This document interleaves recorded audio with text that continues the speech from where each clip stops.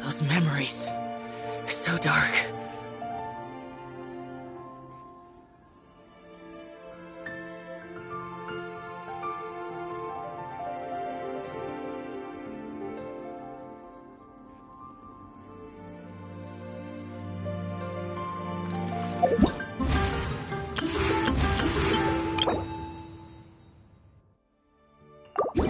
Time flies so fast. Before you know it, Latern's almost here again. The people of Liyue must have already started preparing for the most important festival of the year, right? Hopefully Paimon will be able to check out tons of great food again this year. Anyway, let's go to Liyue Harbor and see what's up.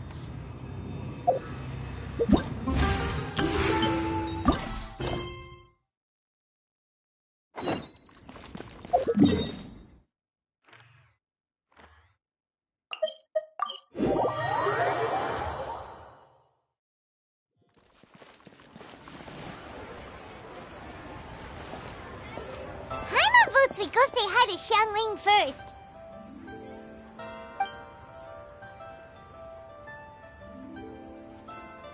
Huh? Xiangling? What a pleasant surprise meeting you here! Oh? Why, the pleasure is all mine, as is the surprise, surely. It must be fate that brings us together in this place. How have you fared as of late? Setbacks are inevitable over the course of a long journey. If you wish to share what's troubling you, allow me to lend my ear. There is no need to shoulder all burdens by yourself. You are too kind. So, Xiangling, are you here to listen to stories over tea again? I had originally planned to set out after this last round of tea. However, I had planned to take a walk to Qingse village and gather some nascent bamboo shoots, which are currently in season. A villager there once gave me a small sample, and they possessed a most excellent flavor. Huh? Nascent bamboo shoots? Why can't you just use normal bamboo shoots instead? Wait, Paimon knows! Because Zhongli prefers the finer things in life, right? Okay, Mr. Particular, let me guess. Ahem. The nascent bamboo shoot has a uniquely tender texture and a delicate sweet taste that its normal cousin cannot match. An astute observation, Paimon. You know me well indeed. Latern Rite is almost upon us, but besides the bamboo shoots, there are a few other items I have not yet procured from Director Hu's list. May I ask if you have already made arrangements for the days ahead? Well, we were planning to use the opportunity to say hi to some of our friends, but before we were able to figure out a schedule, we ran into you. Well then, might I invite you to imagine the sheer delight that is a soup cooked with the freshest nascent bamboo shoots in all the land. Generous cuts of pork belly and crisp, fragrant bamboo shoots placed together in the pot and left to simmer slowly for half a day. You're doing this on purpose, aren't you? Paimon's onto your plan. You just want to hoodwink us into fetching your bamboo for you. Why, I assure you, I would do no such thing. I merely wish to inform you of the freshest, most succulent and flavorful bamboo shoots one could ever hope to taste. Let's go, Traveler. Paimon's taste buds can't take it anymore. Collecting a few bamboo shoots shouldn't take too long. Paimon has got to get her hands on some of that soup. Such fine specimens are indeed well worth the excursion. Very well. I shall leave the bamboo shoots to you. Should you have the good fortune to find some, please share them with me as well. See? Paimon knew he was just bamboozling us. However, there is no need to rush. The streets of Liyue will be bustling with visitors and filled with all manner of celebrations during the festive period. By all means, go wherever your interests lead you. The nascent bamboo shoots would be but a wonderful final touch to a most exceptional feast. What an honor it would be to savor them in the company of friends. We're heading out. Enjoy your walk, Youngly. Take care now, you two.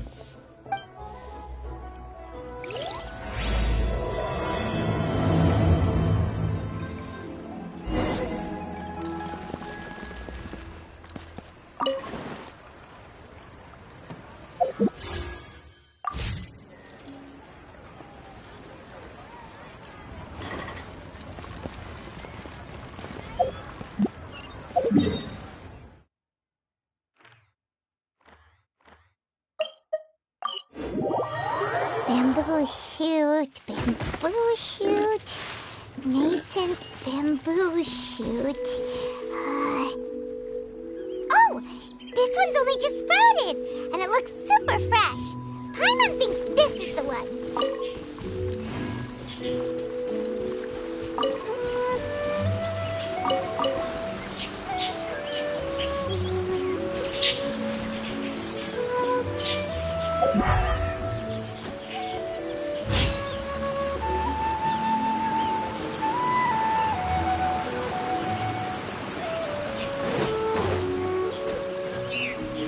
Should be enough.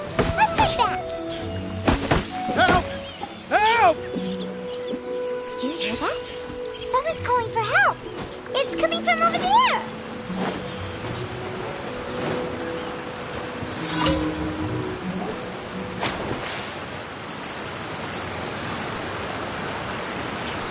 Are you okay? Did any water go down the wrong pipe?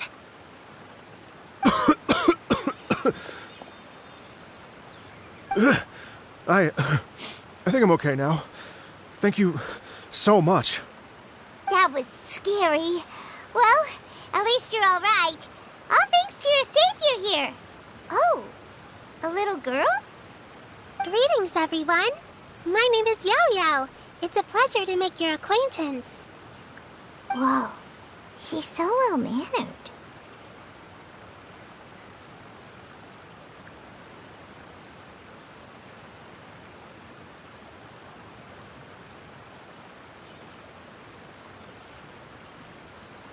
My name's Paimon, and this is the Traveler.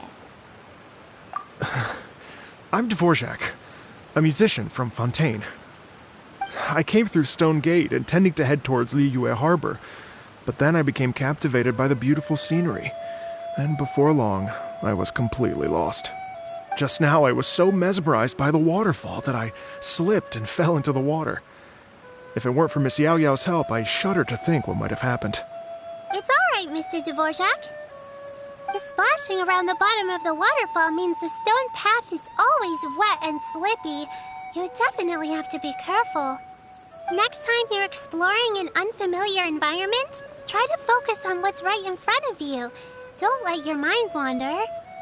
As long as you watch your step, accidents like this won't happen anymore. Yes, ma'am. I understand. I'll remember to be more careful next time. Oh, are you hungry, sir? Oh, I'll be fine. Please, sir, it's quite all right. I was born and raised here in Liyue. It's only natural for me to extend my hospitality to any guests who are passing through. I expect you still have quite a long journey ahead of you. It's very important to keep your energy levels up. I still have some lotus flower crisps left in my backpack. Why don't we split them between the four of us? Aw, what a thoughtful kid! She even has some for Paimon! You're welcome. Mmm, so tasty. If only there were more. Having a healthy appetite is a good thing. It means Paimon's still growing. If I'd known I was going to run into you, I would have made a second batch. Hope you're taking notes, Traveler. This is how you treat your Paimon.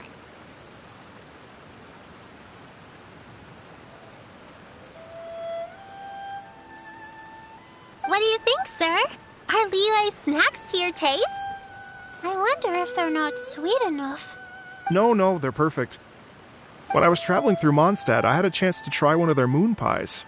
It had a meat filling, unlike these crisps. But apart from that, it seems like they follow a similar cooking process. Both are delicious in their own way. As for Fontaine's cooking, though, it's been a long time since I've had a taste of home. Sounds like you spend a lot of time on the road, huh? I do. It's part of my job. I'm one of the main organizers of the Iridescence Tour. Iridescence Tour? The Iridescence Tour is one of the biggest music festivals in Fontaine. We're looking to expand, though. Our aim is to hold a festival in every nation. At least, all the main organizers share this goal. Unfortunately, it's a long story, so I'll spare you the details. But anyway, so the main reason I'm traveling all around Tavad is to promote our music festivals. But I have some personal reasons, too. Well, what are they? Just tell us already. Let me see. Well, to explain it in full, I'd have to start with a story from my ancestors. I don't want to take up too much of your time. Oh, I love listening to stories. We want to hear it too.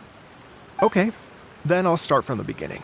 The story goes that my ancestor, who was also a traveler, once slipped and fell into a lake during his travels. As he was sinking and gasping for breath, he heard a wondrous tune in the air. They say it was the most beautiful, moving melody he had ever heard.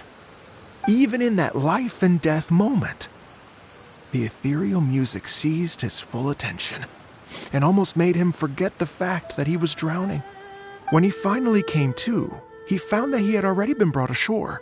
Not too far from him stood an unfamiliar woman with an almost divine aura.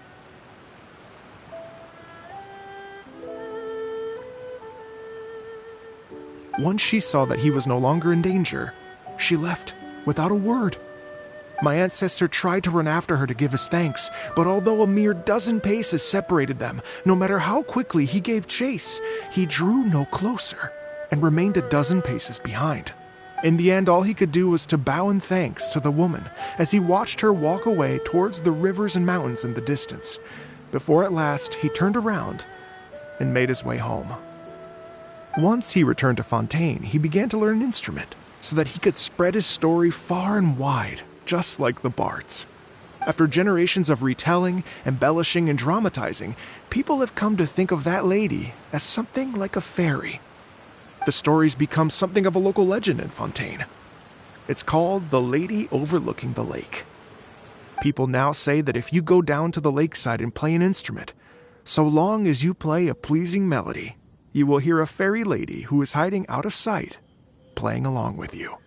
Wow! Exactly.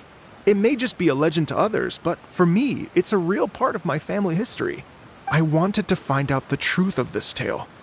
So I decided to retrace my ancestors' steps and search for that lady's modern-day descendants. Of course, there's no way of knowing where my ancestor fell into the lake all those years ago. So I always knew that the search would be akin to looking for a needle in a haystack. I've spent many years on the road now, and I'm nowhere near as fit as I was in my youth. The wish that I've spent half my life chasing after has now become something of an obsession.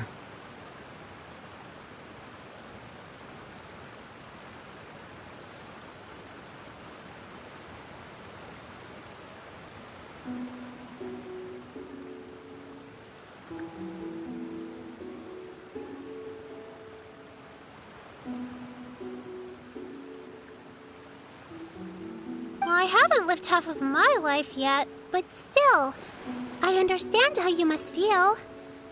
I meant too! It's like...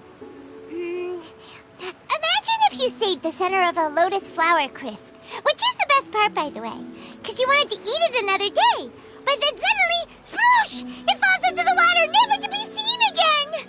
Paimon would definitely remember that for the rest of her life. There's no need to feel sorry for me. I have made some progress over the years. For example, I've concluded that the story must have taken place in Liyue. Oh, so you finally found a lead? Yes, in fact, that's an intriguing story in and of itself.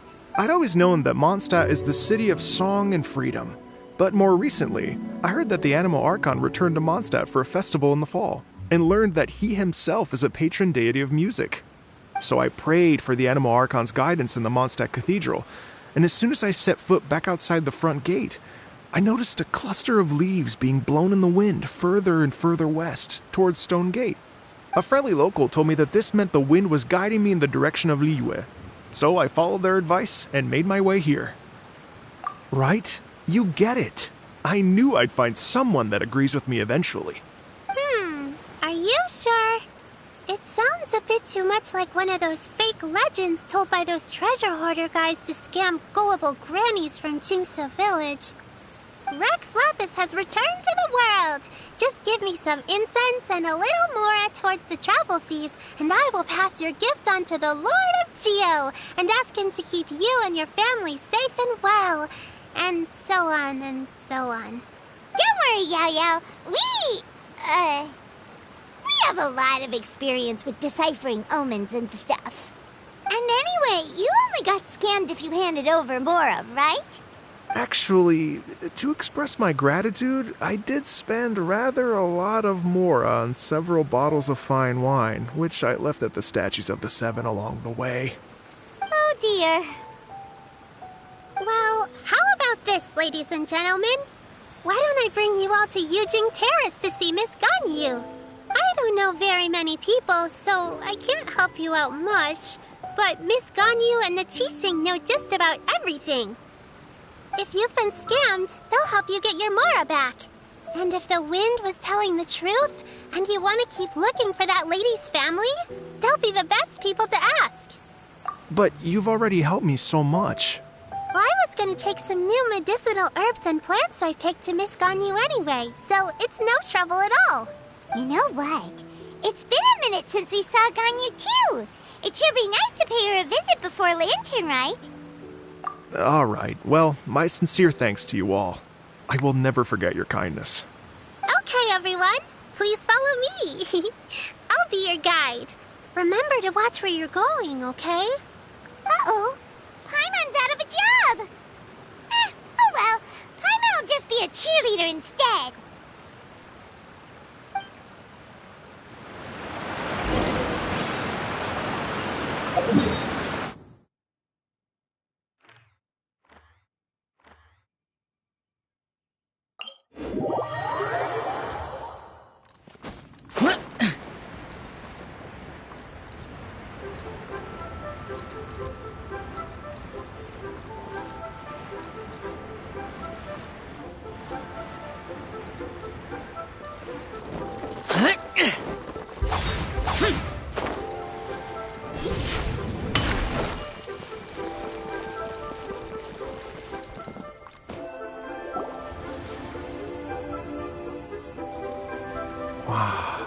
Liyue Harbor looks very different from when I came last.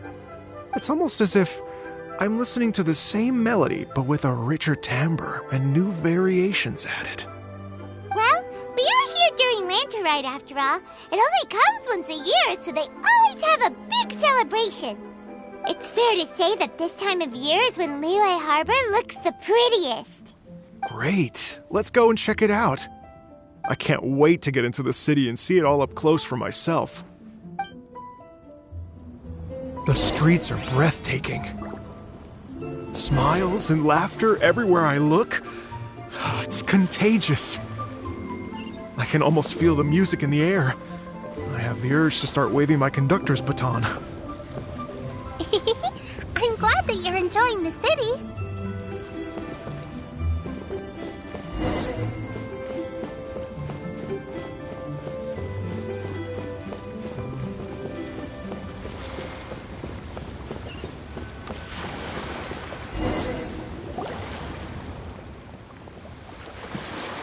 Hey everyone! Fancy meeting you all here. What a nice surprise. Hello, Xinyan. Let me introduce some new friends. They are... Traveler, Paimon, and Mr. Dvorak, right? I've known them all for quite a while. When I was last here to advertise a Liyue stop for the Iridescence Tour, Xinyan was one of the few people willing to give me the time of day. Well, feels like I've been chasing this Iridescence Tour bandwagon halfway around the world, but I keep getting stood up. What's going on, Mr. Dvorak? I'm so sorry, Xinyan. We've had a string of terrible luck recently, and every time we've tried to put on a show, something or other has come up to stop our plans from materializing. Is that right? I guess it can't be helped. So, what brings you to Liyue Harbor at this time of year anyway? Thinking of putting on a music festival during the Latern Rite celebrations? A Latern Rite music festival? Yes, please! No, I'm actually here on personal business this time. Oh, so no Latern Rite music festival? I mean, that's not just up to me. Hosting a music festival takes a lot of funding and personnel. Moreover, I've never worked with the Liyue authorities before. Even if I were to start putting something together right now, I think it'd be too rushed. Wait, but we're going to meet the Liyue Qixing, aren't we? And they're the ones in charge. Uh-huh, that's right. Miss Keqing and Miss Ningguang can make anything happen. You mean... what? This is the perfect opportunity! Well, sure, it might not work out, but it can't hurt to bring it up as a suggestion. That's the spirit! See, even the Traveler agrees with me. Mr. Dvorak, don't let yourself be put off by the fact that a few things haven't worked out recently. As for the performers, I can put you in touch with some local artists. My friend Yunjin is a well-known opera singer in Liyue. With her support and a commissioned song from the Yunhan Opera Troupe, we should be able to get something going. But what about you, Xinyan? Are you just going to sit this one out? What do you take me for? If we actually manage to make the Iridescence Tour Latern Rite Grand Concert a reality, you think I'd let anyone else perform the opening act? Wow! There's that rock and roll spirit! What do you say, Mr. Dvorak? Okay. I'll give it a shot. But the opening act is not something to be chosen lightly, Xinyan. I will judge your work by the strictest of standards, so please make sure you are fully prepared. Are you kidding? I thought you'd never ask. Whew, guess my shopping time's getting cut short. I'm gonna head back right away and start working on this. Yao Yao, if you run into your senior on the way to the Qixing, please send her my regards. Okay, I promise I will. Good luck with your music, Xinyan. You've got this, Xinyan! So about the senior of yours Xinyan mentioned just now, is that anyone we know? Yes, it's Xiangling. She's mentioned you two before. Xiangling's always thinking about cooking. Whenever she gets scrapes or burns, she just leaves them to heal by themselves. She definitely needs someone around her to look after her. I know you must have looked out for her a lot too in the time you've known her. So, thank you for that.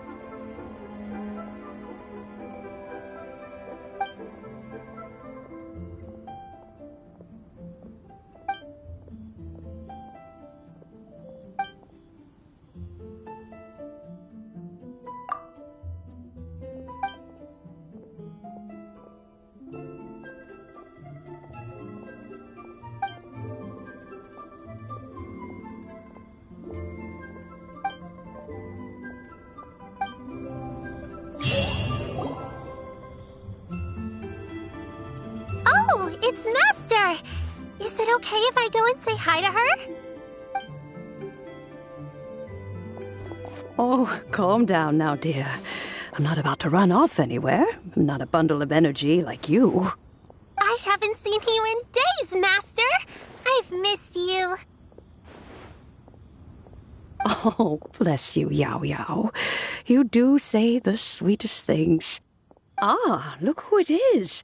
Visiting friends during the Latern Rite, are we? You're half right, Madam Ping. We were also trying to help out Mr. Dvorak over here. We were on our way to take him to see the Qixing. Hello, ma'am. I am a musician from Fontaine and an organizer of the Iridescence Tour. I don't suppose you've heard of it. Master!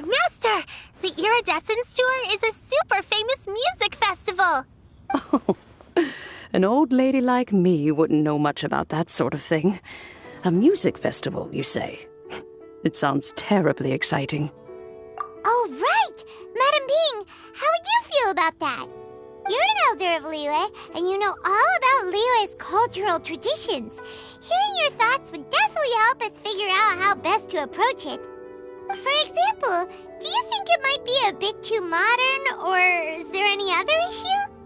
Why, not at all. Music pays homage to history and culture, and it can also be a bridge between different civilizations.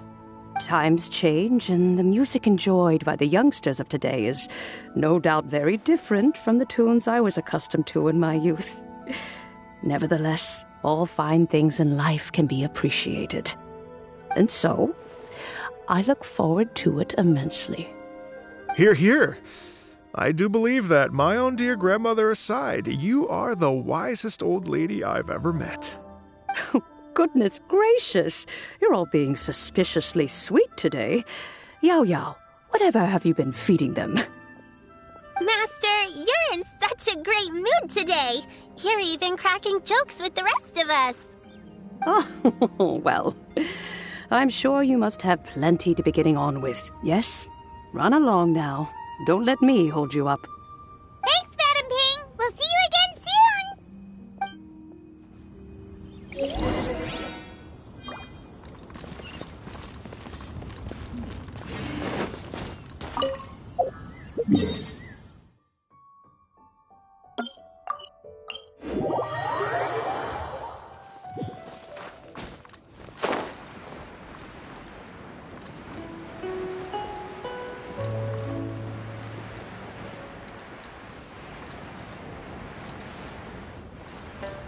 Worthless!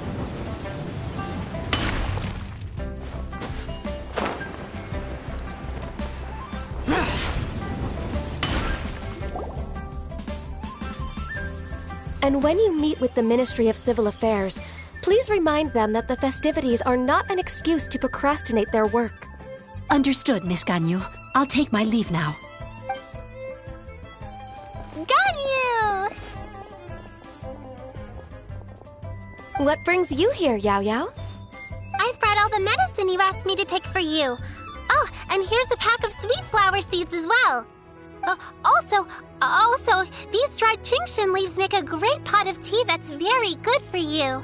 I know you've had a lot to deal with at work recently, but you shouldn't push yourself too hard. If you're not careful, you'll end up falling asleep in the grass again. Well, this is weird. It's like a responsible younger sister talking to their disorganized older sister.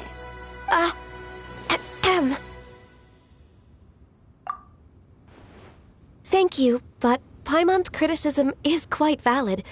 I do have a tendency to neglect matters outside of work, and that's something I should improve on. Oh, my apologies. I don't believe we've been introduced. Ah, Paimon will do the honors.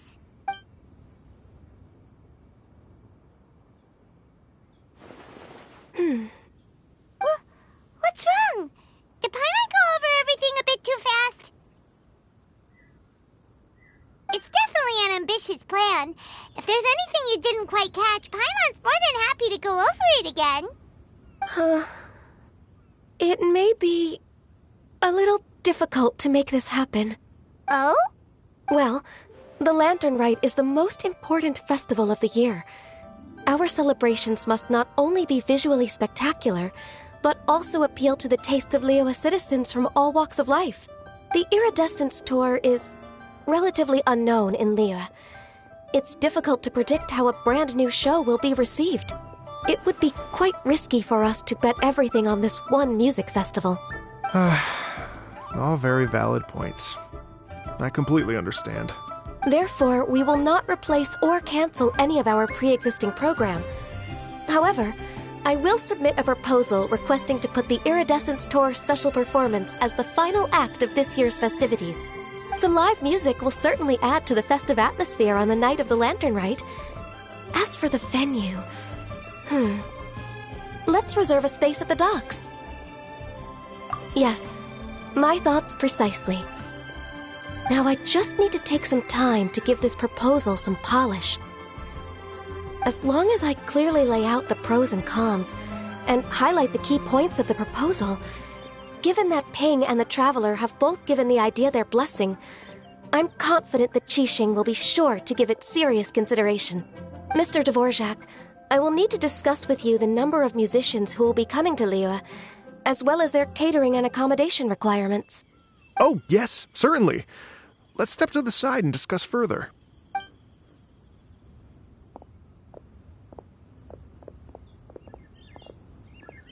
As soon as there's work to do, Ganyu's as diligent as ever.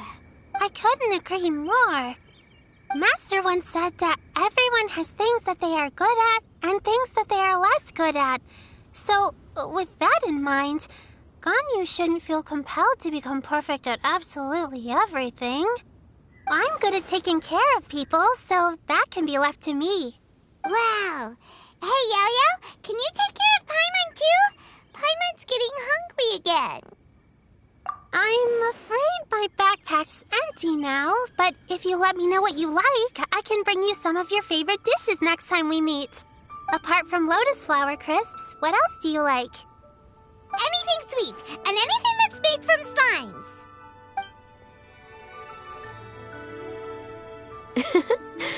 Here's what I've drafted so far. Anything else you want to add? No, this is excellent.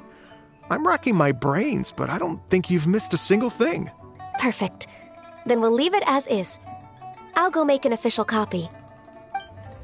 Oh, perfect timing.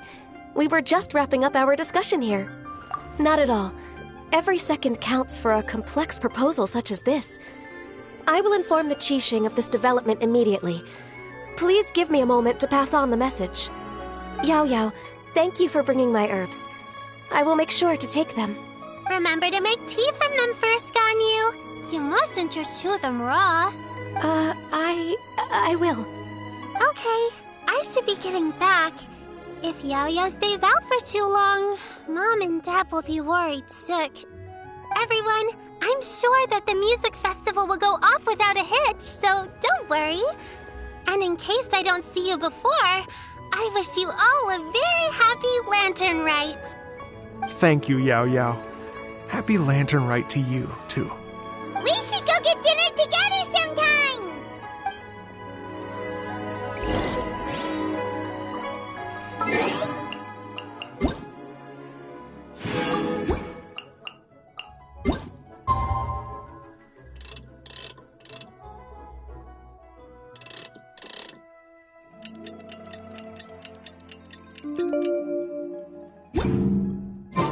The damned will soon...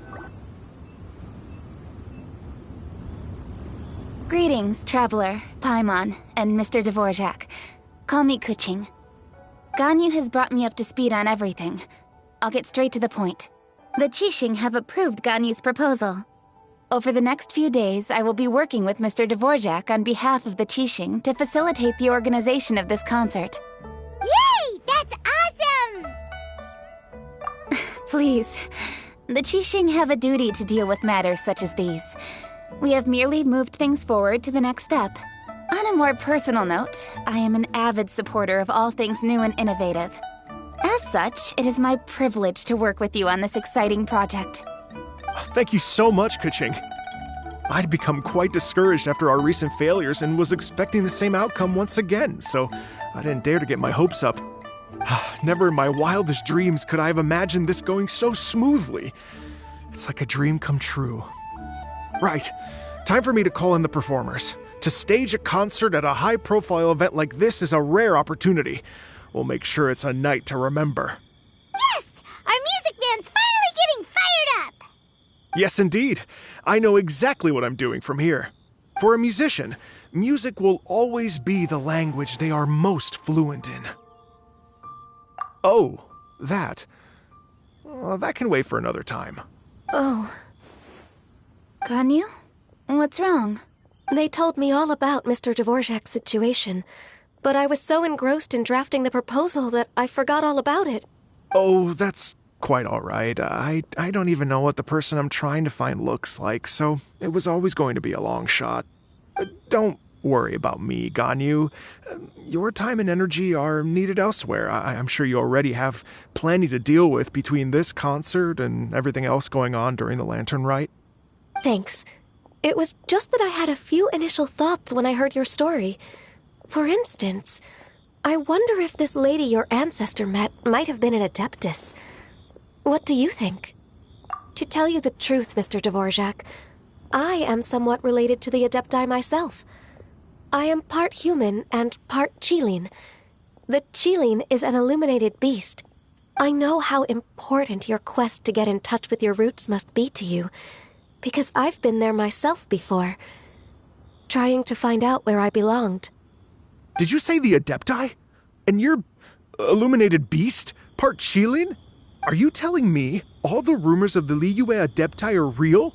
So it's not just artistic license? You bet they're real! Trying to track them down is tough, though. Like Julian Karst itself. There's nothing specifically stopping you from going there, but getting in and out of there is quite an ordeal. Yes. Anyway, if you're looking to uncover a lost melody or shine light on a forgotten aspect of Liyue's cultural history, I'm probably not the best person to ask. But if it's a person you're looking for, then I just might be able to help. I see. I think I understand the situation now. In that case, Ganyu, shall we divide the work between us? Yes, that was also my thought. Great. So Mr. Dvorak and I will concentrate on things here in the city to make sure the concert goes according to plan. In the meantime, Ganyu will reach out to our network and try to find the person he's looking for. How's your workload at the moment? Will you be able to make time? I can probably get through everything in 2 days, as long as I don't sleep. Wait, what do you mean as long as I don't sleep? Even for someone with illuminated beast blood in their veins, working for such an extended period without a break will take its toll on your health. Somehow that does not sound persuasive coming from Kuching. Be it but 3 moons from the start, he who returns is not he that departs. Even I know the importance of maintaining a healthy work-life balance. In that case, 3 days. All right, I can work with that. If you have the time, would you join me for this search? You're well known to many of the Adepti and respected among the people. I'll feel much more at ease with your company. Okay, then let's meet back here in 3 days. Watch this space, Mr. Dvorak. We'll get to the bottom of this. You're all so helpful and kind. I just... Just think, imagine if we found the Adeptus lady, or one of her descendants, and got them to come to the performance. Wouldn't that be amazing? It'd be such a happy reunion, and that's exactly what this festival's all about. You're right. Okay, I'm gonna pull out all the stops to make this Latern Rite a true extravaganza. We should probably get going. Mr. Dvorak, could you come with me to confirm the site? Ooh, we're coming too! I was wondering, what are your thoughts on music? What does it mean to you? Music sounds nice? Truth be told, the question of what music means to people is one that I've been pondering for quite some time. Let's revisit this question after the concert.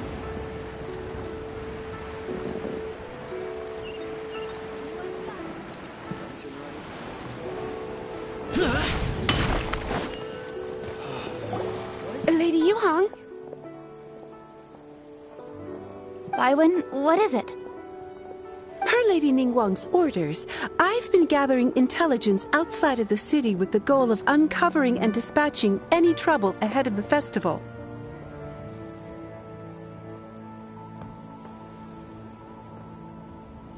I am told that a strange melody was heard somewhere along the coast. I was wary of investigating further on my own, so I was just on my way to report this incident to Lady Ningguang.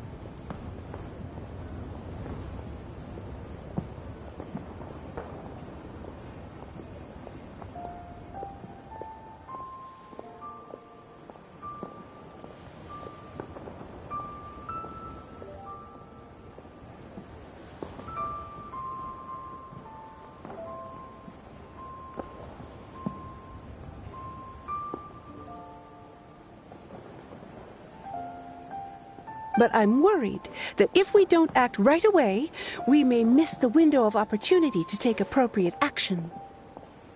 I understand. In that case, Yeah, Kuching, you're busy enough as it is. There's a ton of different things in the city that needs your attention. Leave it to us. Don't worry. Whatever it is, we'll definitely be able to handle it. Well, she will handle it. With the Traveler on the case, it's as good as dealt with. Thank you. This will be a great help. I will inform Lady Ningguang about the situation. Once it's resolved, please come and find me again at Yujing Terrace and let me know. Will do! And say hi to Ningguang for us! you have my thanks too. Stay safe and come back as soon as you're finished. Good luck.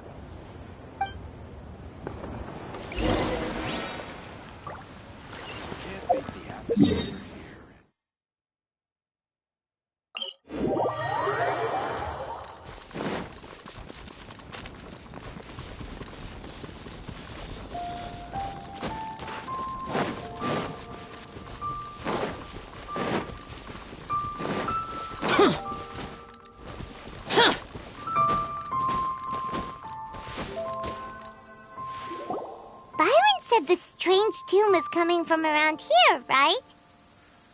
But Paimon doesn't hear anything. There doesn't seem to be a soul in... I was just wondering who in their right mind would come out to a place like this. So, it's you two. Yuan! How'd you sneak up on us like that? You nearly gave Paimon a heart attack! You look pretty alive to me. Can't have spooked you that bad. Fair enough. Ah, you're here for that too? Saves me a bit of explaining. Come with me. I've already reconned the perimeter, so we should be safe.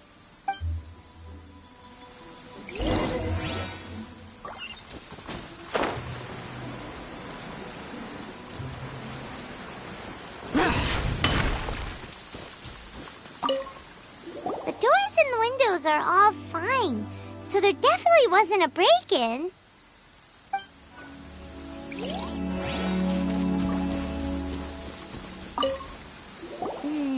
The stuff by the door is in pretty good condition, though. It can't have been too long ago that someone was last living here.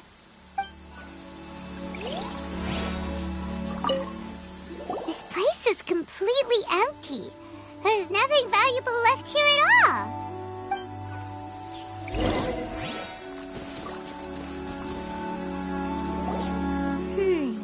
How strange. It looks like it's been looted, except for the fact that there's no sign of a struggle. The bad guys could have sneaked in while the owner was gone, but then how do you explain why the door and windows are intact? Seems you've done a pretty thorough inspection. So, any theories on what might have happened here? Yelan, you didn't hide some of the evidence from us on purpose, did you? Why would I make this more difficult for you? We're on the same side here. Okay, well, Paimon gives up then. Paimon's got nothing. What about you? Give up as well? Your instincts are pretty good. Or perhaps it's not instinct. The strange melody is one of the few pieces of information you have available, after all. Let me share a folk story with you. A long time ago, there used to be a group of bandits in the Liyue countryside who would sound a horn every time they were about to raid a village. But it wasn't a rallying cry to rouse their fellow men. It was a disconcerting tune, meant to intimidate the weak and warn them of their impending doom. To escape with their lives, the villagers would abandon their homes and flee overnight, taking only their most valuable belongings with them. Everything else was left behind. The bandits were eventually brought to justice, but the fear and trauma remained in the villagers' hearts. Whenever they heard that melody, they would feel like their lives were in danger once again, and flee immediately. The culprit of this crime exploited that very fear to get access to this house without having to force their way in. That's quite the story. The victims obviously will have gotten quite a fright, but at least they won't be in any great danger. The important thing now is to find this copycat criminal. On any other day, that'd probably be a good idea. Unfortunately, it's not gonna work today. Take a look around and you'll see what I mean. This criminal is clearly well-versed both in using music to commit crimes and in making a clean getaway. Not only did they stay off the muddy road to avoid leaving footprints, it looks like they were also careful not to bring any gadgets with so much as a trace of elemental energy. Evidently, they were intent on keeping even the most experienced investigators off their trail. Unfortunately for them, I'm one of the best trackers in the business. They're not about to get away with their little scheme on my watch. So basically, if we want to find the culprit, we just need to follow Yelan.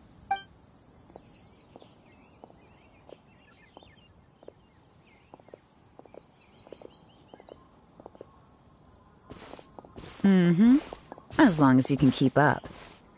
Since the culprit's trying to be cautious and low risk, I'll bet they left through an area with some vegetation for cover, but not so much that it would slow them down.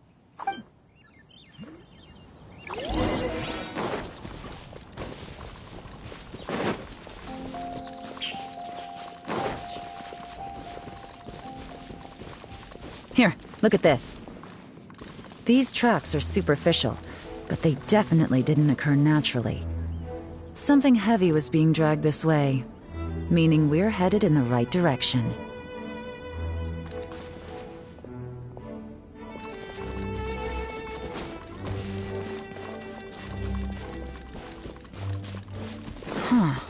Their pace has increased.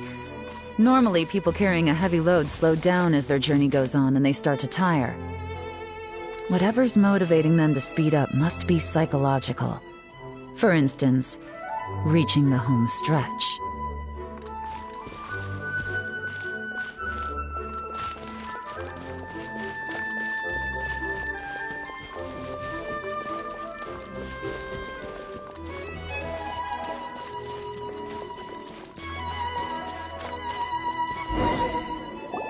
There they are! Look! A treasure hoarder tent! Ugh, not the treasure hoarders again!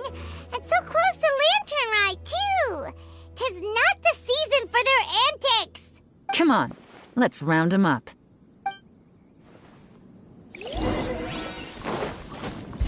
Boring!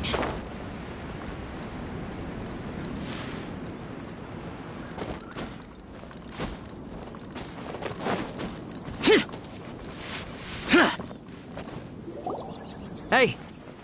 Who are you? Where did you come from? The evidence is conclusive. Okay, confess and we'll go easy on you. My patience is running low, so why don't you do us both a favor, You kidding me? You think I'm scared of you? Perhaps not, but you should be.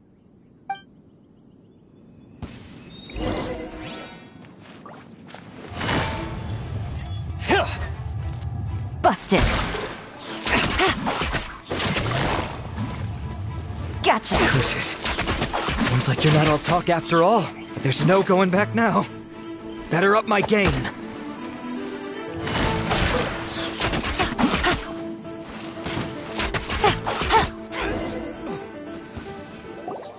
Mercy!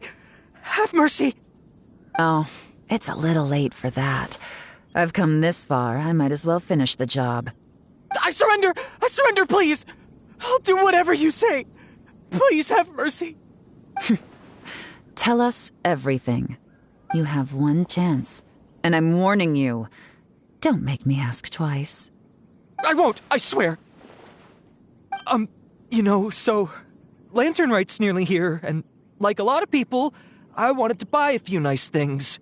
I know I'm with the treasure hoarders and everything, but I don't really have any kind of experience with robbing people and whatnot. So I don't have the guts to break into somebody's house. Wow, you're really going to complain to us about that? No, not at all. I'm just telling it how it is. Okay, continue. I racked my brains trying to think of what I could do, and eventually I remembered something from back when I was a kid. The bandits would blow their horn, and my grandma would grab us kids and run. I remember the tune, so I figured I'd try it for myself. I mean, just to see what would happen. At first, anyway, I seriously didn't expect that family to pack up and leave. But they did, and they just left all their stuff right there for the taking. It was too easy, I couldn't resist. It was completely wrong of me, I know that now. I'll return everything that I took. It's all still in perfect condition, and it'll be like it was never gone. Please, give me a chance, huh? Let me make it right. Give you a chance, huh? Sounds to me like you'd rather strike some kind of a deal than spend Latern Rite behind bars. Yes? Yes? You know how to bargain, I'll give you that. It's just a pity that you didn't confess at the first opportunity. You'll have to take a walk with me. Once we've returned the goods, we'll find the owner of the house, and you can apologize to them in person. After that, I'll escort you to the Ministry of Civil Affairs. Yes, ma'am! You know, as a former victim of this kind of crime yourself, I doubt anyone understands the fear you inflicted quite as well as you do. Does your greed matter more to you than your fear? More to the point, if you can play a tune from memory, don't you think you should be capable of making an honest living? You mean... That's enough hints for you. You'll have plenty of time to reflect on all of this yourself. There's not much left to wrap up, so I'll take it from here. Guess this is where I'll say goodbye. What is it? Is there something else? I'm still not sure how you first got your hands on this information, so play it safe when you get back. Don't mention to anyone that you ran into me out here. You helped a lot with the investigation and arrest anyway, so it's perfectly fair for you to get all the credit. Just take it. It works better for me, too. See you when I see you, and happy Latern Rite. Leon's such a pro at this. With her taking it from here, it's as good as resolved. Whoosh! Random event, a strange melody, complete. Although, it's kind of a shame that we never got that treasure hoarder guy to play the melody again. Right? How could anyone not be? When we were chatting with Mr. Dvorak, Music seems like such a positive thing. And most music is, right? It can help us relax, feel all warm and fuzzy, recall happy memories, or even just think happy thoughts. Paimon never imagined that music could be used to commit crimes. Oh, really? Huh. Makes sense. Paimon's musical understanding improves again! Well, anyway, now that everything's resolved, let's get back to Liyue Harbor. Paimon's still waiting for us with our random event rewards.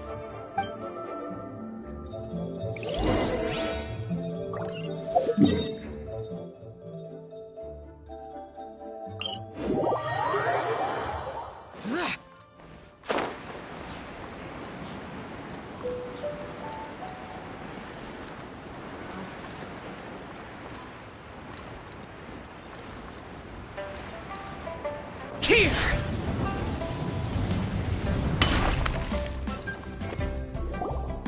Byron, we're back! Everything's all sorted! That's great news! Oh, please wait here a moment if you would be so kind. Lady Ningguang instructed me to advise her upon your return.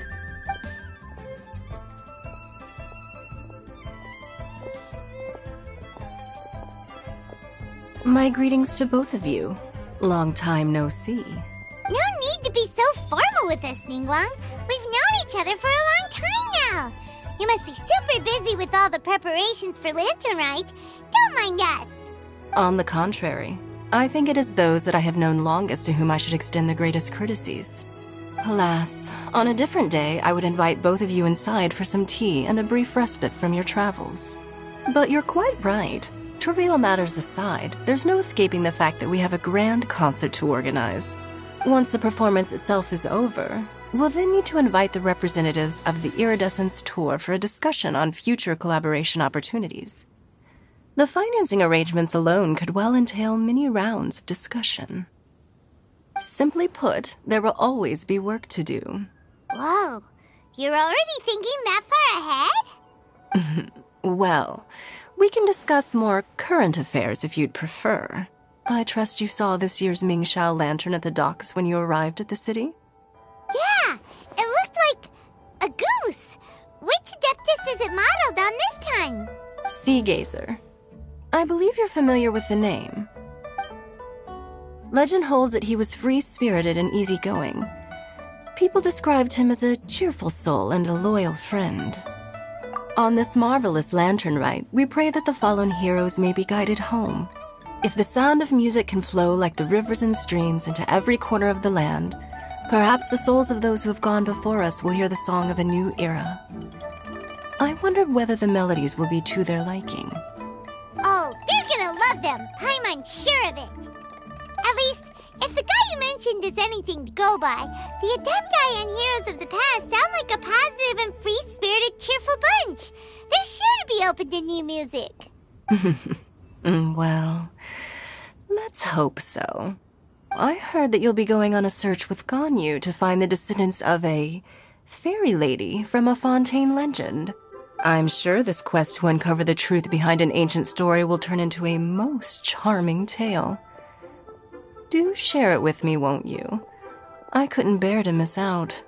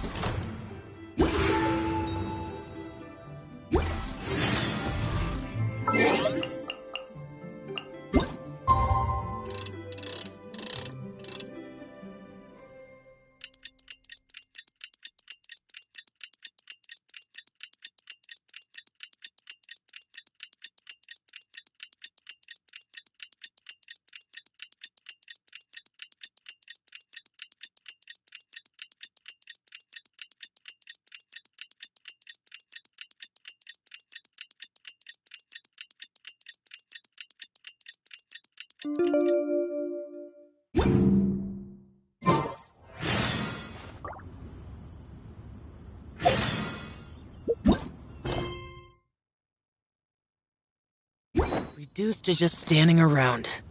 How absurd.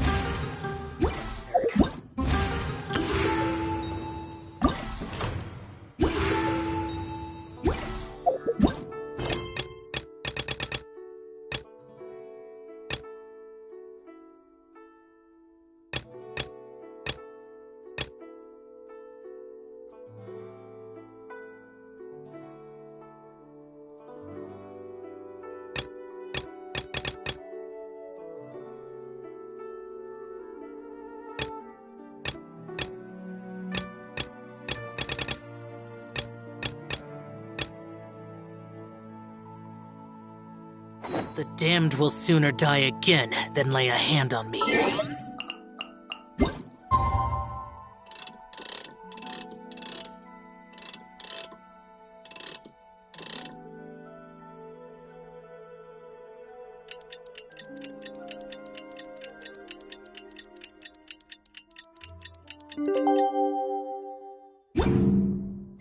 Looks like it's about...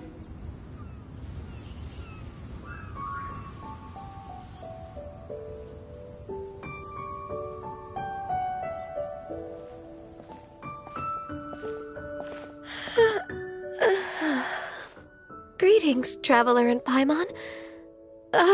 What time is it? Are you okay, Ganyu? You were nodding off there. Didn't you sleep well last night? I'm fine. Don't worry about me. Let's discuss the matter at hand. Since last time, I've been thinking a lot about the story Paimon told me. In essence, someone rescued a drowning man and performed some music. If that were all there was to it, it could have been many people, human or Adeptus. But the tune was allegedly so wonderful that the drowning man forgot about everything else, even his own impending death, and only came to his senses after being brought to shore. Perhaps there was an adeptal power at work in that music that he, as a mortal, could not perceive. Or perhaps he sensed a power surrounding him but lacked the words to describe it, not knowing where it came from. Either way, if this part of the story is true, then the rescuer has to have been an Adeptus. You really think so? But this story is all the way from Fontaine. Isn't this a bit of a long shot? Also, Paimon's really curious about how people from Fontaine think this fairy lady looked. Ooh, like a crystal fly's wings? That would be pretty cool.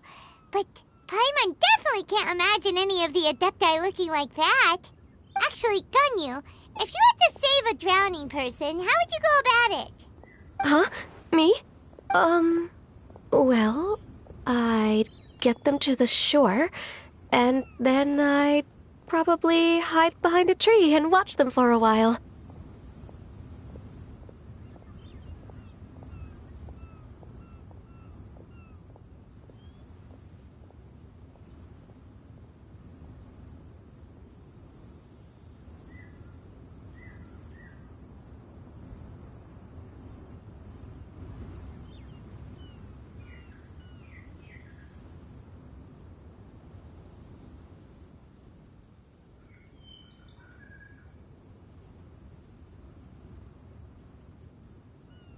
Once I was sure that they were going to be okay, I'd slip away without a sound.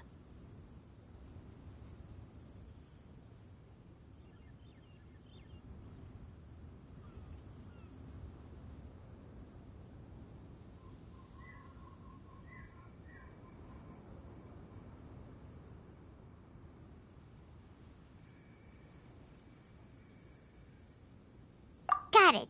So basically, Ganyu's the type of person who doesn't like taking credit for her good deeds. No, it's not like that. I'm just not very good at explaining things. And I also find it really awkward accepting other people's gratitude. Well, what if this Adeptus in the story had a similar attitude? That would explain why she just left without saying a word. She was probably thinking something like, one was merely passing by and saw fit to address this egregious disruption to one's graceful zithering at once. You may keep your thanks to yourself. That was actually a very good impression of Cloud Retainer, Paimon. As far as I'm aware, Cloud Retainer isn't the most musically gifted. Still, we can't completely rule her out just yet. If we set off now, we could head to Mount Outsung and ask her about it. You'll be able to confirm either way if it's her, and I can, I've been in Liyue Harbor for so long now that I'm just not as familiar with the Adepti anymore.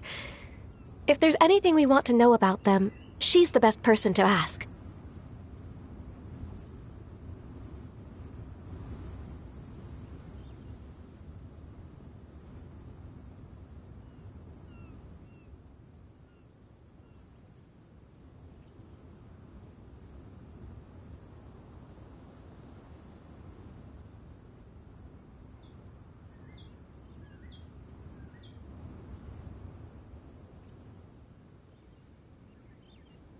Sounds great! And we're pretty close with Cloud Retainer by now, so we probably don't even need to bring her food this time. I've prepared a gift for her to mark the festival, just in case. However, Cloud Retainer spends most of her days studying mechanisms in her abode. She's on her own so much of the time that the moment she has someone to chat with, she just... Never mind. I promised I'd help Mr. Dvorak, and now that I've made the contract, I can't be having second thoughts. Traveler, Paimon, let's set off for Cloud Retainer's abode. Seems like this is a tough decision for Ganyu, but she's made up her mind now. Paimon gets why she'd be so anxious. Okay, how about this? If Cloud Retainer tries to start telling stories about her again this year, we should pipe up and change the topic.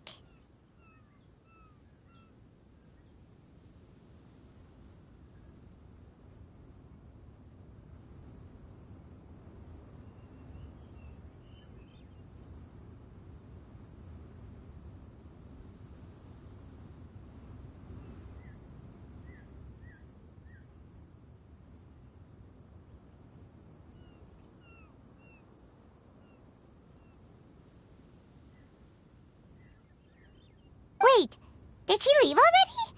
Hey, Ganyu, wait up!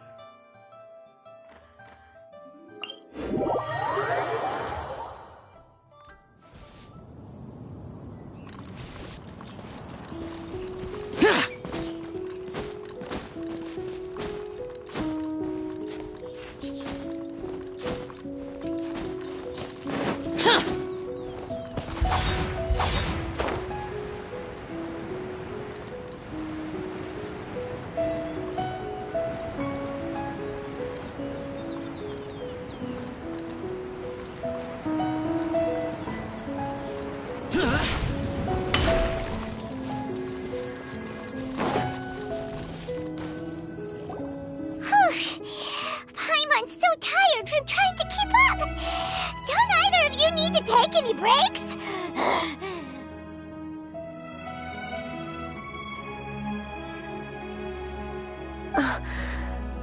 I can't believe it. Cloud Retainer is not here. Huh? Did we miss her? She doesn't like to travel, so in the past, it's always been the other Adepti who come to visit her during the festivals. Somehow Paimon doubts that anything could cause serious trouble for her. True. Now that I think about it, Cloud Retainer would be quite capable of taking care of anything on her own. There's no need to worry about her. Since she's not here, I guess the next step is to check all the other Adepti abodes, one by one. Uh-oh. Will it involve a lot more traveling?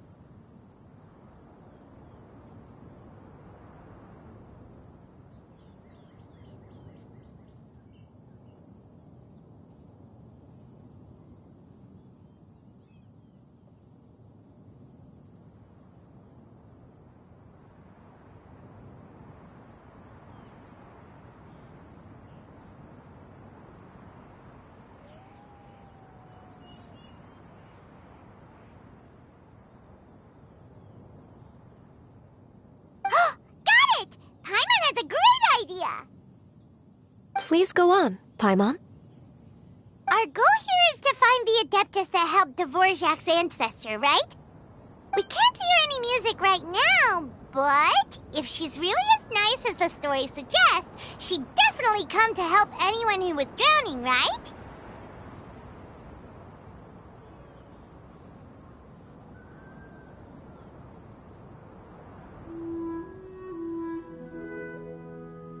Yes, I think that's fair to say. So, all we have to do is get the Traveler to pretend to fall into the water, and the Adeptus will come to the rescue!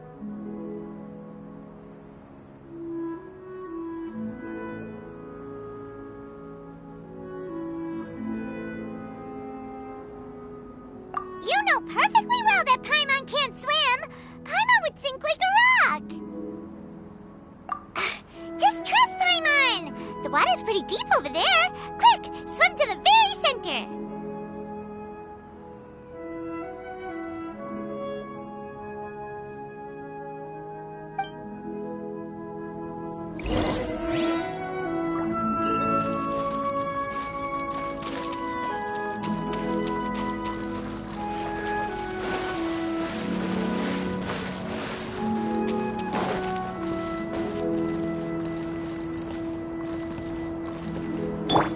Take flight!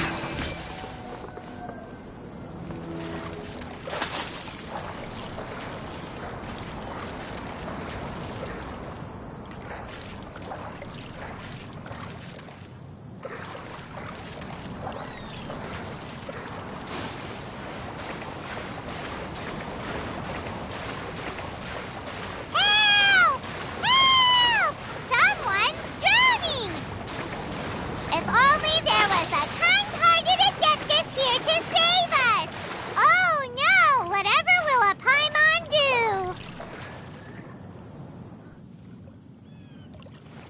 What is going on?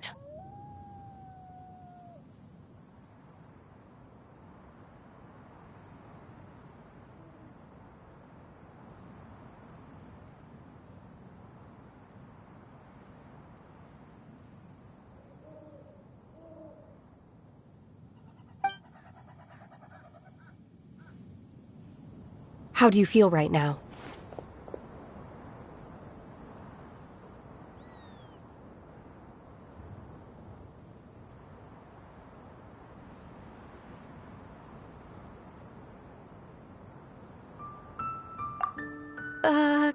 Shenhe! And the Conqueror of Demons! Why don't you say something? Please don't make Paimon explain it. Okay, fine. Paimon will explain. We're looking for an Adeptus who's good at being a lifeguard and playing music. But if the Adepti aren't gonna stay home, then how are we supposed to find them? It wasn't me. Yeah, so this Adeptus is most likely a woman. And I am not an Adeptus, as you both already know, Traveler and Paimon. Okay, so this is Paimon's fault. No way Paimon would have suggested this idea if she'd known how awkward this was gonna be. Glad you're okay. As far as I know, the one you seek is no Yaksha. And one last thing.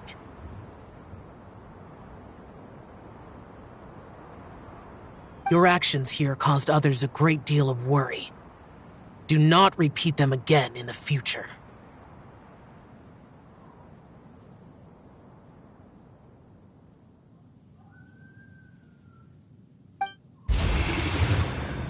As ever, the Conqueror of Demons comes and goes, just like the wind. Right.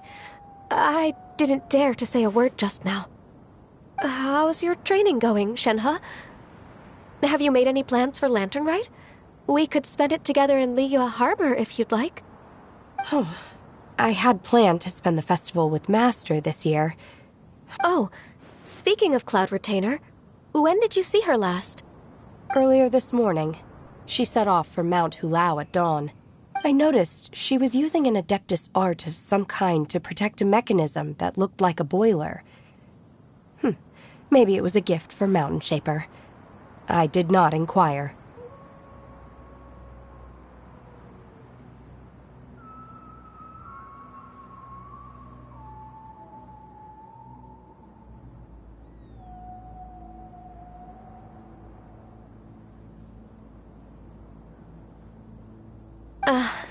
So we just missed her.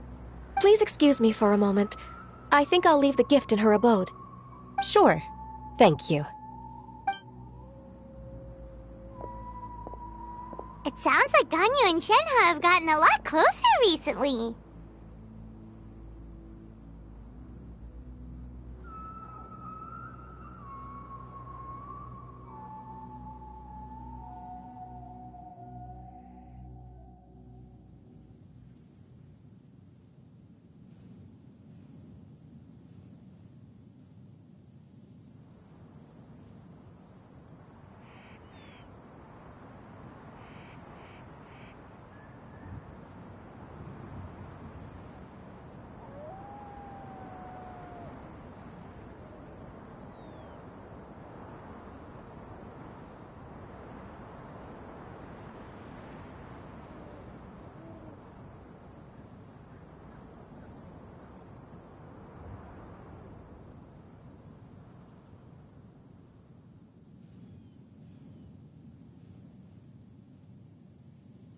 Yes.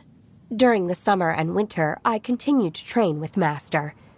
In the other months of the year, I have been learning to adapt to human life in Liyue Harbor. Ganyu arranged accommodations for me in the city, and also recommended several work positions for me. But when I try to blend in by referring to her as Miss Ganyu or Lady Ganyu, like the others, she says I mustn't address her like that.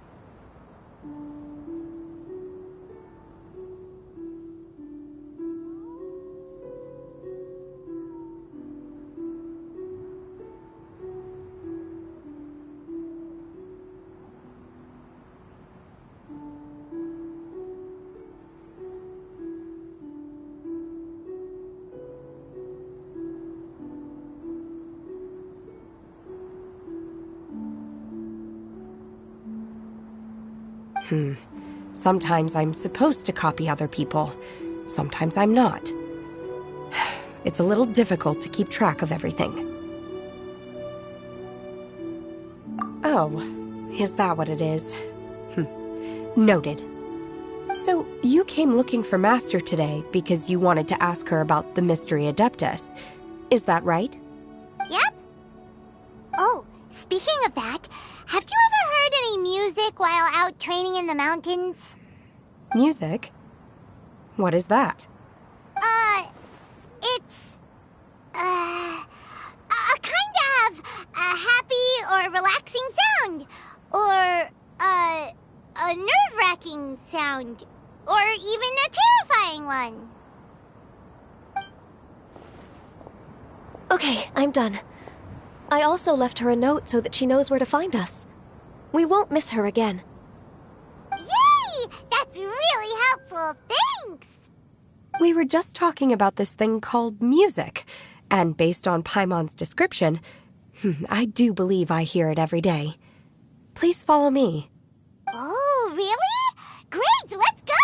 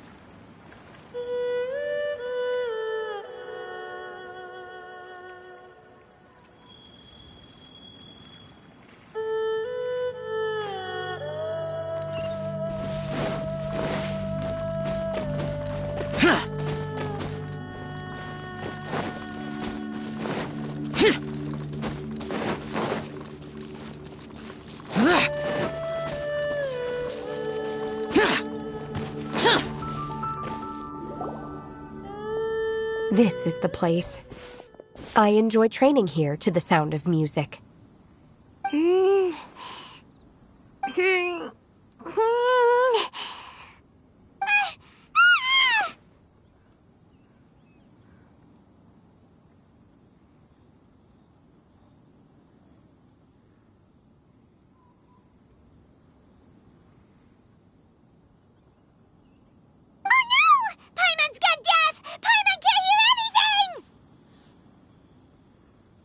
The faint sound of birdsong, the quiet murmur of the streams. These are relaxing sounds. Are they not the music of which you speak? Oh, Paimon wasn't quite done with the description. Okay, fine, it's all Paimon's fault. What we're looking for are not the sounds of nature, but melodies played on special instruments. Oh, and a melody is? Huh? Hey, why don't you just sing that one melody Shen has heard before? It'll probably help her to understand what we're talking about.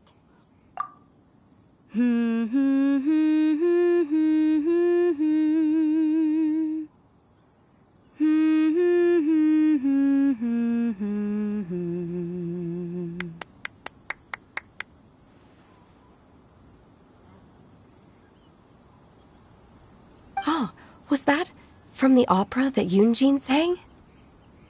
Mm-hmm. That was a melody, and melodies can be called music. It felt like I was transported back to the past. In my mind's eye, I could see the Zhao lanterns lighting up the night sky again. We're all there, raising our glasses and drinking to our heart's content on the Jade Chamber. As I watched Yoonjin's performance, I felt a warm sensation in my heart. And as the drink reached my stomach, it went from warm to hot. When you hummed that melody just now, feelings from a whole year ago came right back to me, as strong as they were on that day. So that's the power of music. Wow, Shenhe. That was so deep! Music definitely has the power to bring up memories. It's like a time capsule with all the special moments from our lives squished inside. What about you, Ganyu? Are there any melodies that have left a deep impression on you? I don't remember if my parents ever sang any lullabies to me. I know some local folk songs, and a few other things come to mind too.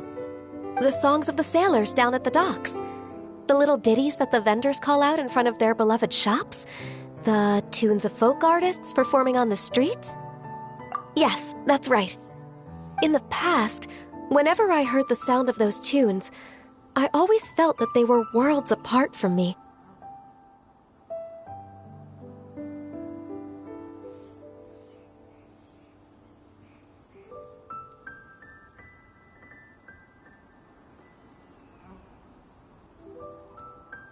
Nenny and Leo probably view me as a non-human.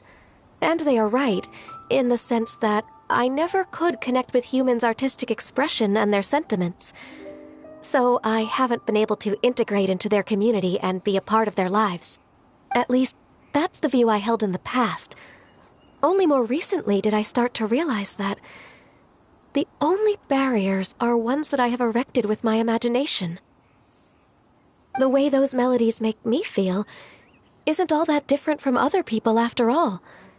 They're about mundane details of everyday existence. Life's ups and downs, joys and sorrows. Even though we come from different backgrounds and have different stories to tell, when it comes down to the most common things that we see and experience around us each day in the city, in that sense, we're all the same. You go, Ganyu! You're really making progress. You have loads of friends in Liyue Harbor when you think about it.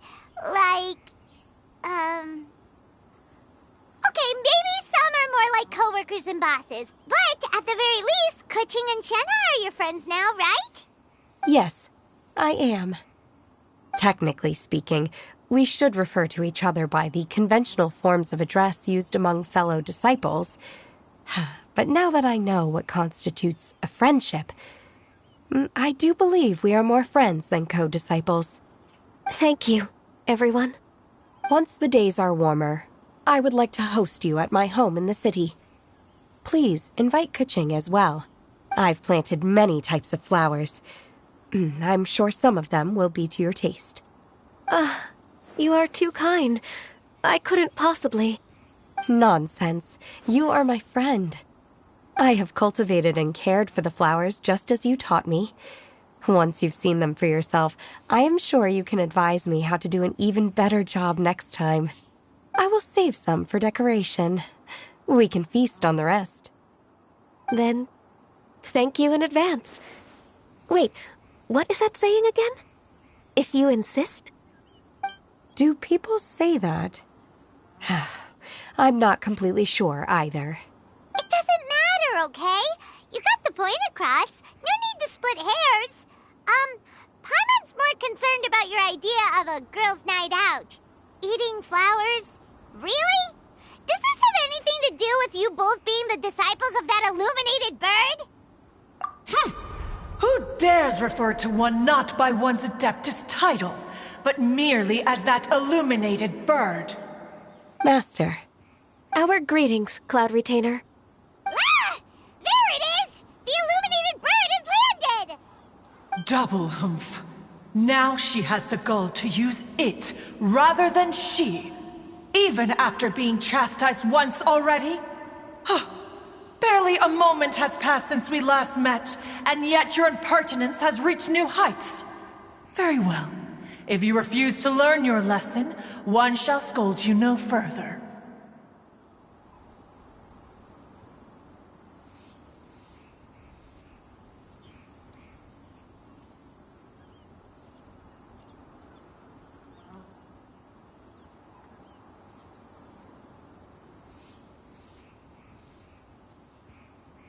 One has received your message from Ganyu.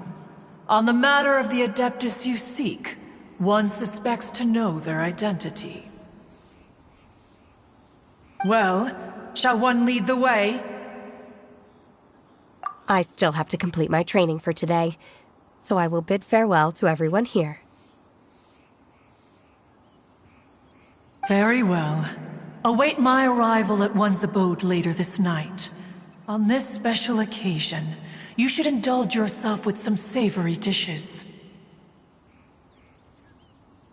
If you want to release a Shao Lantern, come and find us anytime. Thank you, everyone. Happy Lantern Rite to you too.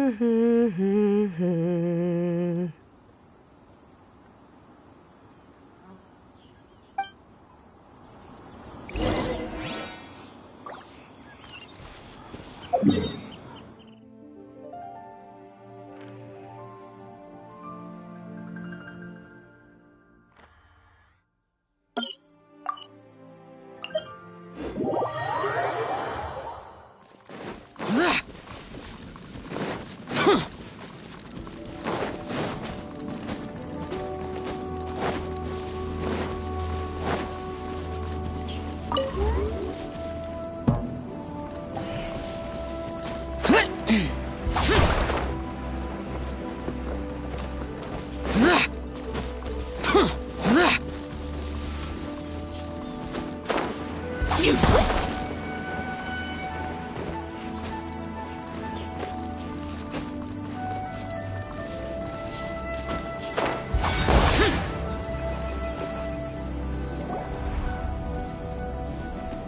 Is this Quaily Plains? Cloud Retainer, why did you bring us here? Ganyu is of course familiar with the name Guizhong, but have you ever heard of her? Guizhong is another name of Agentis, the god of dust. She was extroverted in nature and adored social gatherings and inventions alike. Long ago, this region was yet a prosperous assembly. Guizhong often invited her friends to visit her home, reserving for us seats around the largest stone table. Seagazer would always bring out his latest treasure and place it upon the table. He could be quite the braggart. Though usually a mild-mannered fellow, when it came to those collectibles he was so fond of, he always loved to show them off. Paimon remembers that name. So that's what Seagazer was like. He was an old friend and a former rival. One has many memories of him. Once he had brought out the treasure, it would predictably become the center of attention. Neither Guizhong nor One was content to let him just steal the spotlight.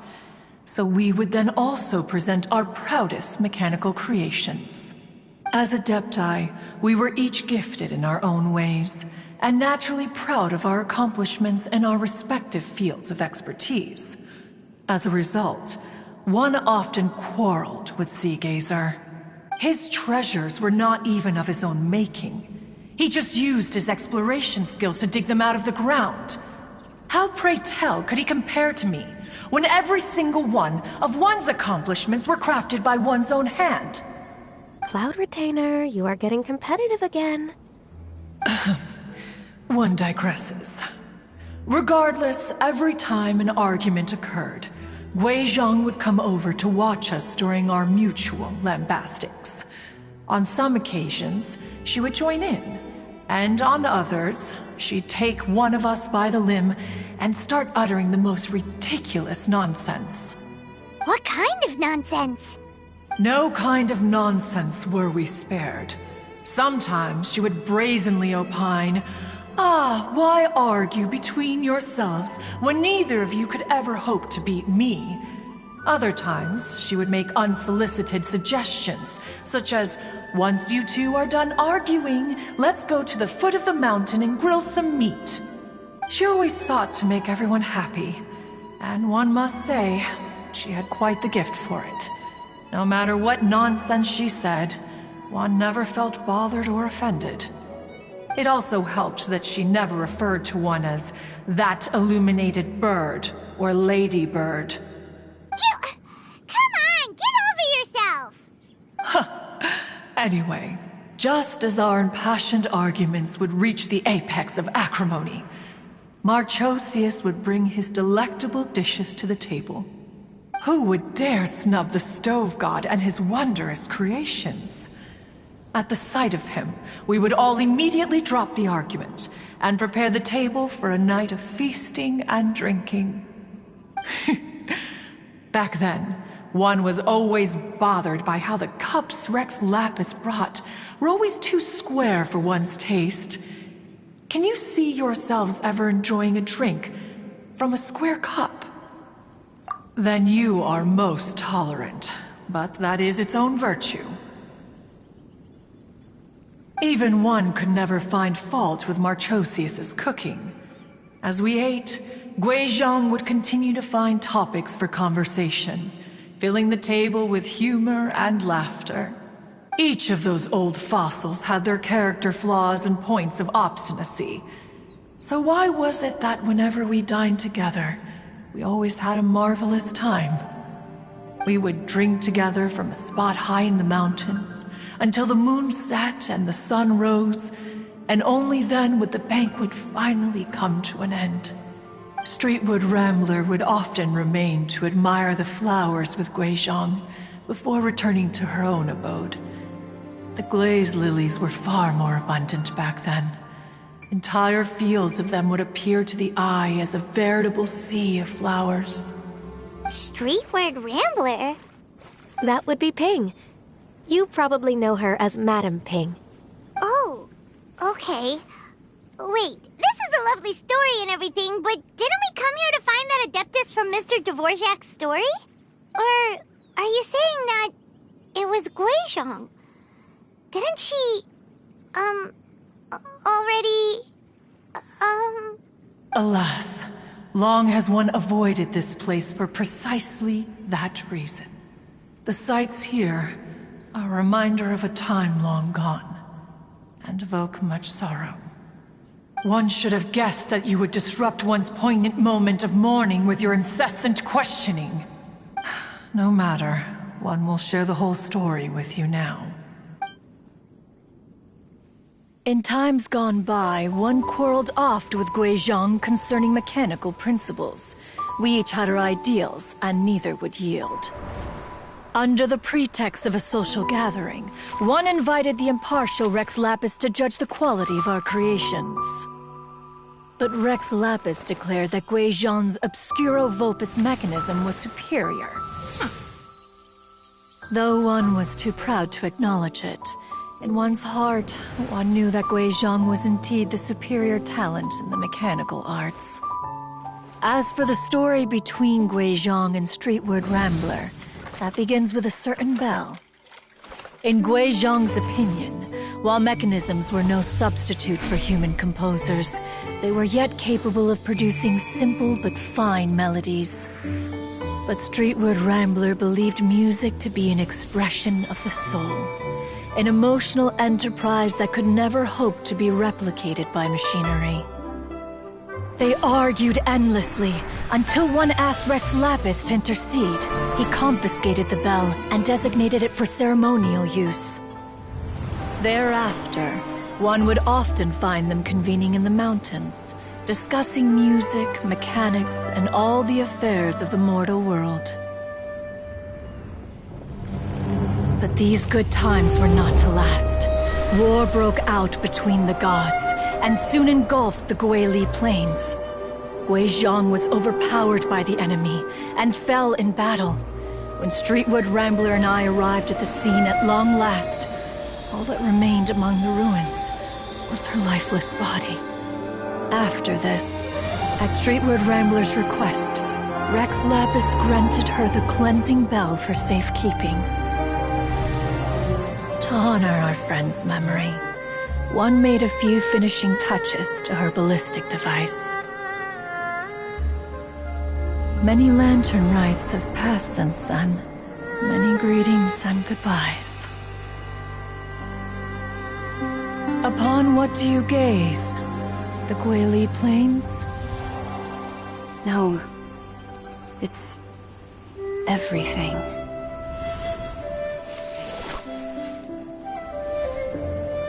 We think of human life as like a lantern that's lit one minute and extinguished the next.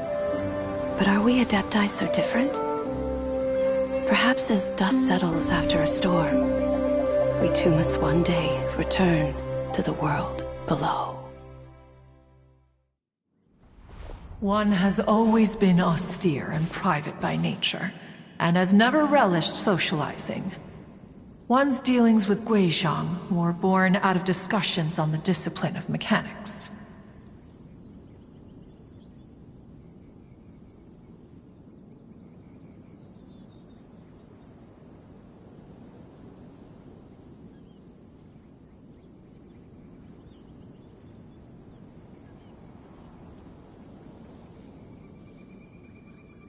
What? You have loads of friends, and you seem pretty chatty. Just because one is not ignorant of social graces does not mean one is fond of them. One is perfectly capable of partaking in conversation despite being introverted. But in the end, one is nothing like Streetwood Rambler. She is dauntless but thoughtful, not to mention eloquent and wise. Moreover, her friendship with Gui Zhang was far greater than one's own.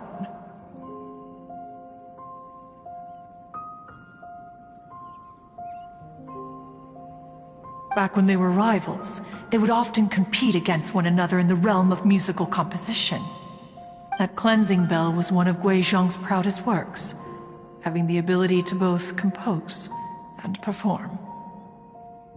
Wait, that's weird. Didn't Madame Ping say she pestered an old friend for that bell?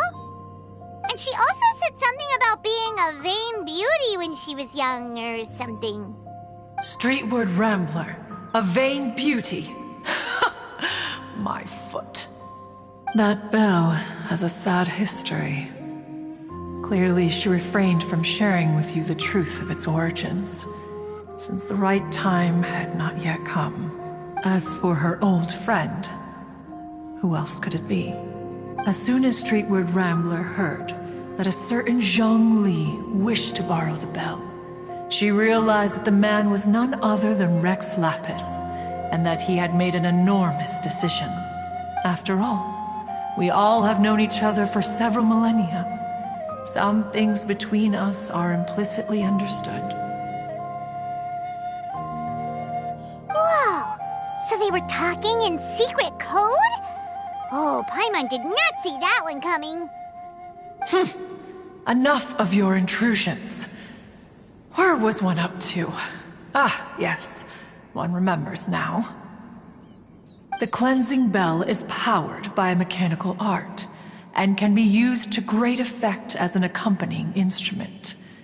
After the passing of its creator, it was used on numerous occasions during rites of parting.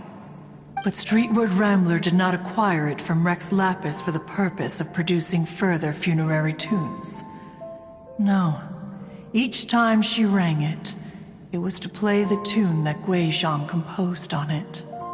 The two once clashed over their beliefs about the meaning of music. Who would have thought that with Gui Zhang's passing and Streetward Rambler's mourning, two tunes composed in discord would eventually become one harmonious composition? Once upon a time, Streetward Rambler also loved gatherings, liquor, and music. But after Gui Zhang passed, she preferred her own company. She could often be found sitting alone at a mountain summit, contemplating and reminiscing with her zither. The music would go from mournful to soothing to impassioned. Many years passed before she finally composed a melody to her satisfaction. In celebration, she played the tune to the clouds. Regrettably, one has only ever heard her play that tune once. Which brings one back to the matter you've been investigating. Perhaps it was during that performance that the ancestor of your Fontaine friend fell into the water and was saved by Streetward Rambler. But if she was so happy with the melody, why would she only play it once? One was also greatly perplexed by this. After suppressing one's curiosity for a long while, one finally approached her and asked why she would retire the tune after having spent so long on it. In response, she said, "Though the strings that played that melody survive, the one who inspired it is gone. Tell me, Cloud Retainer, when the one attuned to my soul is no longer here, who else could hope to understand this tune?" Aw, poor Madam Ping.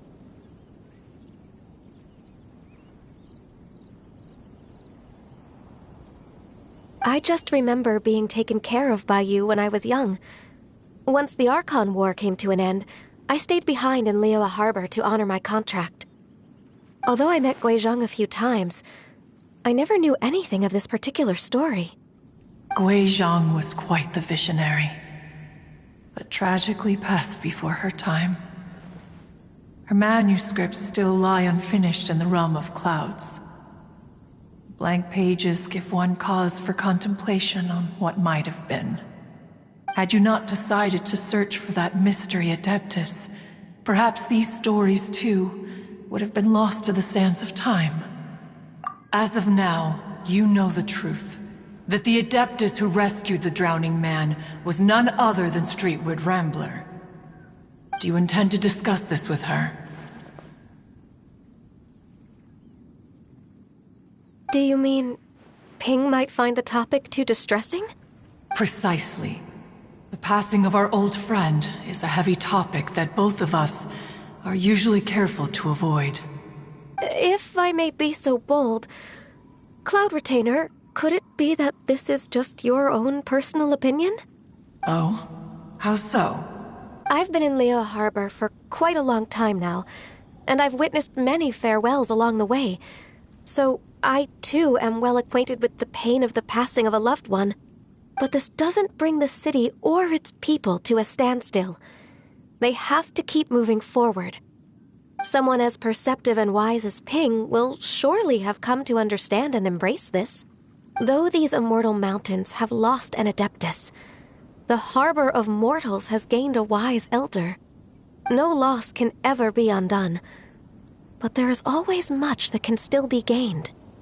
Ping has helped countless people, and will guide many others in the years to come, and all to whom she extends a helping hand become her friends. people she can admire flowers and discuss music with. Though it is heartbreaking to lose a kindred spirit, life goes on, because there are new friends waiting for you further down the road. We even asked Madame Ping what she thought about adding a music festival to this year's Lantern Rite.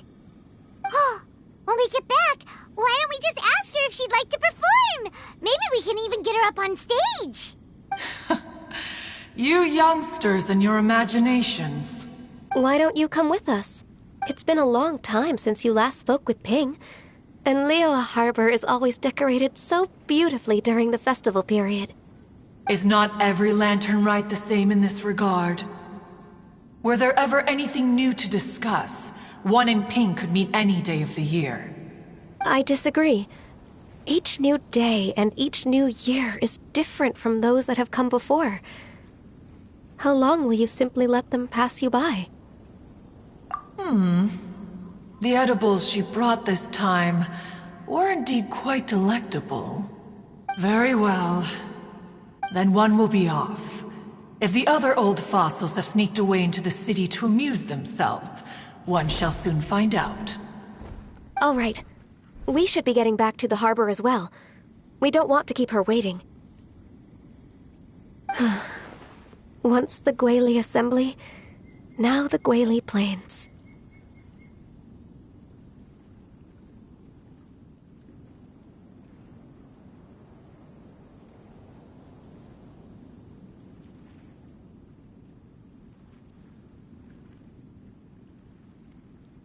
Say, if we planted flowers there and cared for them carefully enough, do you think that one day we'd be able to recreate the Sea of Glaze Lilies?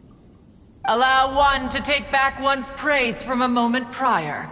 You are still far too given to flights of fancy, child. What? Cloud Retainer? You were still listening? One observed that you were making no effort to leave, and returned to chasten and hasten you. This time, one is departing in earnest.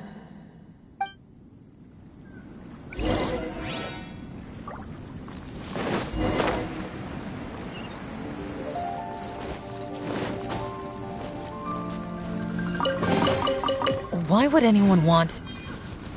Forget it. It's not my concern.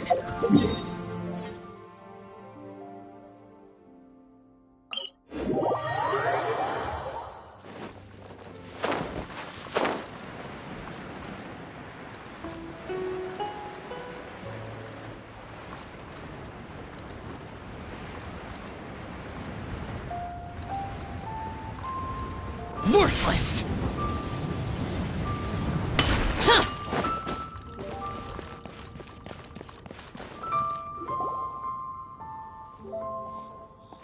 Whoa! Madame Ping? And Cloud Retainer? It appears you made haste after all. One arrived but moments before you. Oh, bless my soul. To what do I owe the honor? How nice of you all to come and visit me. Miss Illuminated Bird, haven't you said anything yet? Said what, precisely? And why should one be tasked with saying it?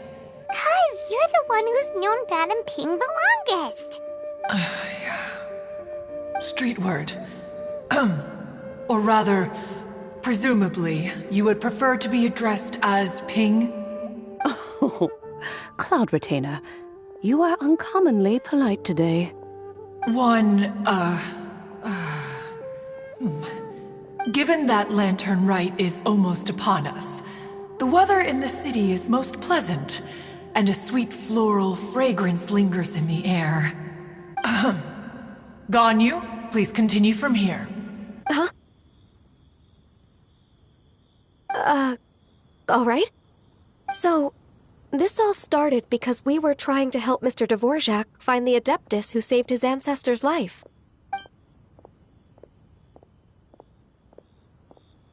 Cloud Retainer informed us that the one who played that melody and rescued the drowning man was none other than yourself.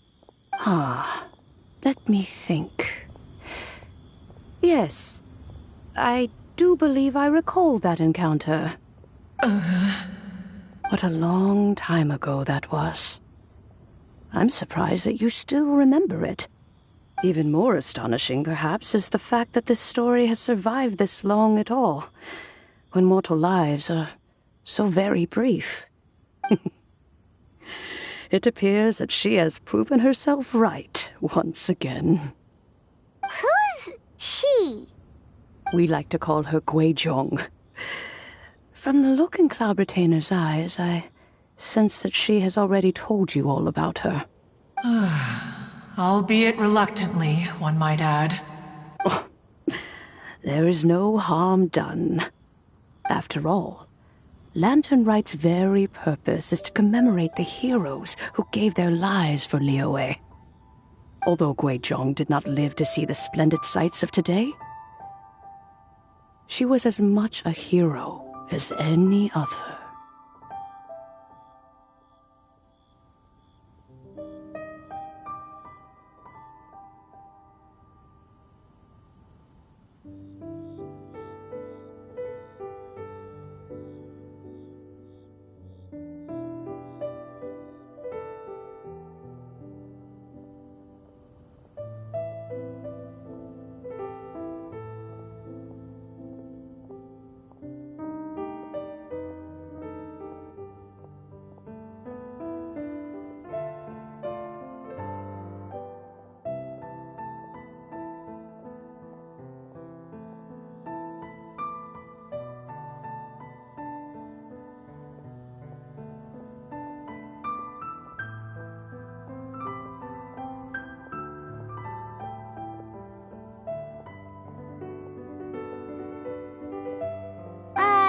So, how has she proven herself right again exactly? Once upon a time, she said to me that humans were a weak form of life that she wished to protect with her wisdom. But as she interacted more and more with them, her opinions on them began to change. She marveled at the beautiful complexity of their spirits, the sheer splendor of all they could accomplish through their hard work and intelligence. She told us that to underestimate human potential would be to make a grave mistake. With the smallest amount of guidance, enormous power can be unleashed in them. And a human who has reached their full potential may well be her equal. Someone who could have as much to teach an adeptus as to learn from them. She always had a way with words.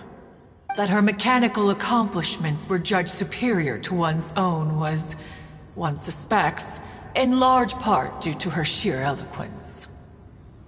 Speaking of mechanics, Cloud Retainer, do you still remember that potted plant mechanism? The one that the two of you gave me as a gift? Of course. Guizhong and one both put an immense amount of effort into that gift. It would be no overstatement to call it a testament to each of our individual technical genius. As Guizhong once said, it takes every blade of grass and every flower to make a homeland. When I see the sight of Liyue Harbor before us today, I am reminded of this.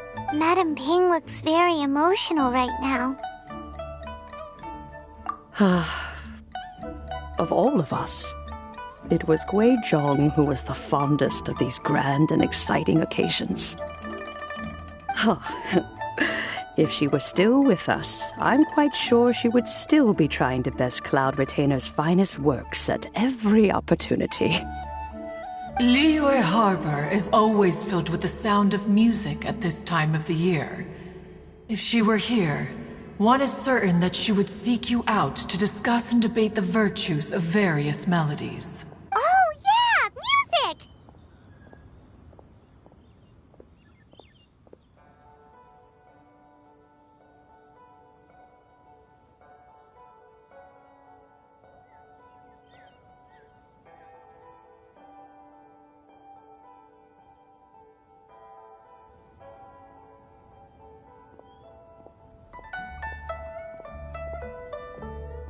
We've I've been dying to ask. What was the melody that you played back then? Oh, also, with you being such a music expert and all, why don't you join the concert as a performer? I can make arrangements right away. Oh, as much as I don't wish to dampen your enthusiasm, it's been a long time since I played this zither. My fingers don't have the dexterity they once did. And whenever I play that tune, it always reminds me of her. I start wondering what she would think of the changes I have made to her melody. There was a period of time whenever I started strumming, it almost felt like she was back again. Sitting right there on the stone stool next to me, chatting away. Skybracer and Seagazer too, looking just like they did in the old days. No matter how much time goes by, the moment that melody starts playing, it transports me right back to that time in my memory.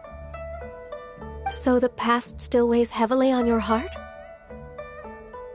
Well, I would be lying to myself if I claimed to have completely moved on.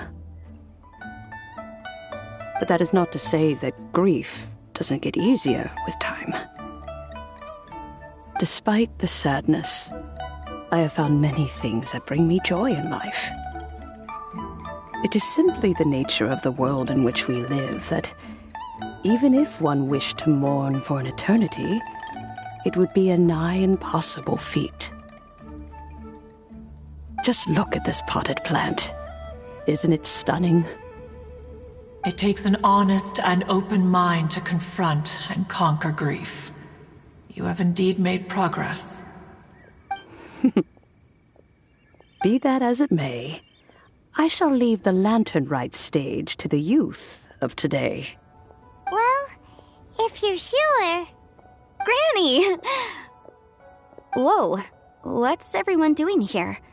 Did something bad happen?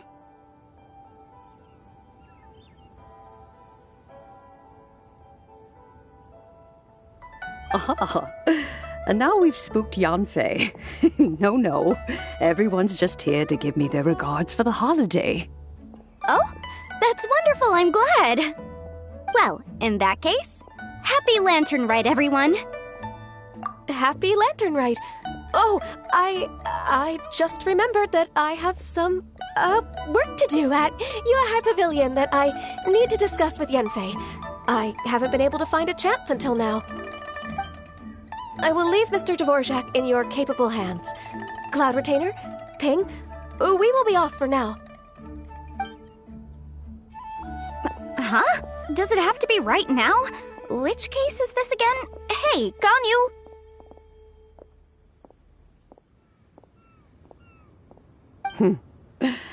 It seems Ganyu still has much to learn when it comes to the art of deception. What a pity. She has learned nothing of one's ability to carry a conversation.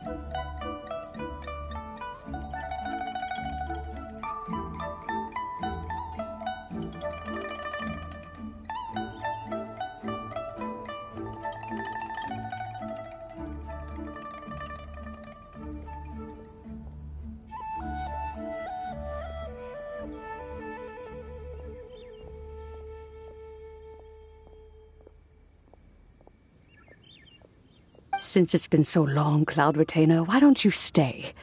I'll make a cup of tea and we can chat a while.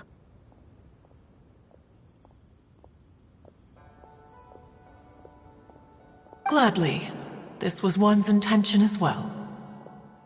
When you next see the Fontaine musician, please give him my regards. I'd like to wish him the very best with the concert. You got it, Madam Ping. Thank you all. I think you've listened to enough of my nattering for one day.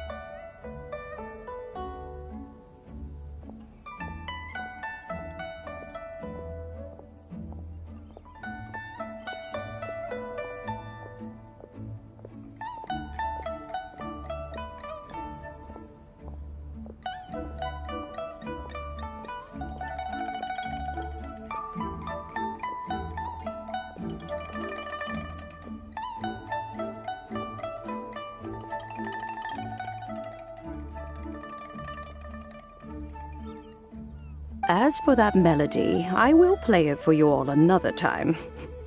Goodness knows I need to practice it first.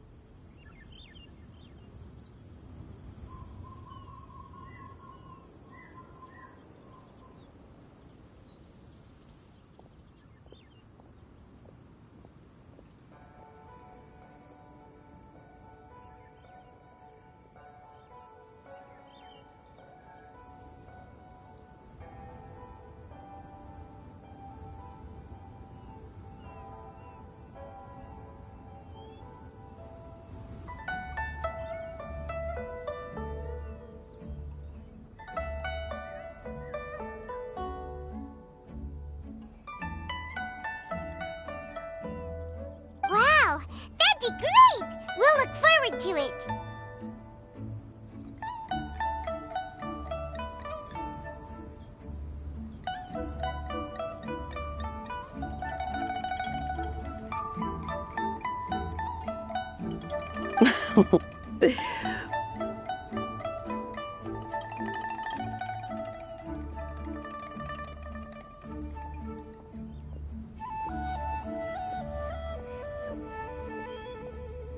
When that time comes, wherever her spirit may be among the countless grains of sand and specks of dust between the harbor and the mountains, perhaps she will look at the Liyue of today and steal a smile when she sees the prosperous land that it has become.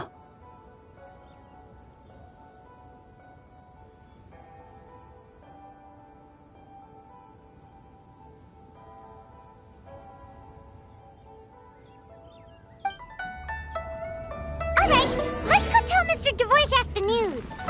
This is a peaceless neighborhood. Personal sick.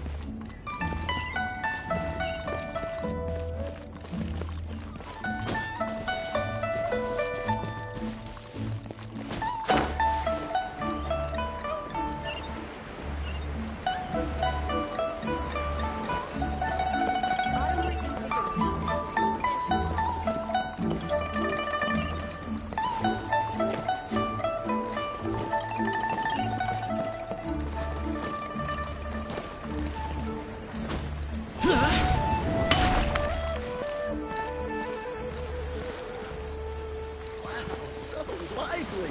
This is how a festival should be.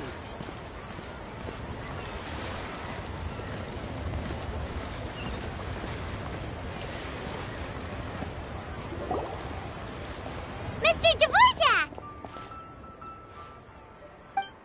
Ah, and Kuching's here too! Thanks for helping set all of this up. Welcome back. Did everything go well? Really, really well. We found the person Mr. Dvorak was looking for. Are you serious?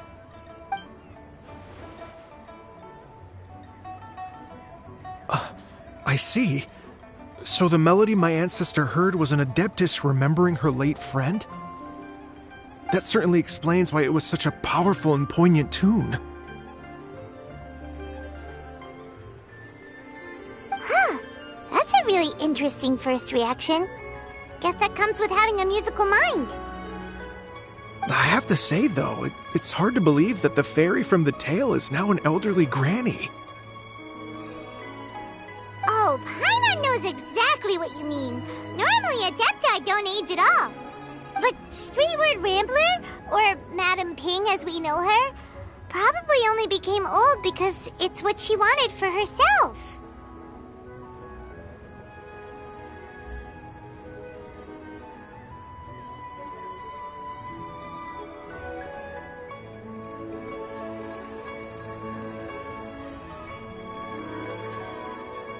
Madame Ping possesses vast knowledge and great wisdom.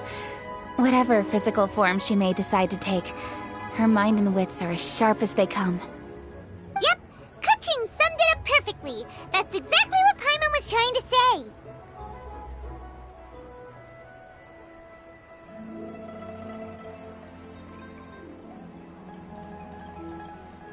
I think... yes. I must thank her in person. That can wait until after the concert, though. For now, I need to devote all my emotional energy to the performance. Ah, speaking of, Madame Ping wishes you all the best at the music festival. Paimon has a sneaking suspicion that she'll stay in her usual spot, but listen to the performances from afar. Wait, are you serious? Huh. Oh no, now I'm starting to get nervous. Okay, alright. Nope, another rehearsal is in order. Please excuse me, everyone.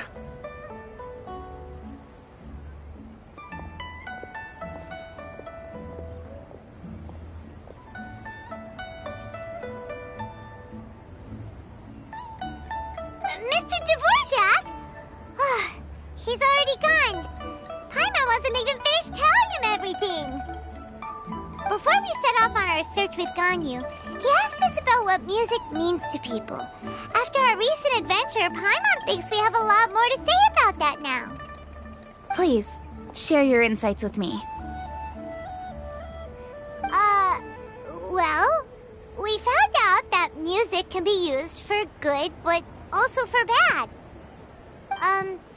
It can make people happy and moved, but it can also be sad and bittersweet.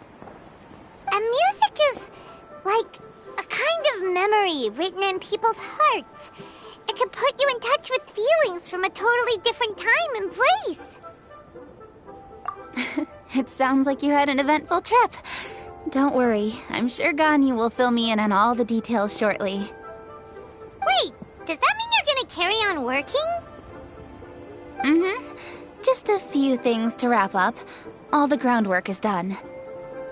As long as everyone enjoys the festival activities, all our efforts are worthwhile. Happy Lantern Rite to you as well.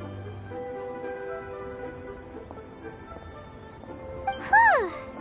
That should be everything taken care of, right? Oh, no, wait. Paimon feels like she's forgetting something. What was it? Oh, it feels like it was a while ago.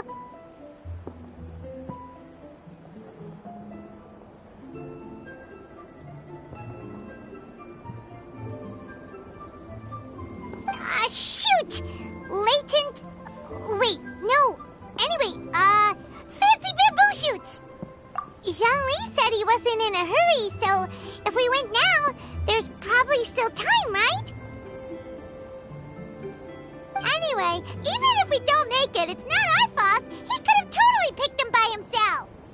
Ugh. Anyway, let's go check with him at Wangsheng Funeral Parlor.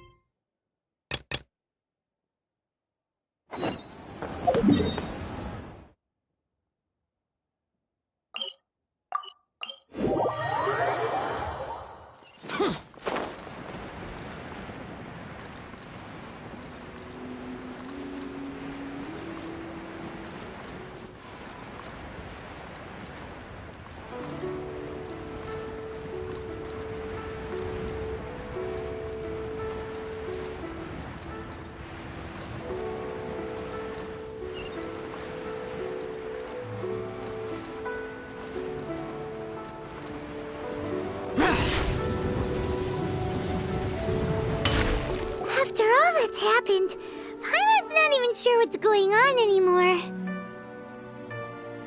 Actually, I'm not surprised in the slightest. Remember what I said? There's only so many evil spirits in this world.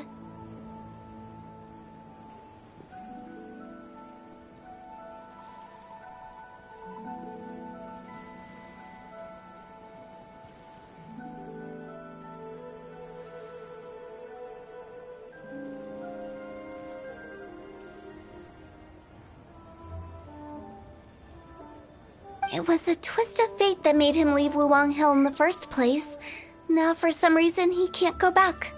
This explanation sounds a bit far-fetched to Paimon. Actually, she pretty much summed it up. Huh? Don't ever question my professional instincts. I just wanted to check up on my friends. That's why I came to Liyue Harbor. I promise I wasn't up to any mischief. I never wanted to scare anyone.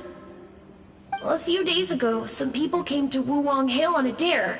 I heard them saying they'd come from Liyue Harbor, so I followed one of them back and ended up here. Ah, it must have been poor Luocheng that you followed. Maybe he didn't notice you, but he could still feel your presence. Now we know what caused his nightmares. I was discovered? Well, I assume so, otherwise he wouldn't have been scared half to death. Yeah, Hu Tao and Meng were searching for you all over the place. Oh, that's because I couldn't find them. It's my first time in Liyue Harbor, and I got lost in the city. Now that you mention it, Big G always had a poor sense of direction. When we were kids, he'd never go down the hill by himself. We always had to lead him.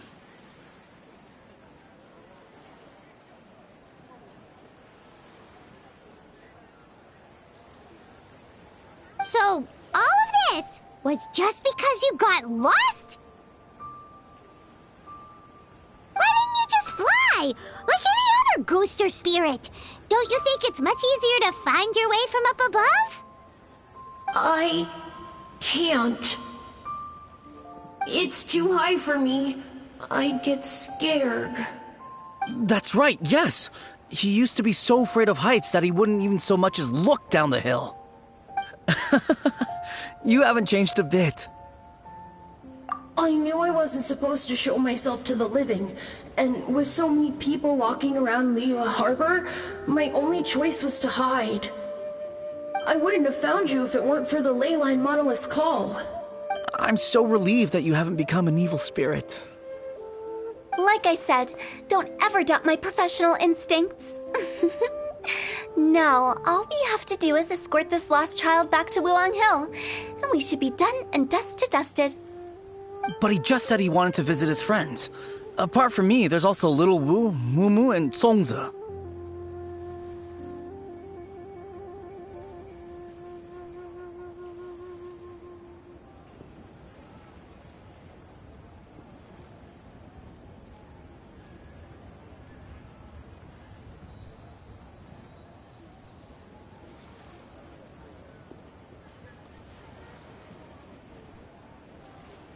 Well, if that's the case, we can't let him down.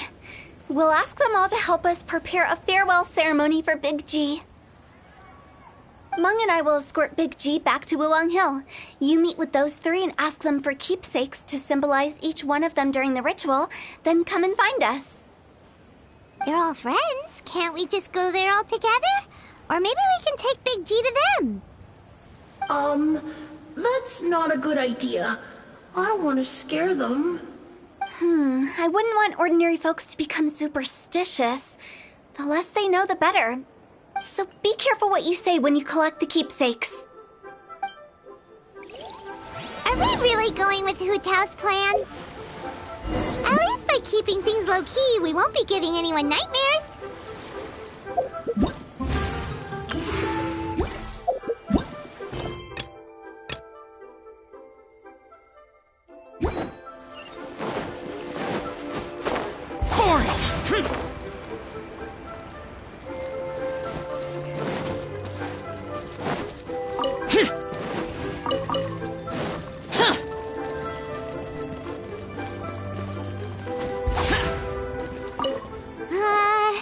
Hi! Do you remember us? Oh, you. Sorry, I won't be needing the funeral parlor's services anytime soon.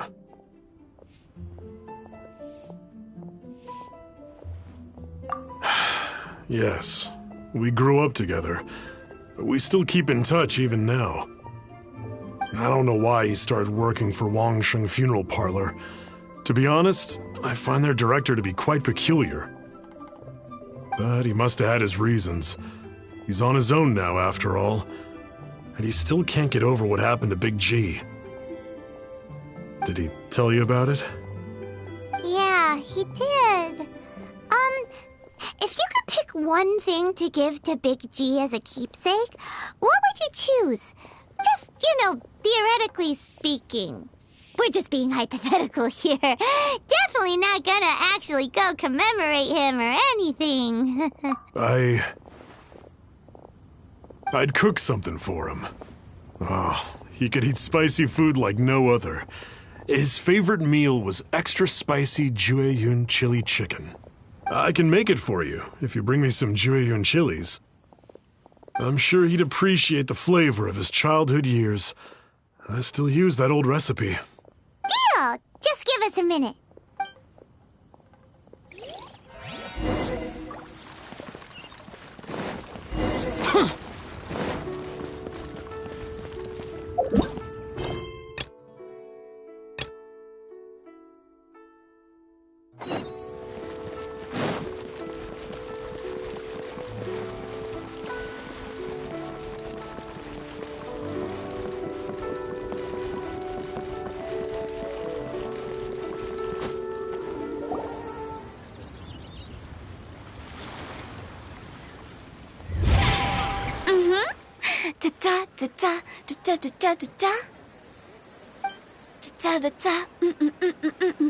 Oh!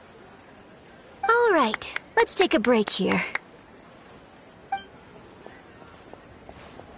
Oh wow, look who it is! Are you here to hang out with everyone's favorite funeral director? So you're just casually practicing your rapping skills at the entrance to your funeral parlor? In broad daylight? Okay. After everything we've been through, you don't see me for a hot minute, and you're back to being scared of your own shadow. We have all this open space, a clear view of the mountains behind and the sea in front. Not to mention we have several invisible audience members enthusiastically cheering us on. It's the perfect spot to rehearse. Invisible audience members? Gotta say, it took me a few days to get used to Director Who's way of talking.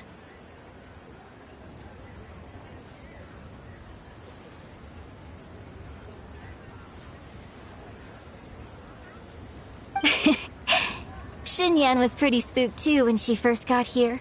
Just like when she sees a frog, but a giant frog with sharp teeth. Come on, knock it off. What's wrong? I've never seen someone look so confused before. Well, don't worry, because Director Who's here to explain it all. There once was a Fontaine musician who went around town on a mission. He came door to door for his iridescence tour, looking for acts to audition. With my words, Xinyan's chords, and Yunjin as our mentor, we'll take the stage by storm with flames roaring and the whole audience calling for more. For sure! The whole dance floor will be yelling encore! Encore! Oh, now Paimon's rhyming along. But when you say flames roaring, are you sure this'll be safe? No, don't you worry about that. I'm pretty experienced on the stage, and I've already informed the Yuhong of all the pyrotechnics we're planning on using. Huh. Guess we'll just have to trust Xinyan on this one. Oh, Zhongli. He took one of those fancy meal boxes and set off for the mountains. Said he wanted to pay a visit to some old friends. It's a real pity that he couldn't be around for this. As well as being a true connoisseur of traditional art forms, he's able to appreciate Xinyan's performances too. Yeah, that's right. Matter of fact, he was the one who first invited me to perform here. To tell the truth, though, I never thought I'd really find myself rehearsing here one day. Well, now you know. The Wangsheng Funeral Parlor is a great location. All of you are always welcome to come and hang out here, especially if you're in the mood to try something new. I can speak to that. Hu Tao is always full of fun surprises. And jump scares. Actually, Xinyan, I have some lyric ideas for your part. Do you want to go through them together? Oh, sure thing. I'm all ears. Oh, Traveler and Paimon, I believe Zhongli was heading to Mount Hulao, so make sure you're hiking up the right hill. When you see Zhongli, please pass on this message to him. It's up to him whether he wants to support us at the performance tonight, but I expect him to make time for the upcoming banquet we're planning. No excuses. You should join us too. It'll be a riot. If there's one thing I've learned from being a funeral director, it's how to throw a party.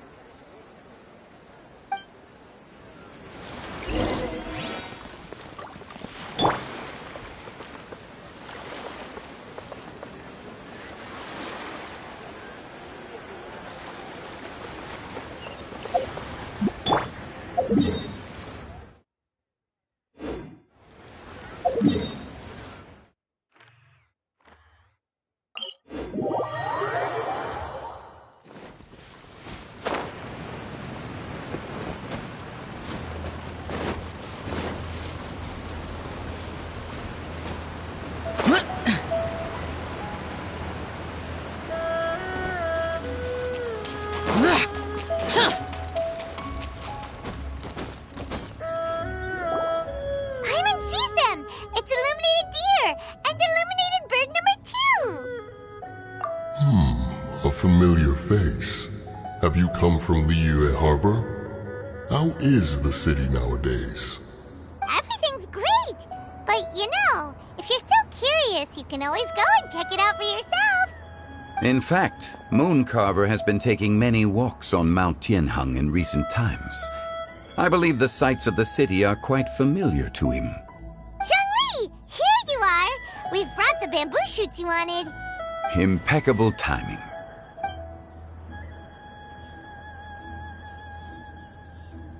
Traditionally, bamboo shoot soup ought to be slow-cooked for many hours on low heat. Using Adeptus arts to hasten the process is something of a shortcut. Wait, that mechanism, is that? Indeed. Cloud Retainer kindly lent me her supreme cuisine machine. Can we not just call it a cooking machine? Actually, never mind.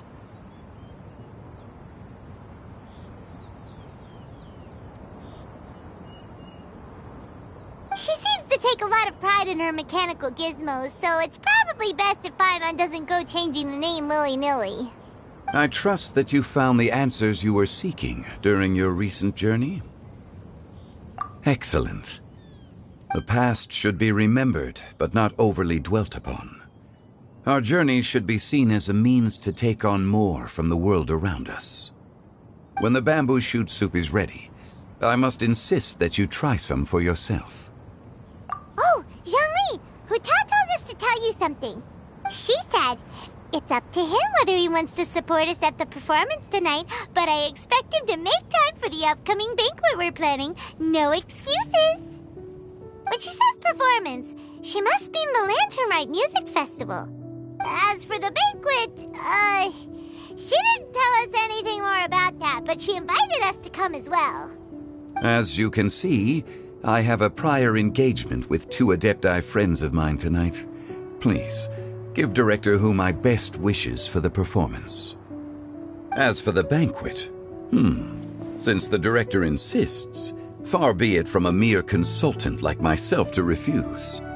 Yay! Then we'll see you there? Absolutely. Rex Lapis, the bamboo shoot soup is ready. Thank you. I will examine it right away. The appearance is exquisite, and the aroma rich and intense. The craftsmanship of this machine is commendable indeed.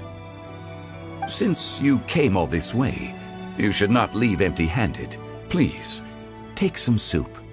It tastes most exquisite while still warm.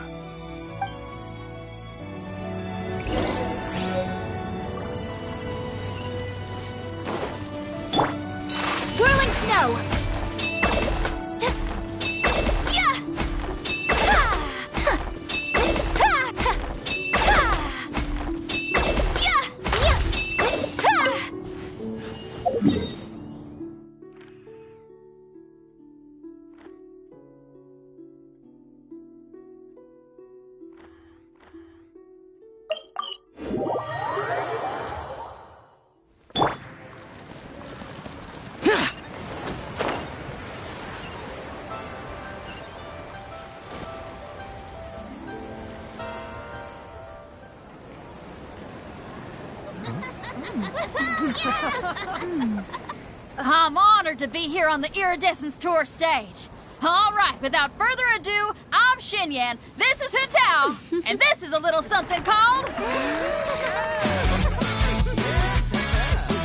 The Bling Lilies!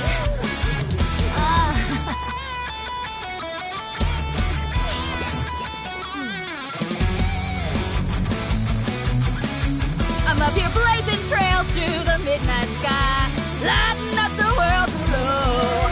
And when the crowds all hear my voice, they'll meet the spirit of rock and roll. Let's go! Hey, you butterfly, you too buzzing by, guiding your way to the afterlife, opening the path without a fright. Oh, I'll light the fire, watch it blaze across the universe.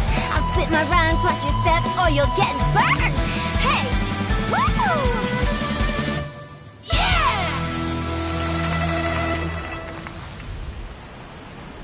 Does anyone have any plans tomorrow? With another year behind us, I think we deserve a celebration of our own. My treat. Interested? The Tianquan footing the bill? I can't miss out on that.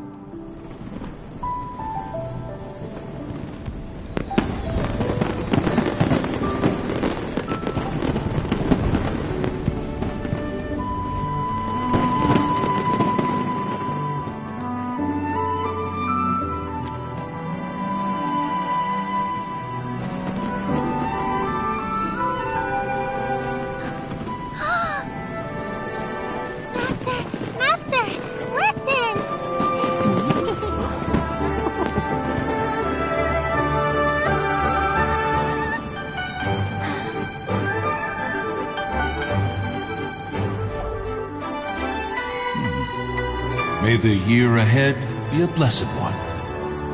I believe it shall be.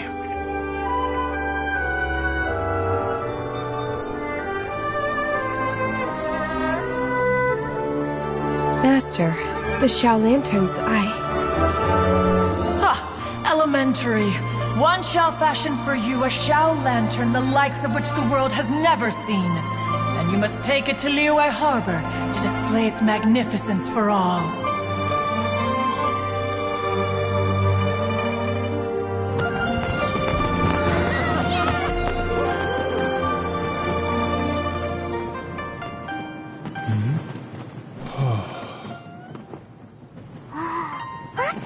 Listen! That must be Madame Ping!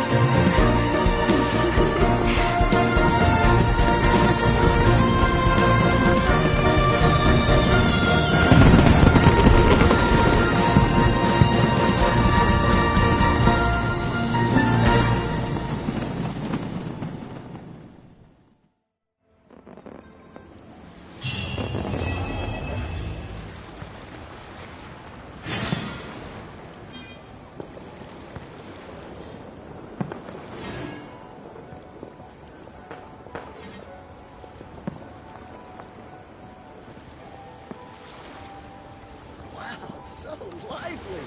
This is how a festival should be.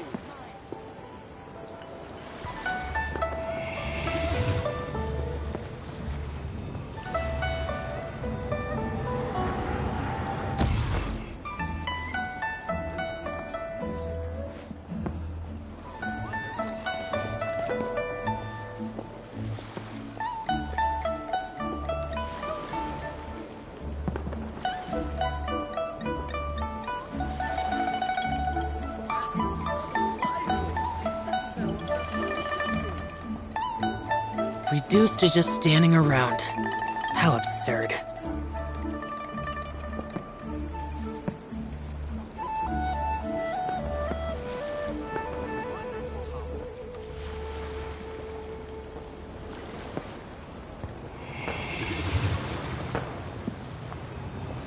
Wow, so lively!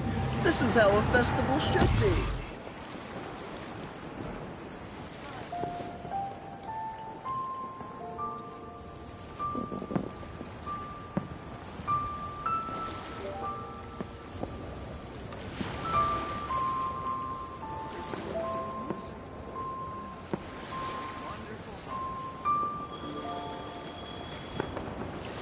So lively! This is how a festival should be.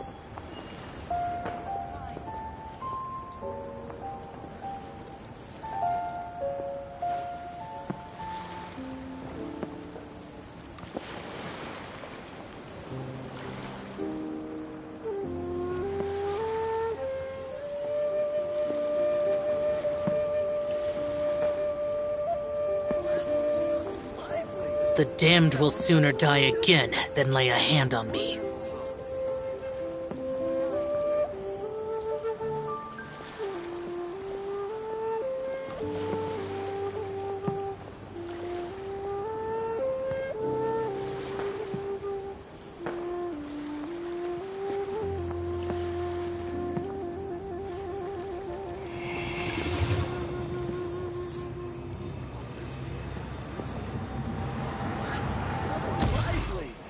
How a festival should be.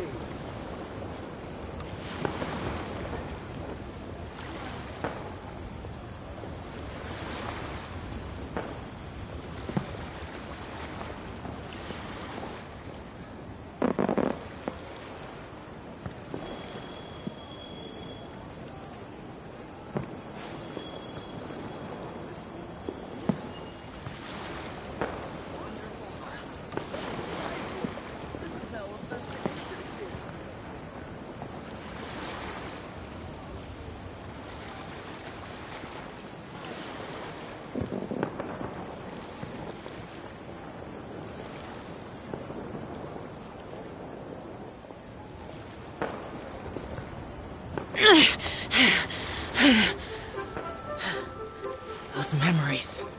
So dark. So lively. This is how a festival should be.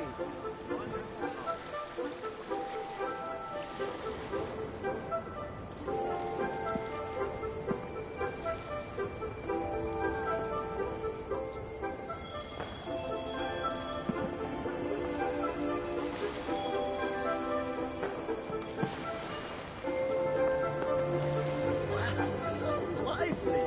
This is how a festival should be.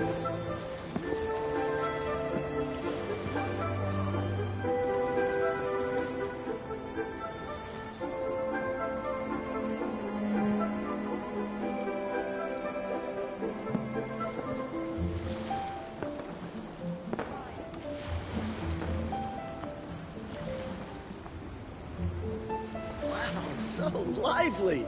This is how a festival should be.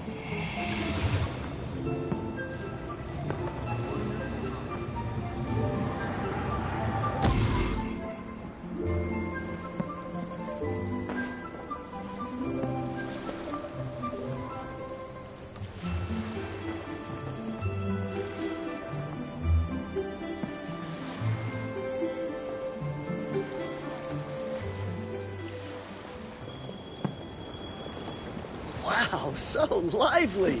This is how a festival should be.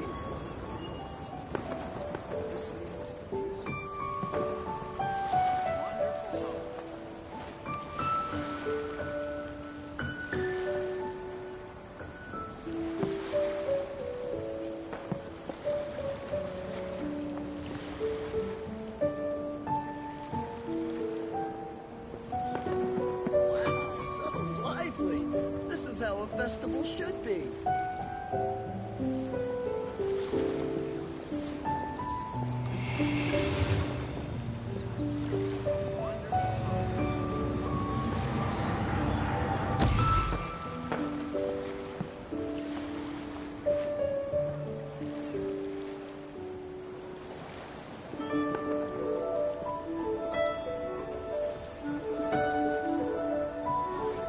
Wow, so lively! This is how a festival should be.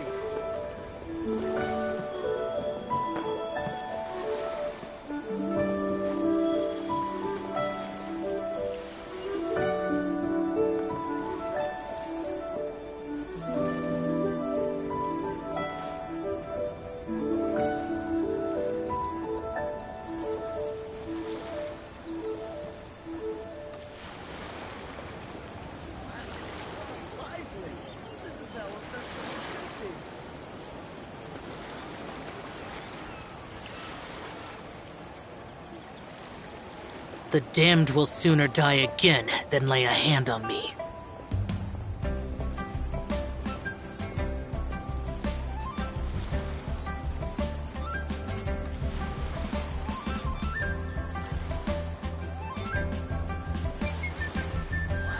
So lively! This is how a festival should be.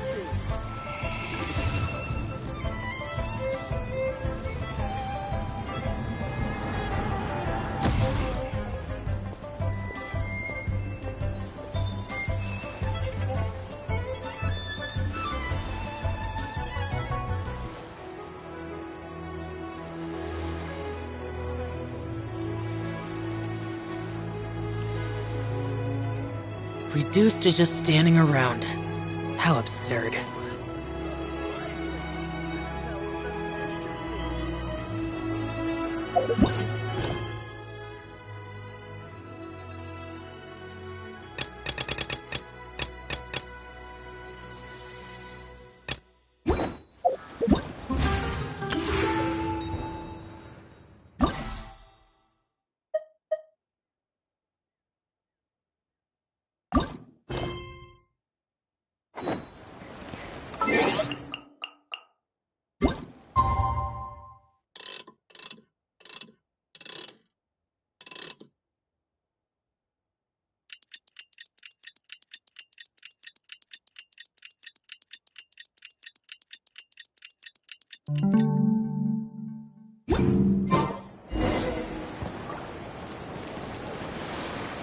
Okay, now I need to get a move on and write my next song. Listen to you. You only just fulfilled one lifetime dream. Are you really thinking about your next goal already? Don't try to tell me you ain't the same way. I bet you've already thought up a name for your next opera, haven't you? You know me too well, Xinyan. The Adeptus Seeking Voyage. How does that sound? Oh, man! Yeah, I can already picture it. I've also got just the finishing line for it. I'll close with, "And the celestial melody echoed through the clouds forevermore."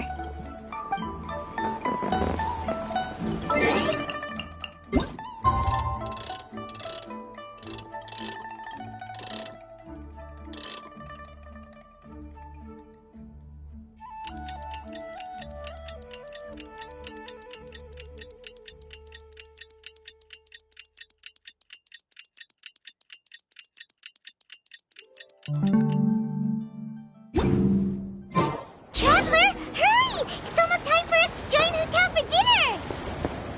Ooh, and we'll be meeting at Shinue Kiosk. It's the place with a really long wait list. As expected of the parlor director, always so generous! Come on, let's go!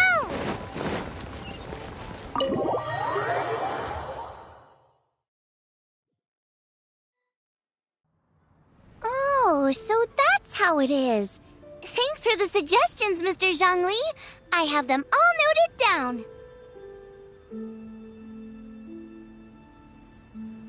I've long heard that your knowledge encompasses all things old and new, Mr. Zhongli. But I never knew that you were well versed in the art of cooking, too. It is truly an honor to make your acquaintance.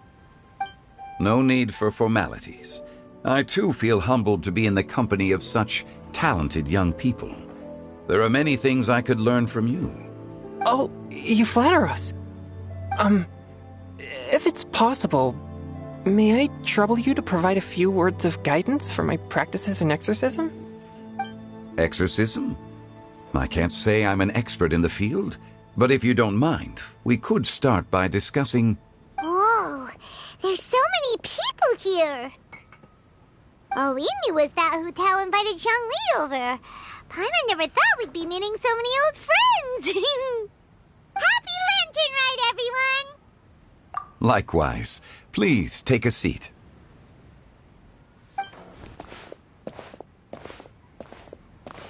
Happy Lantern Rite! Are you having fun? Me too. I've seen Xinyan perform before, but this is the first time I've watched something like this. I heard that the audience loved it too, and she's been receiving quite a lot of performance invitations lately. She's more busy than ever, and Yoonjin's gonna help her.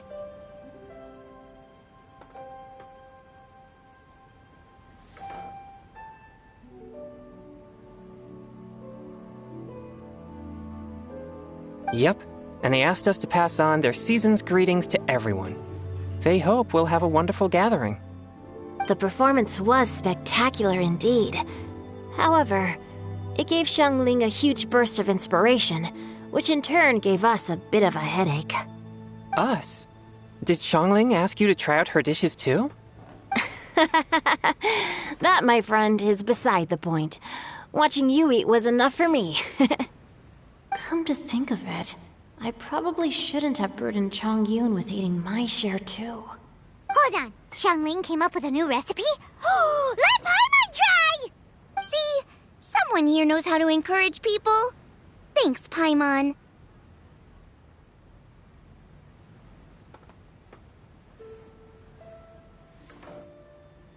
Oh, and I have to thank Mr. Zhongli too. He gave me lots of useful pointers that really drove it home for me. Oh, so that's what you were talking about before we arrived. Yes. Since we'll be dining together, the topic of our conversation naturally revolved around cooking. Xiangling's ideas are truly unconventional. Her choices in both ingredients and spices are comparable to a melody dancing on the tongue. My suggestions were nothing more than the icing on the cake. Oh, the two of you always deliver.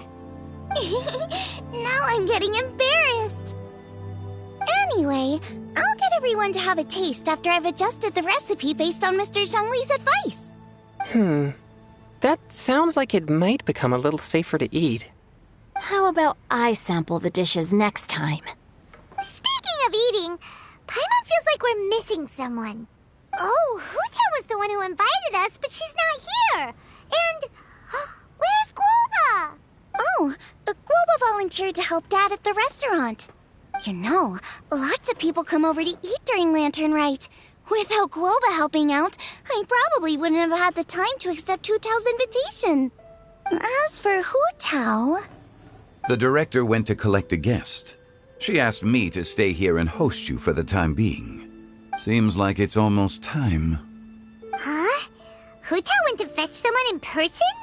Oh, that must mean they are super important. Could it be... Kuching? Ningguang? Or Captain Beto? She didn't clarify. And as her subordinate, I couldn't just pry into the details, could I? Ta-da! We're here! Oh, we're not late to the party, right? Right? Good thing the Conqueror of Demons and I are both as swift as the wind. And whoosh, we made it just in time.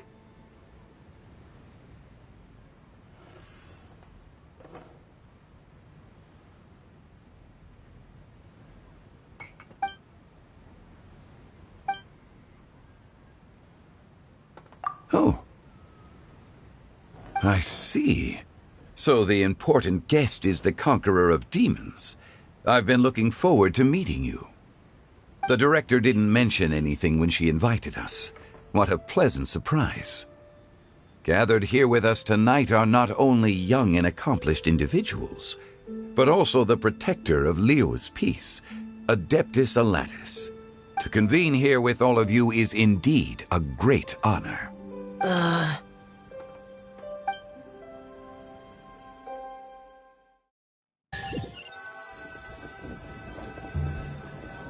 It's almost Latern Rite, yet you took all the trouble coming here.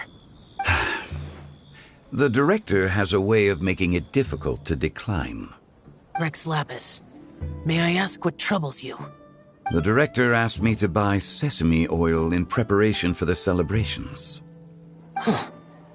Then why would you come all the way to Wangshu Inn? I had a pleasant chat with Chef Yenchao and received some spices from him. And, see? Here's some matsutake and a portion of ham. What about the sesame oil?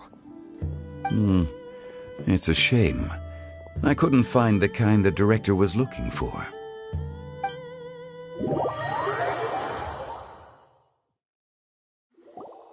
I'm sure you're exaggerating, Zhang... Sir. There he goes again.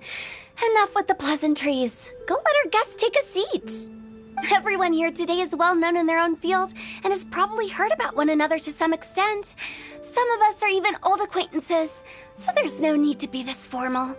I heard that the Conqueror of Demons and the Traveler are pretty close, no?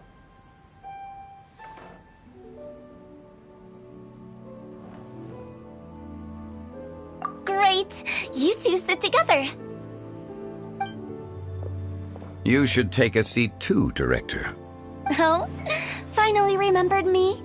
When we arrived just now, the hosts at Shinue Kiosk told me our dishes are almost ready. Perfect timing. Let's not wait any longer and ask them to bring out the food.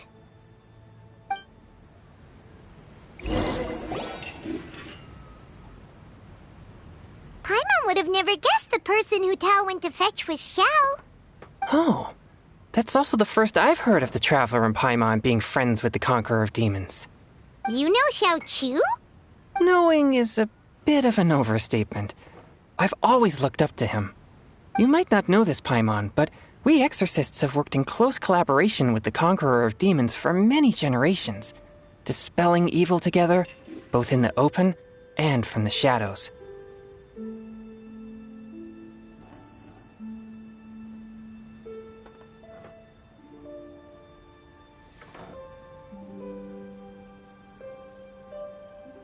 Hard to imagine that thanks to Hu Tao, I've finally gotten the chance to meet him. Conqueror of Demons, I'm honored to make your acquaintance. Likewise. It is a great honor indeed to have a chance to meet the legendary Conqueror of Demons. Changyun has brought that name up quite a few times in the past. I remember you mentioning wanting him to understand the importance of exorcists. Ahem. We know each other too. He helped try my dishes during the Masterful Chef's cook-off. I didn't think we'd have the chance to meet again. Happy Lantern Rite. No anecdote, however, compares to meeting you in person. I'm Xingqiu, Shangling and Changyun's friend. The pleasure is all mine. Whoa. Everyone's getting all formal and polite all of a sudden. Paimon doesn't know what she should say anymore. Adeptus Xiao, mighty Conqueror of Demons, please accept Paimon's greetings too. Belated Happy Lantern Rite. Paimon tried very hard to look for a fancy word, okay? Don't be too harsh on Paimon!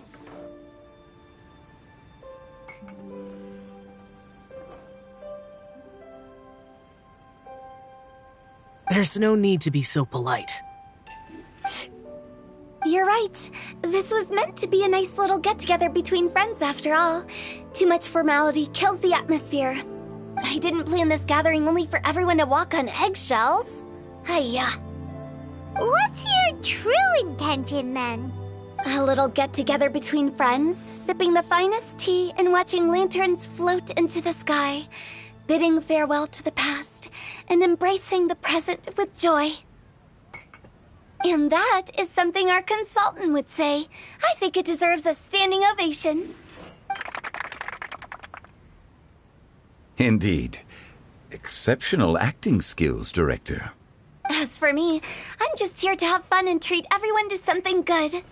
We all worked really hard this year, whether traveling or guiding, cooking, helping with the family business, exorcising evil spirits, or conquering demons.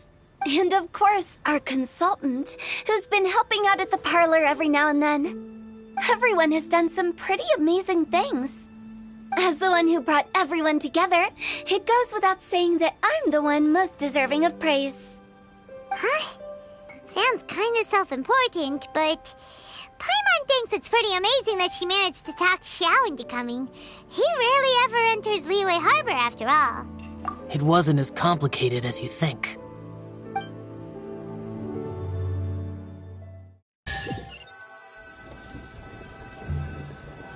Okay, gotcha. Thanks, boss lady. It's not boss lady, just boss. And there she goes. What a lively girl. Conqueror of demons, Adeptus Shao. Guardian of Wangshu Inn, hero of Dihua Marsh. I know you're there. Quiet. Do not disturb the peace.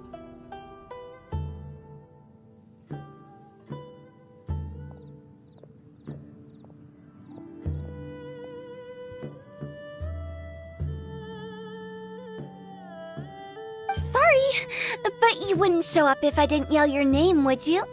I know you. You're the 77th director of Wangsheng Funeral Parlor. Is there something you need?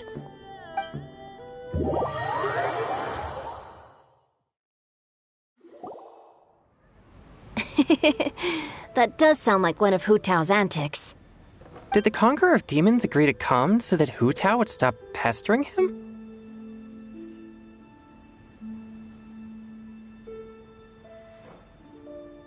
There might be other reasons. Smart guess. Huh? There's more to it? It gets pretty boring from here on. I talked about the funeral parlor's past relationships with the guardian yakshas. You know, just to be sociable. In the time of the Archon War, disputes were frequent, and disaster overtook the land. Humans couldn't escape from the torment of the plague, nor could they escape death. The Adepti vanquished the demons, the Millelith fought valiantly, and Wangsheng Funeral Parlor was responsible for purifying the diseased and sending off the spirits of the dead. That is how the border between life and death was maintained during the war.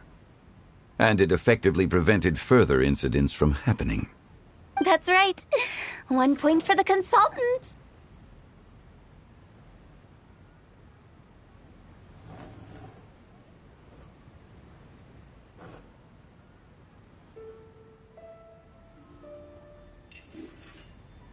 But despite our deep-rooted connection, it still took me quite a while to actually convince him.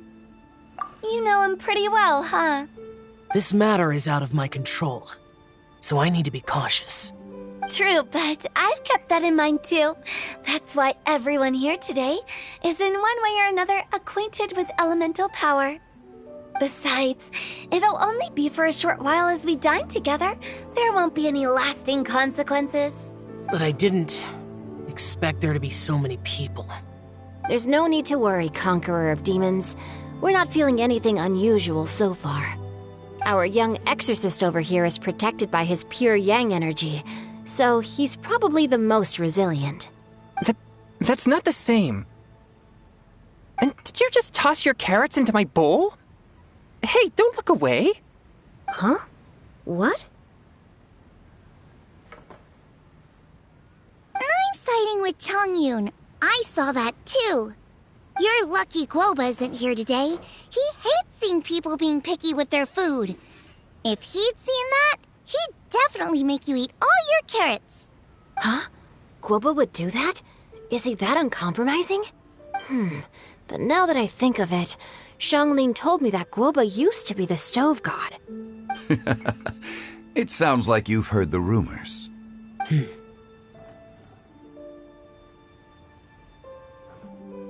I'm doing fine. Not long ago, before Latern Rite, I met an old friend.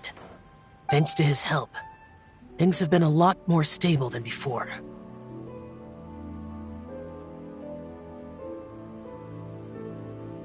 You should know him. He's...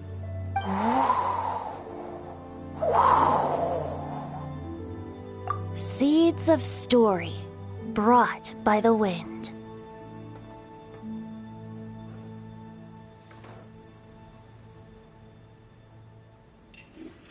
And cultivated by time. Did Paimon just unconsciously complete that saying? That voice. Could it be? If I'm not mistaken, there's someone knocking at the door. Don't just sit there, Zhongli. Go welcome our guest in. No such need. I'm coming in.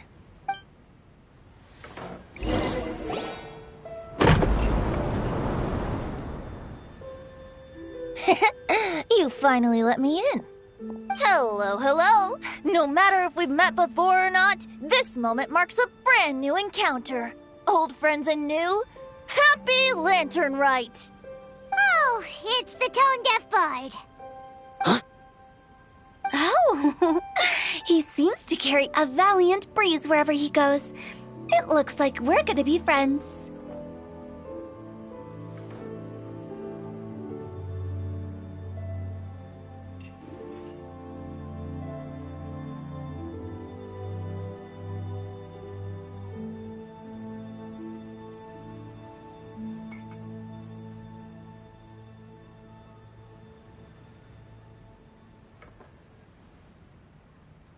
Fate has brought us together, so come on, take a seat and be my guest. Help yourself. Oh, I'll ask them for another set of cutlery.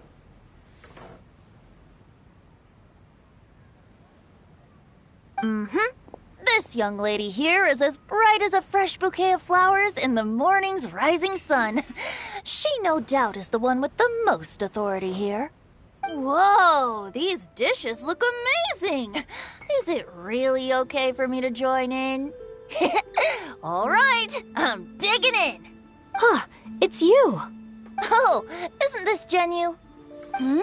Genu?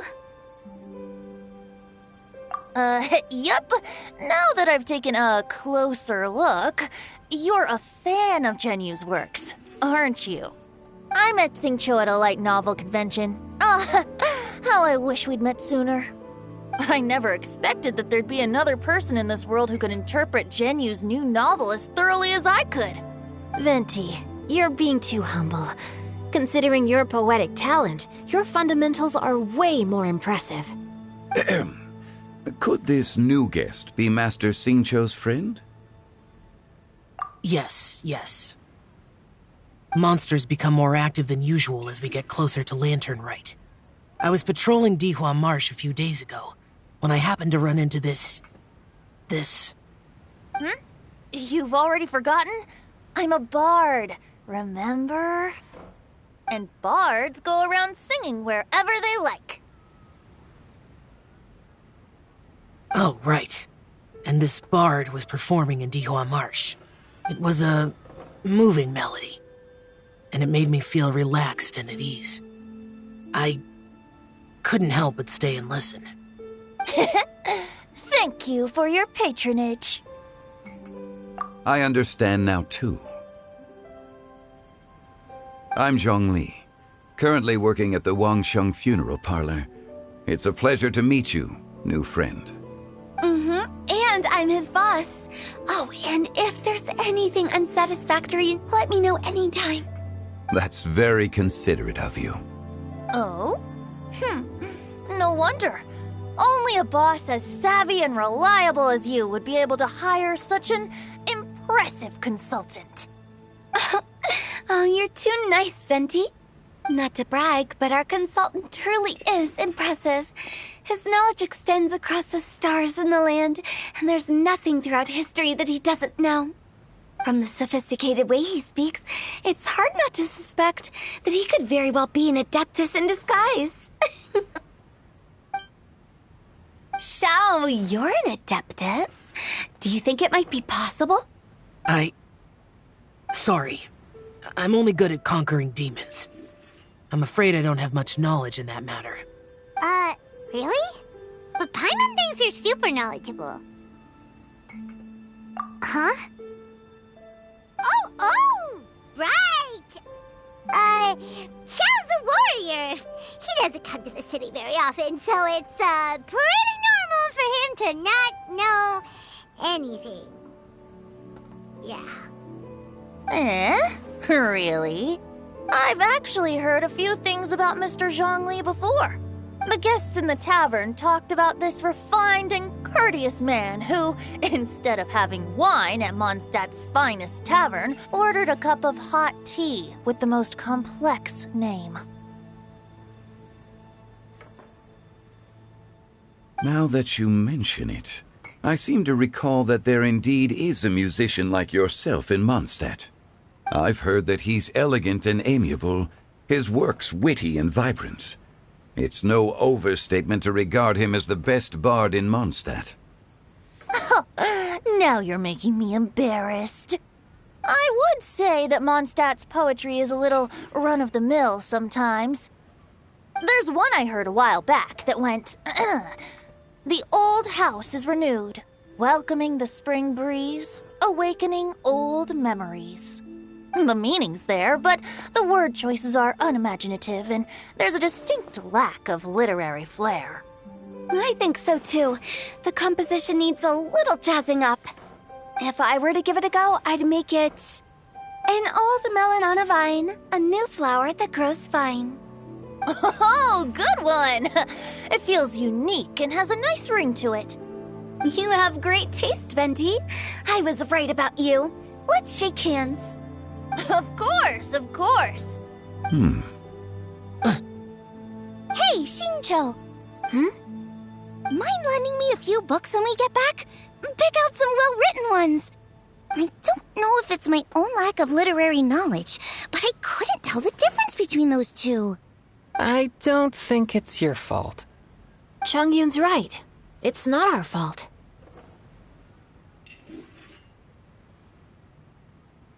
Oh, you have a point. But speaking of, why is the tone-deaf bard here? Are you here to take part in Latern Rite too? I heard that Liyue will be hosting a Latern Rite music festival this year. As a musician myself, how could I possibly resist the temptation to come take a look? Or listen.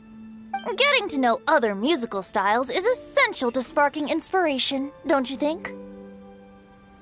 As for the Fontaine friend who hosted the festival, I saw him near Stone Gate the other day. The Iridescence tour has finally been held successfully for once, so I had to congratulate him. Don't think anything of it.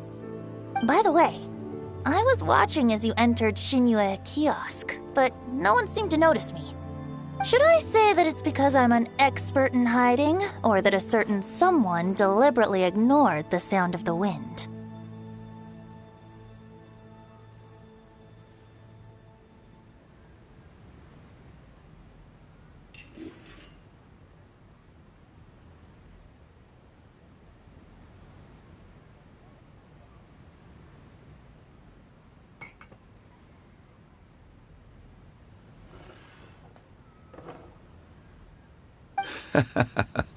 Whenever Latern Rite comes around, Liyue Harbor becomes bustling with activity.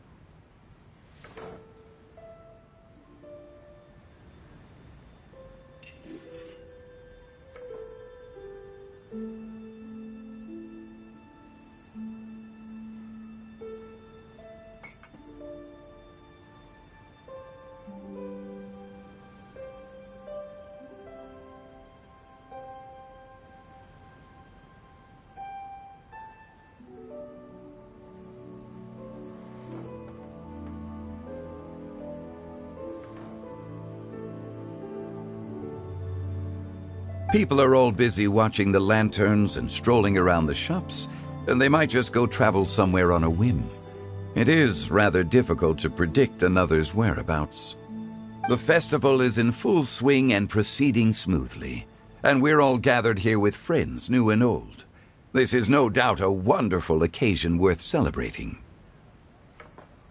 To come together with all of you at the beginning of the year, one can't help but be filled with joy. In a moment like this, I propose we raise a glass together. In my case, tea in lieu of wine.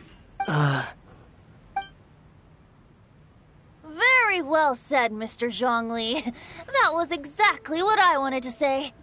Now I'm getting a little self-conscious. I didn't cause you too much trouble barging in like that, did I? We usually drink wine during occasions like this over in Mondstadt, but since Mr. Zhongli insists on drinking tea, I'll give a toast with tea too. Everyone, thanks for the treat. You're welcome.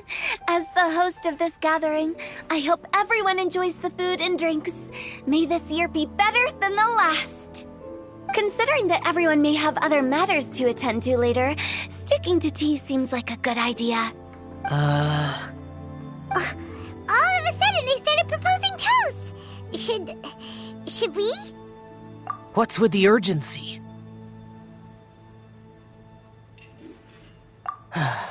Sure. Have you two finished eating? It's always nice to have a breath of fresh air after a meal. Helps with digestion. Paimon will come too.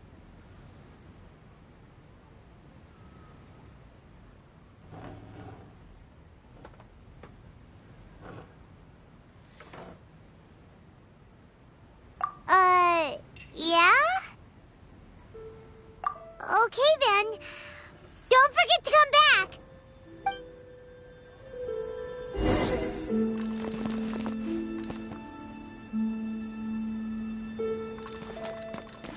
It seems like our new friend is an expert in wine. I deserve no such praise. I only drink for fun. It's nothing compared to your expertise.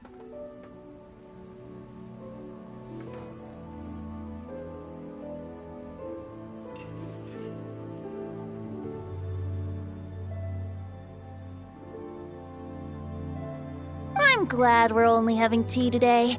What if I got drunk and said something nonsensical?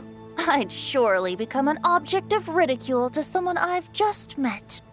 No such thing.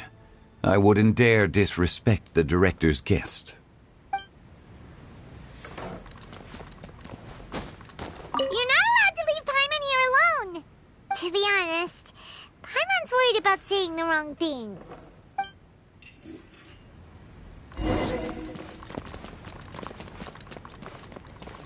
Let's depart. You go ahead.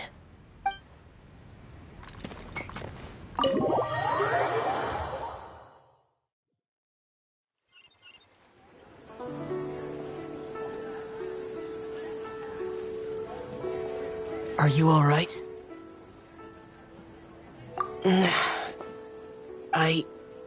It's hard to describe.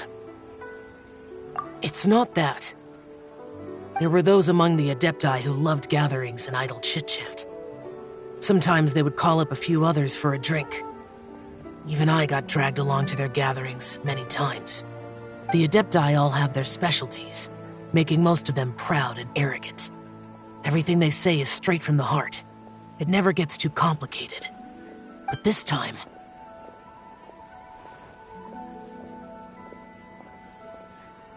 No. I didn't mean that. So you know his true identity.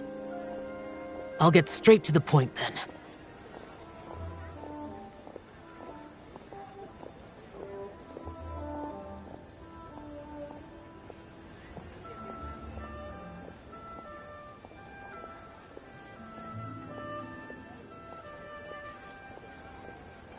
The Animo Archon is a free spirit, and his temperament is as carefree as the music he plays on the flute. It's easy for a god like him to live in harmony with humans.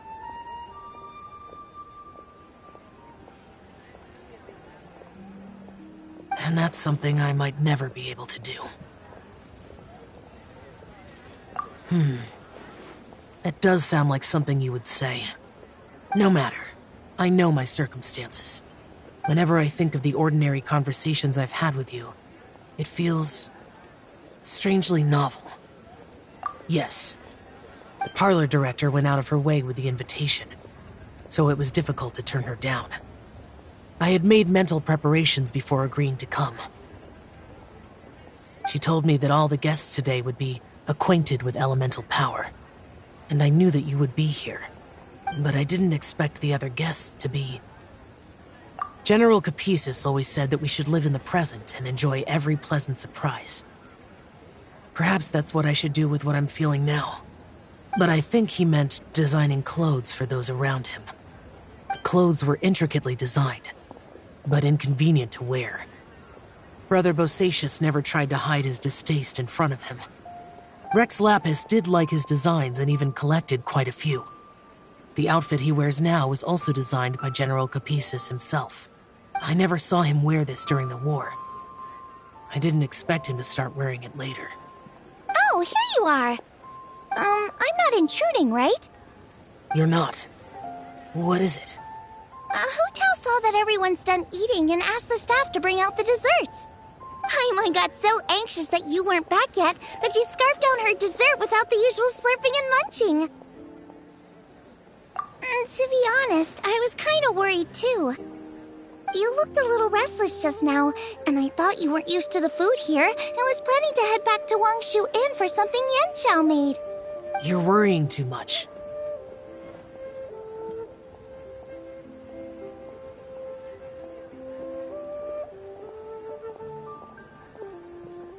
Why would I? Anyway, let's head back. Please wait! There's another reason why I came looking for you. Here, take these. I brought them for you. Almond tofu?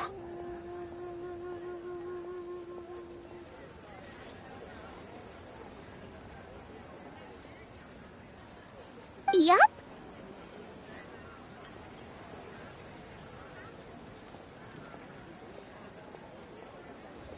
Since the Masterful Chef's competition, you could say that Yanxiao and I are not only competitors, but good friends as well.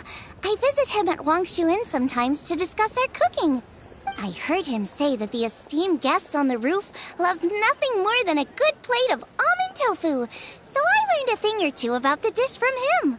I'll be honest, before Hu Tao invited everyone, she secretly came looking for me, told me about the guests she planned to invite, and asked me for some suggestions on what she should order. So I made a few servings of almond tofu for you guys in advance. Take them as a token of gratitude for your support. When I told Guoba that I was making these for you, he started eagerly running around the kitchen and helping a lot too. Thank you for the trouble. There was no need to... I'll take them. Thank you. And Guoba too. You're welcome. Oh, the almond tofu I made probably tastes and feels a little different from the type Yanxiao cooks. Please let me know if there's any improvements I should make. Okay. That's all.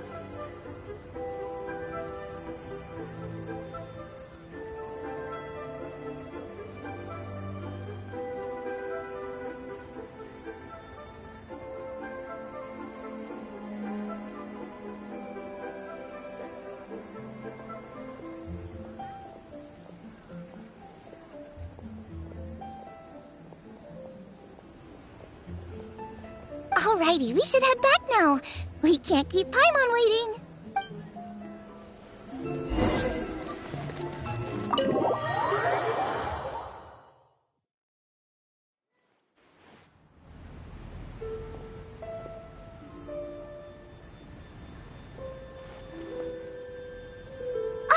You're finally done whispering secrets to each other?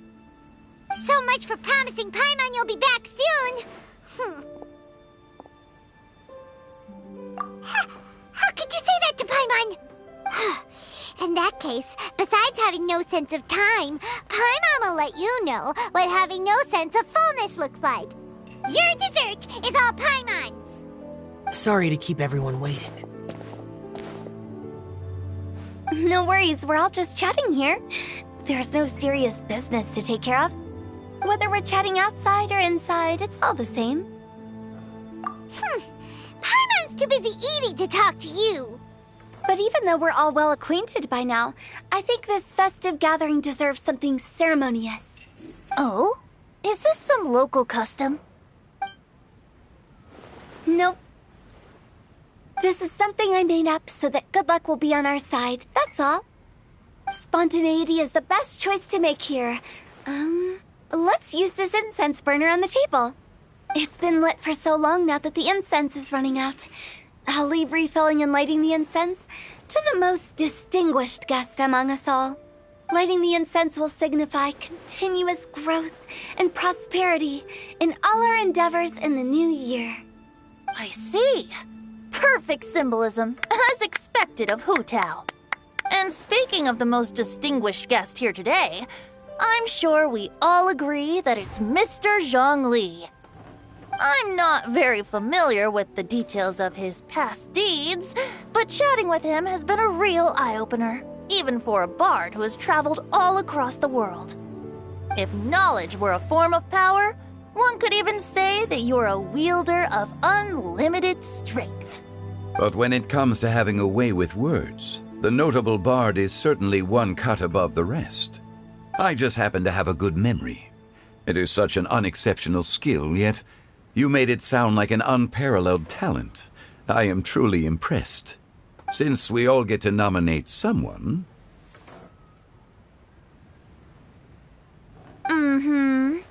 I think it's only fair that we let the parlor director light the incense. Huh? That won't do. Don't flatter me just because I'm your boss. We are looking for the most distinguished guest here. As the host, I shouldn't be involved in this discussion at all. Now that we've enjoyed this table full of delicacies, how about we let our one and only chef here do the honors? Is this really the way this works? I didn't cook any of these dishes. It's not a big deal. Just look at her! Xiangling, the disciple of an adeptus, the stove god's best companion, the winner of the Masterful Chef's competition.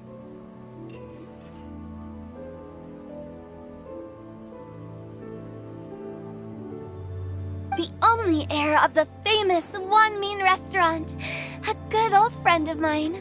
There's no better choice. Why does Paimon feel like we're back at square one again? Please stop! You're making me embarrassed. If we're looking for a distinguished guest, surely the second son of the Feiyun Commerce Guild counts. It's one of the largest commerce guilds in Liyue Harbor. Huh? Don't get me involved in this. Ooh, not a bad choice. With the Commerce Guild's young master lighting the incense, we're all sure to make a huge sum of mora in the new year.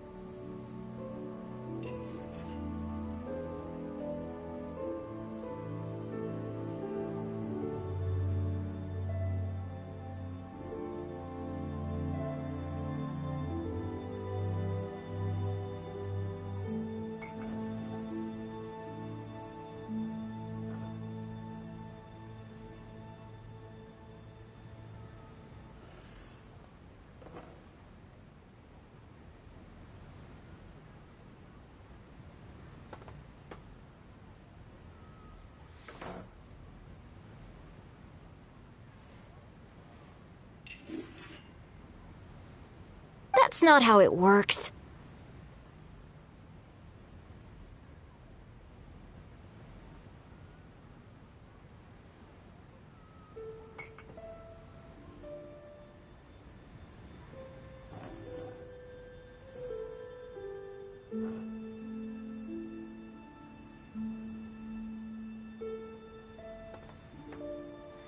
Making a fortune is indeed a fine wish, but it's of lesser importance than good health and happiness. which means we should choose Chongyun, the skilled exorcist who keeps everyone's home safe from evil spirits. Huh? Now you're nominating me? I can't be the one when we have the Conqueror of Demons right here. Adeptus Xiao has the most seniority among everyone here today. We should... I refuse. I am most certainly not the most distinguished guest here. You should all be able to make the right judgment based on your observations. One person here is well acquainted with everyone else.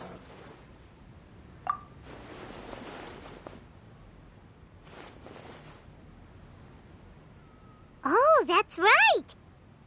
Even though you're always mocking Paimon, you're still pretty popular with other people. No, wait! Paimon said she wouldn't talk to you again. Huh? Who else is there? Huh? Huh? Does that mean Paimon's the most distinguished guest? Oh, well, that was unexpected! I agree. Paimon's just the one we need. Without a friend constantly by your side, a long journey would become dreadfully lonesome.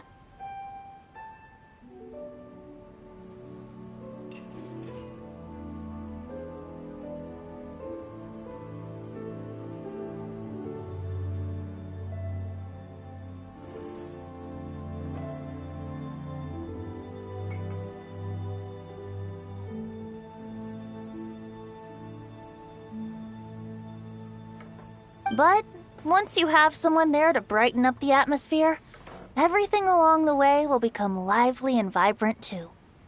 Ah. The traveler has traversed many nations and left behind a great deal of fascinating stories. But without Paimon, they would have become quite monotonous. Paimon plays an indispensable role in making your journey a happy and smooth one. You guys, Paimon's not used to being praised like that.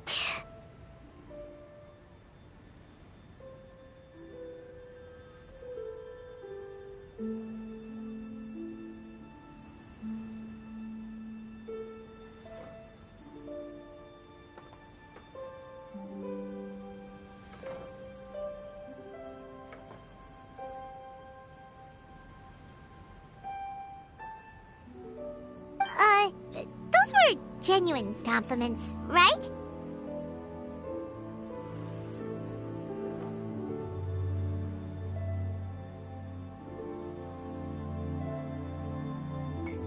Thank you.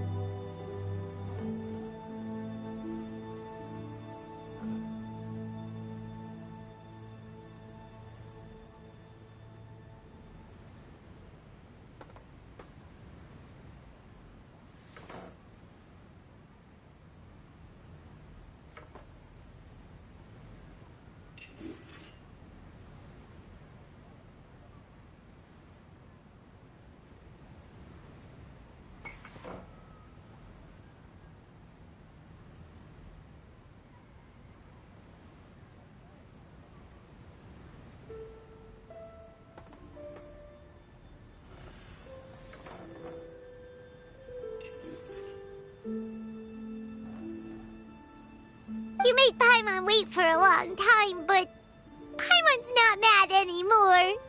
Don't take everything to heart, Paimon. Friends tease each other all the time.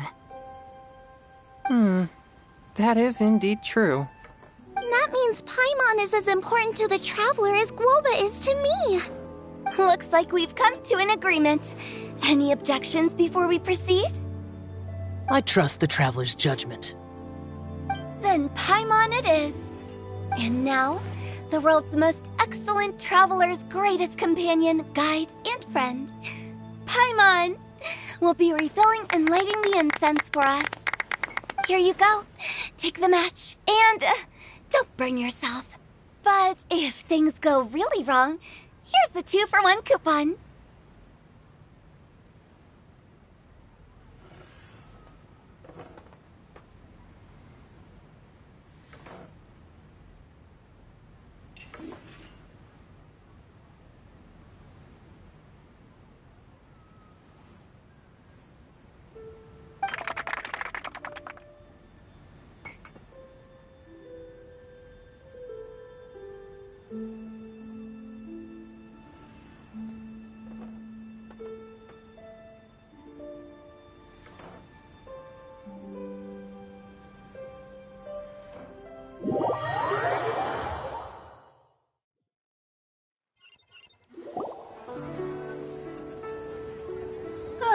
It's getting late.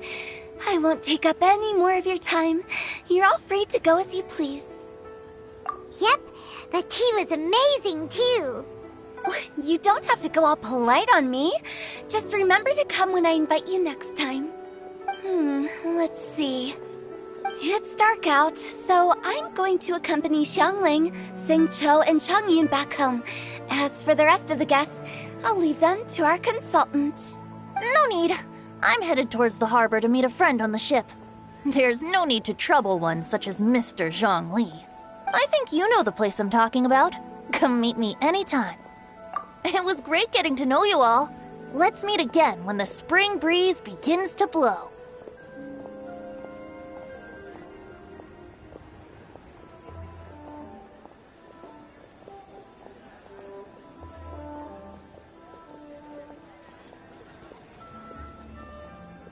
Bye. Oh, we should write poetry together sometime. We'll catch you all later then. Don't forget to return to the parlor later. There's something I need you to do. Understood. See you later. Well then. Rex Lapis. Just Zhongli will do. I live as a mortal in Liu Harbor now.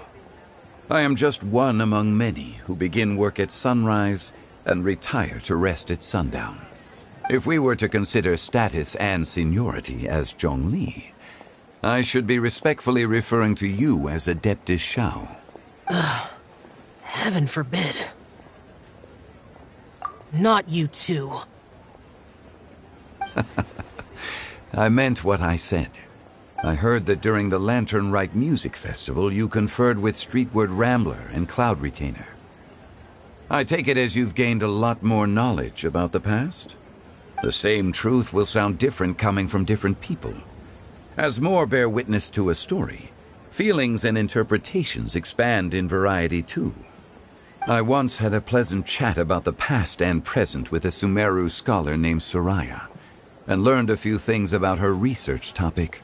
From the evidence she found and the conclusion she made, her area of research is already very close to the truth. But there are multiple sides to humans and gods alike. In the legends recorded by humans, some gods were depicted as arrogant and condescending, while others were kind and capable. But whether to me, Streetward Rambler, Cloud Retainer, or younger adepti such as Shao and Ganyu, those adepti and gods that may seem extraordinary to humans are something more akin to close companions.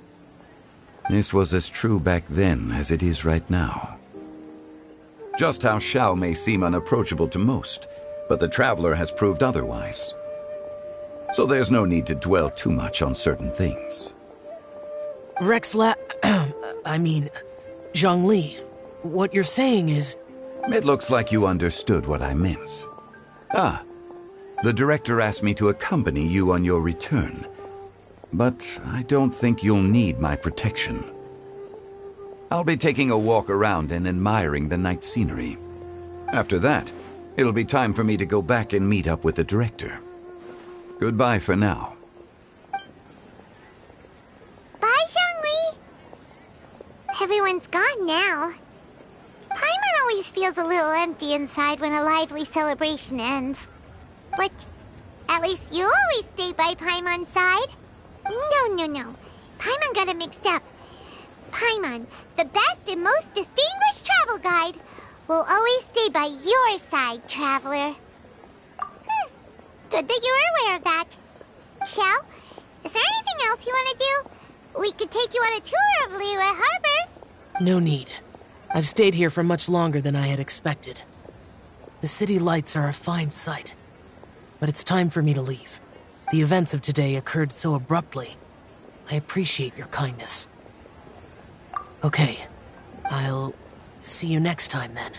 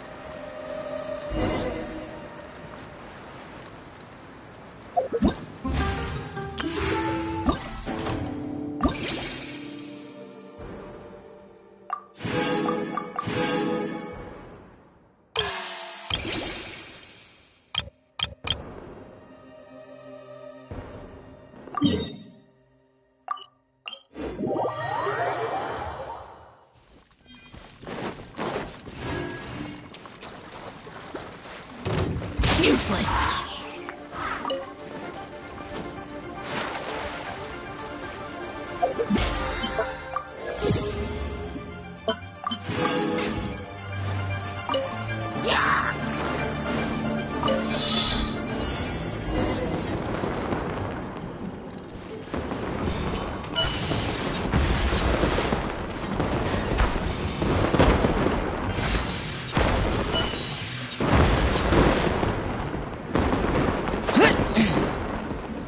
Worthless!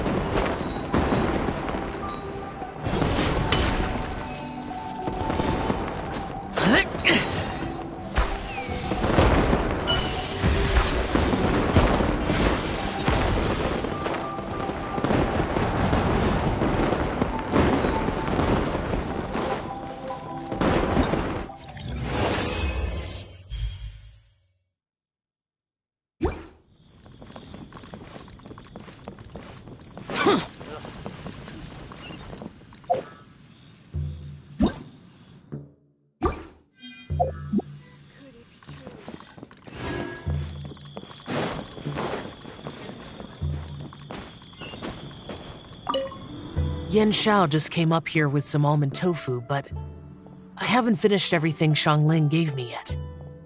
You should try some too. I'm not as experienced in tasting mortal food as you, and I couldn't tell the difference.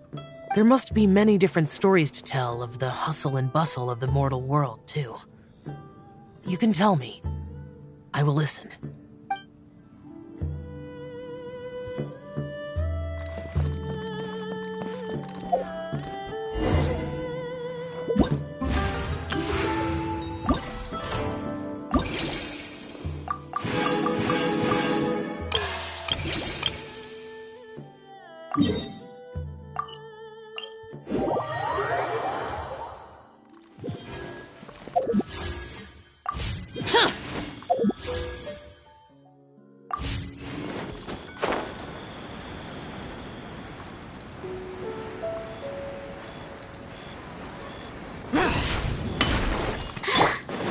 Illusion shell! Here to play. Take flight! Use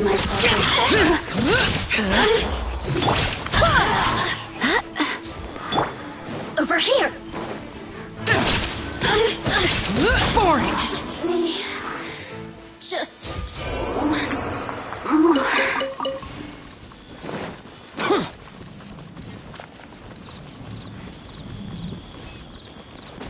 Useless!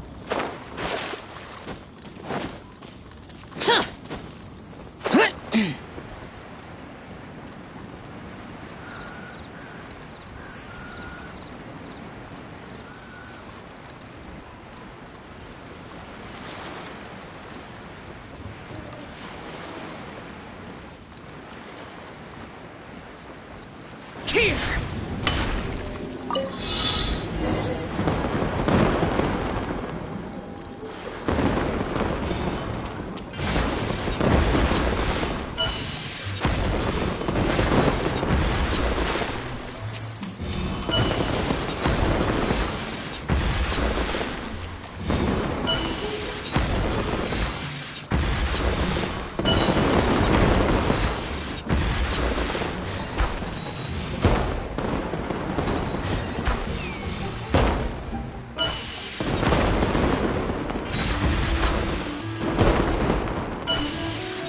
Worthless!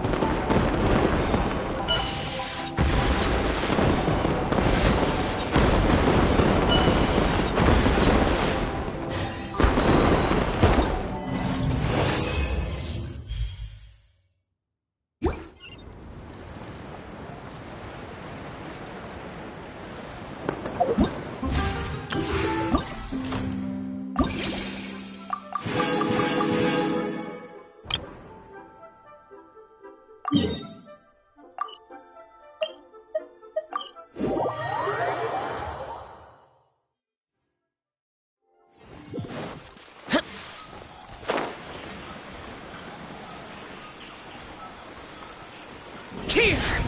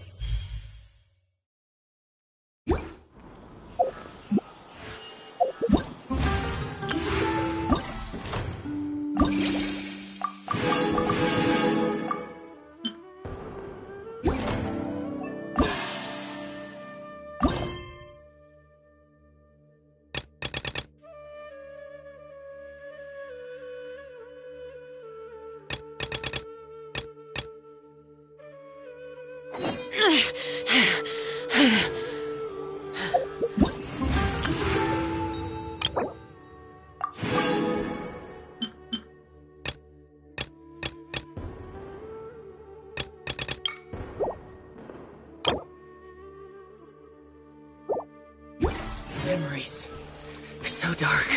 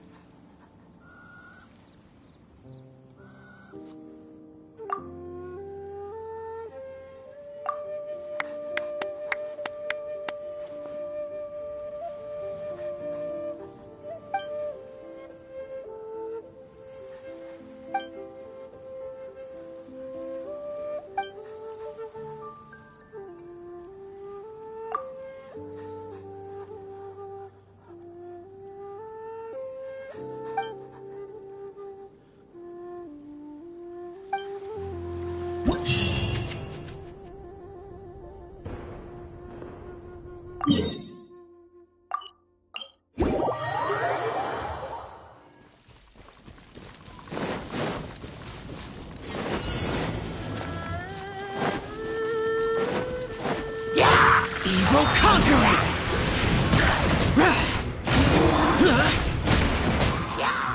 Worthless!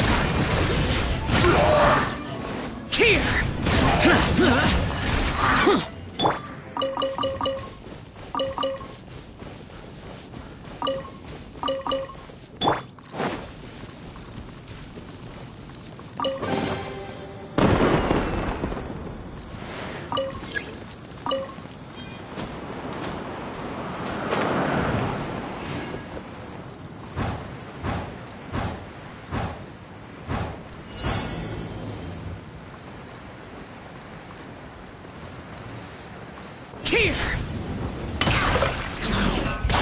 Toothless!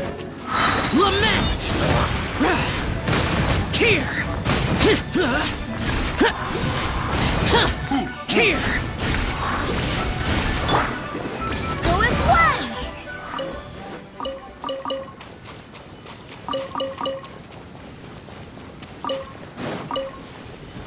Wind, hear me!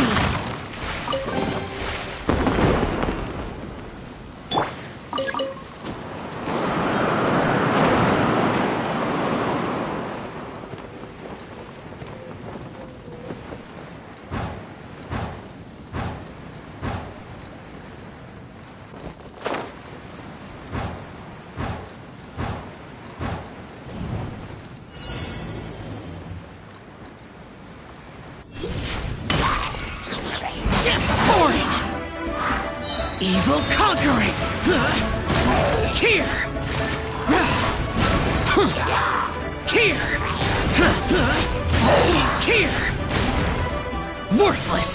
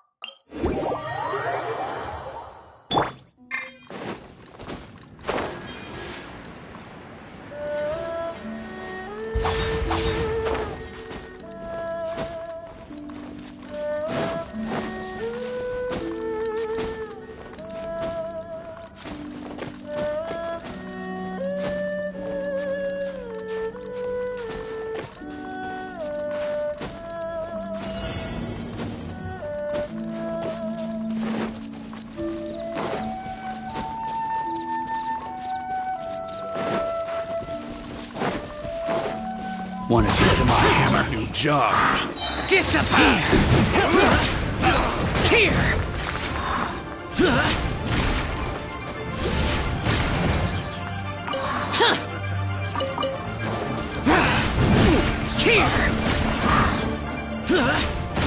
Here! Freeze!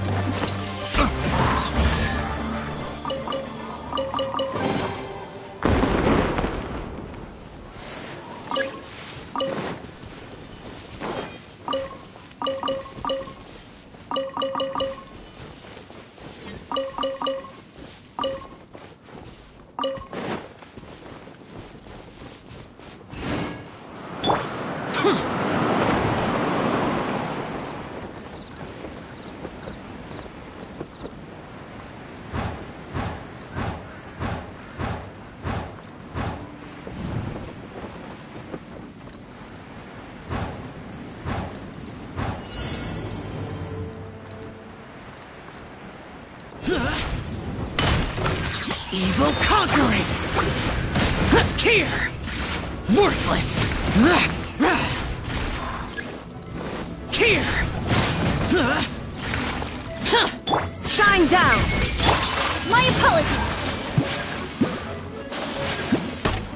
Barbados, guide us. Take flight!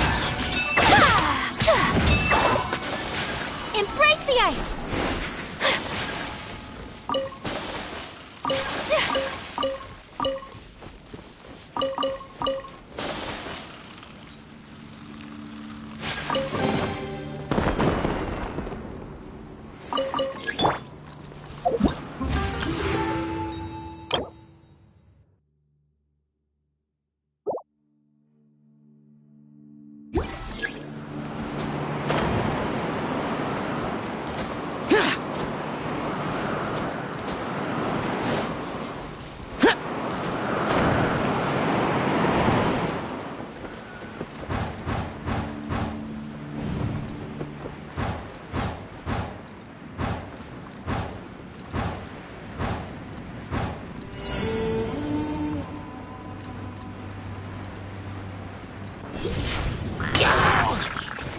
Useless!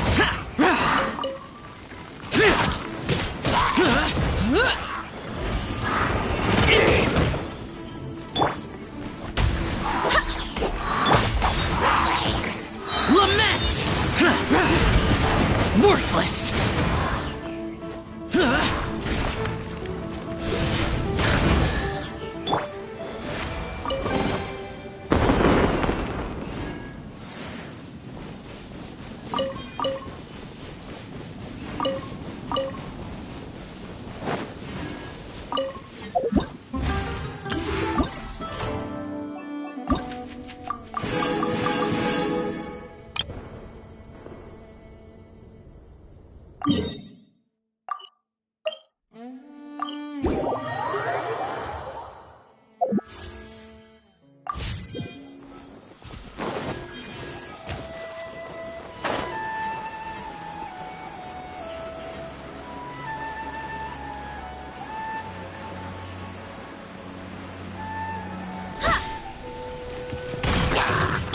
Useless! Wind, hear me!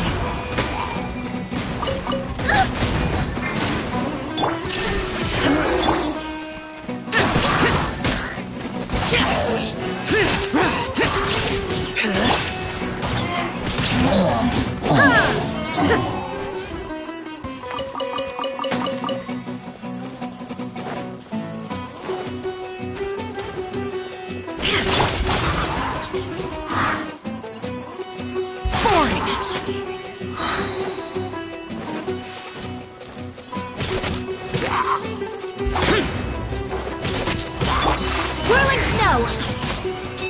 Yeah!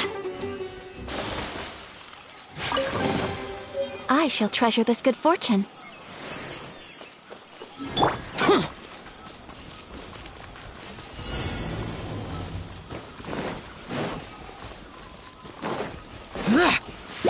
Evil conquering! Worthless! Worthless! Boring!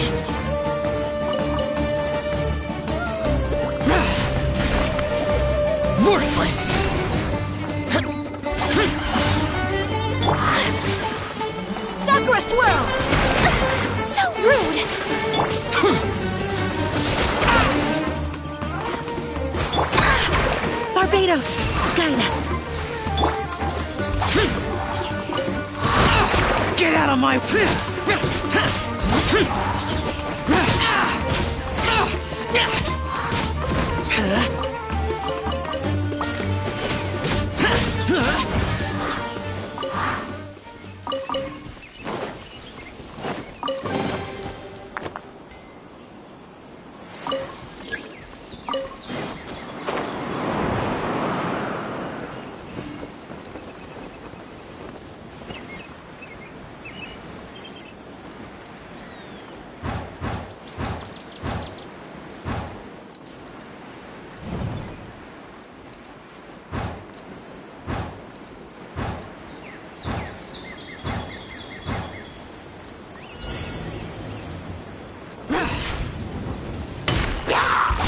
Useless.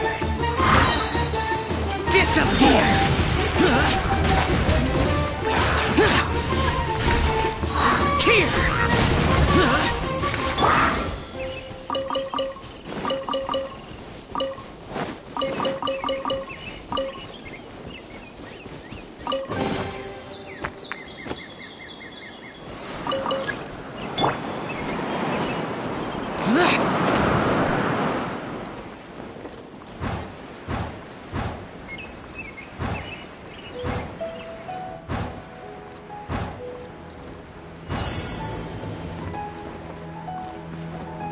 Worthless.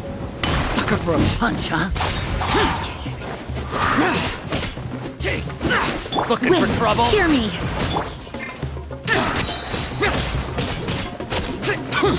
Evil conquering. Here. Following orders. Well, worthless. Here.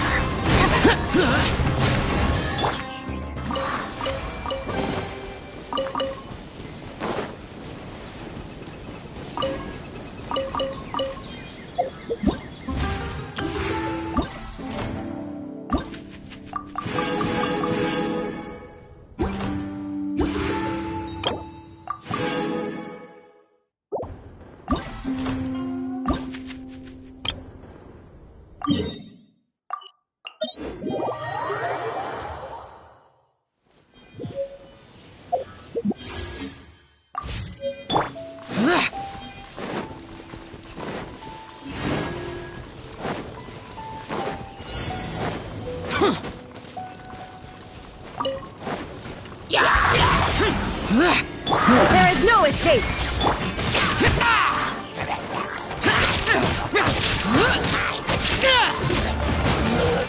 Boring.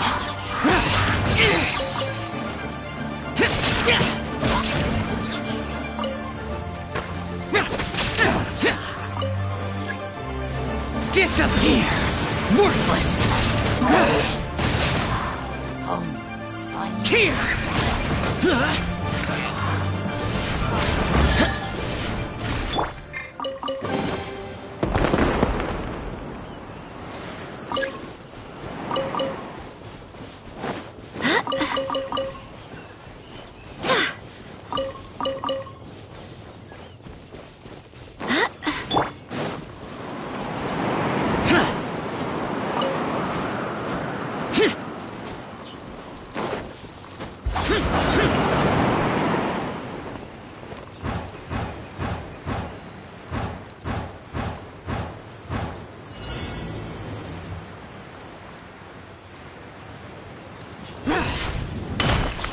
Barbados, guide us.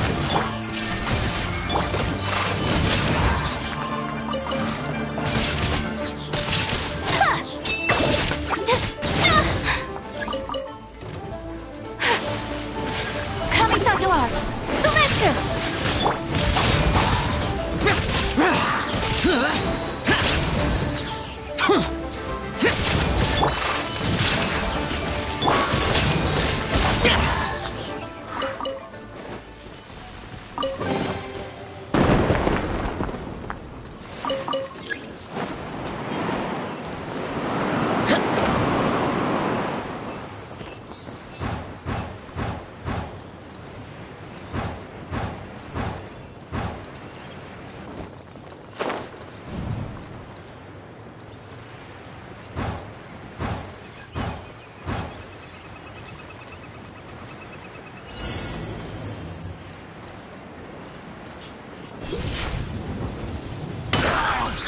natural conquering!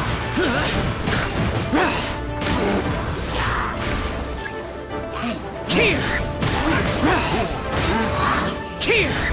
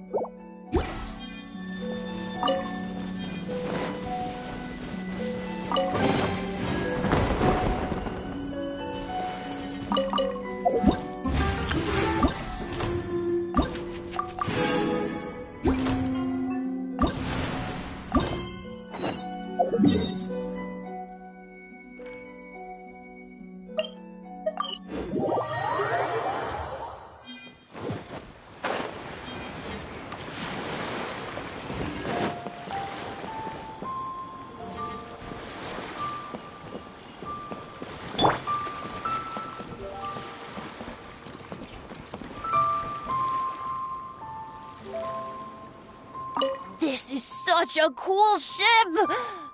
Facing the sea breeze and gazing out at the soaring seagulls makes me want to sing out loud! Kazuha, how about I stay here and be the ship's resident bard? What are my prospects? With your level of artistic finesse, I'm sure nothing will go wrong. But I'm afraid the sailors aboard are not the most versed in the arts.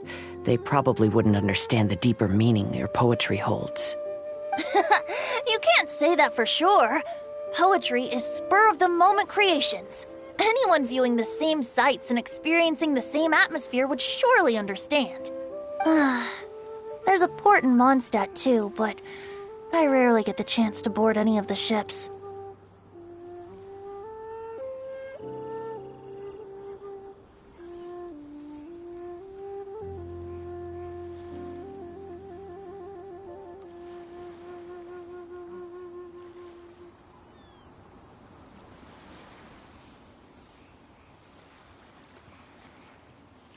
Speaking of ships, everything's perfect about this one, except...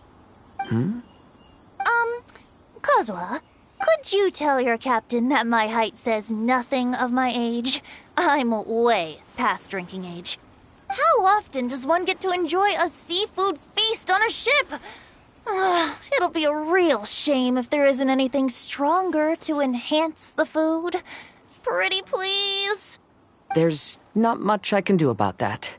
It's not because Captain Beto's not on the ship right now, but because there's no room for negotiation on this matter. Even I have to sit in the no-drinking zone every time. But I don't get drunk after just a few sips. Trust me, I can hold my liquor really well.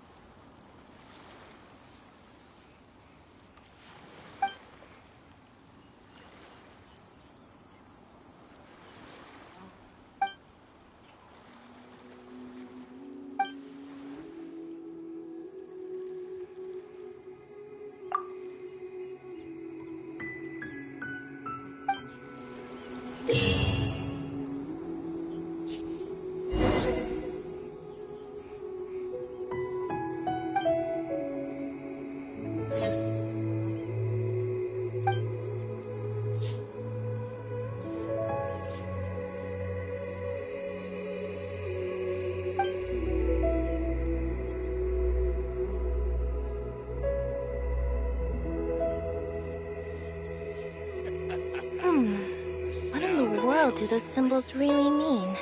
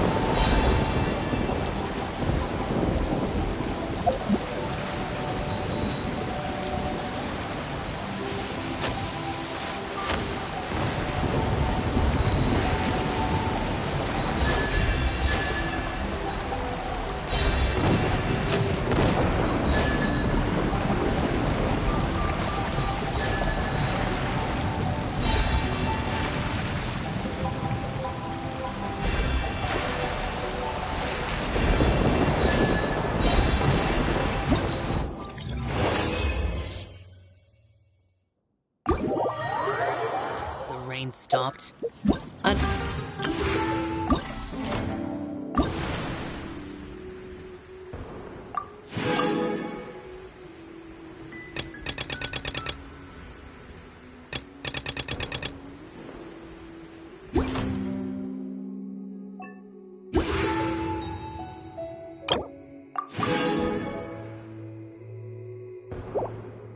Concern myself with the weather.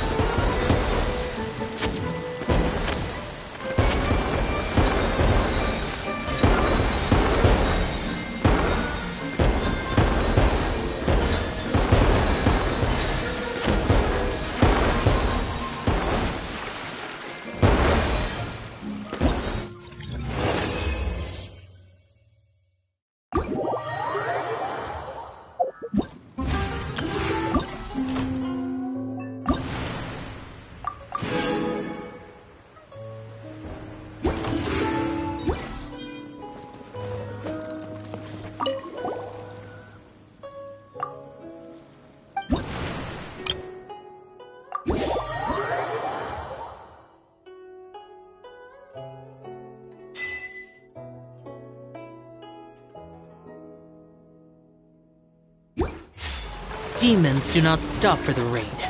Move.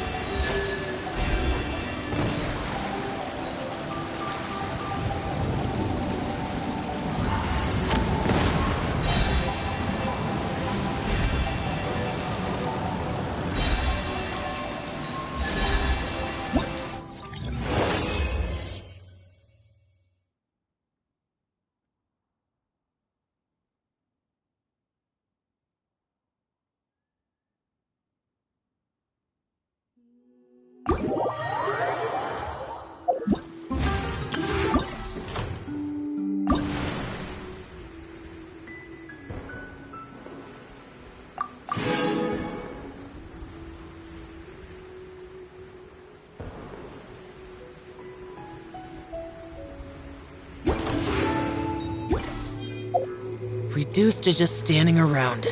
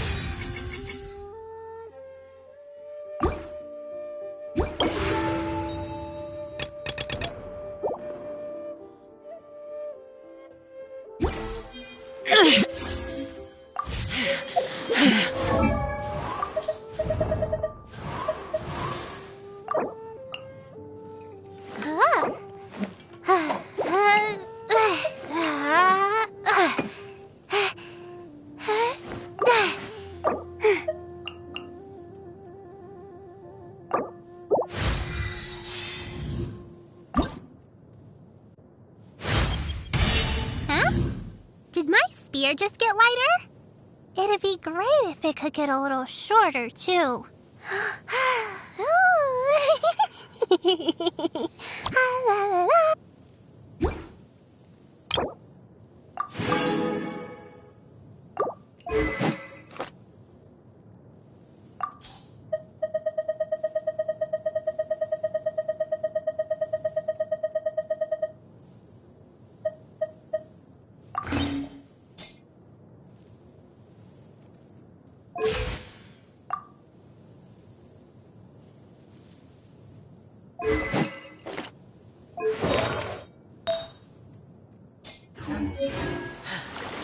Those memories. So done.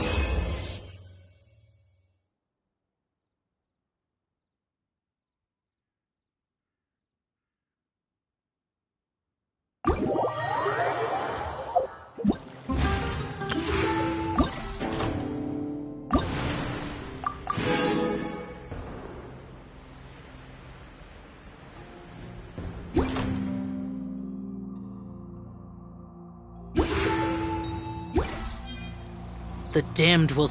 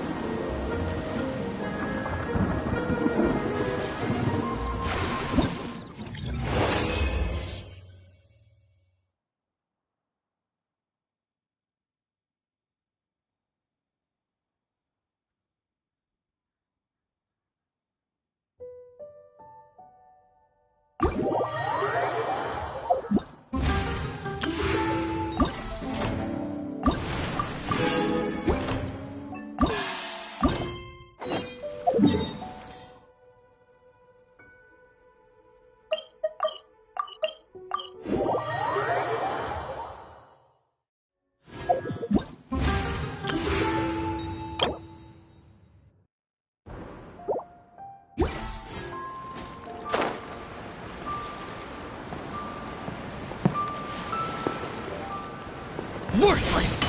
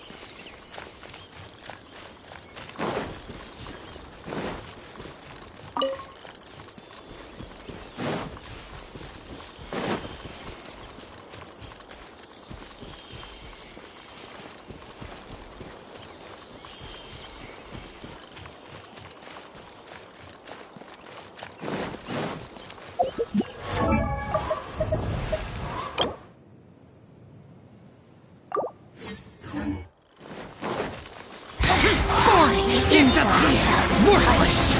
Here! Worthless! Worthless!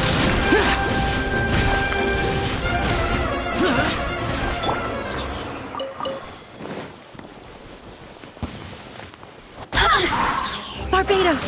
Yes! Take flight!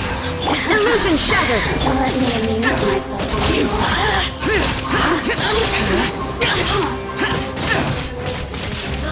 Look at me. Just once more.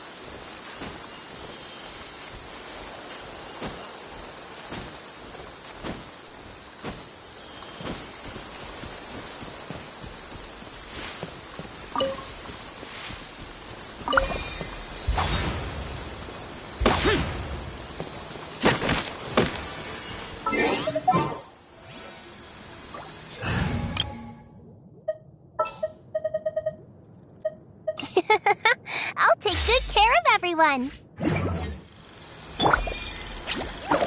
You're up.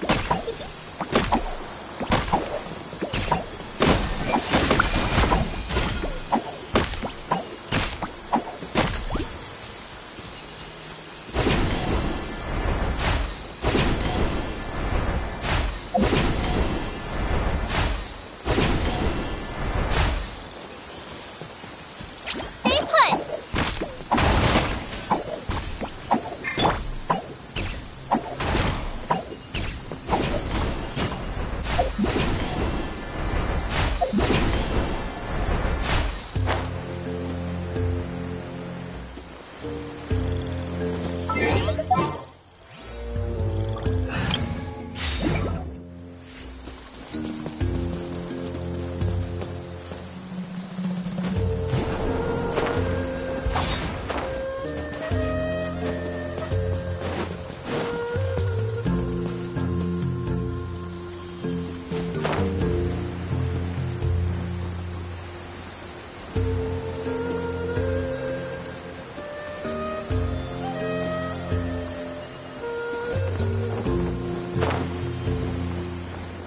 Worthless!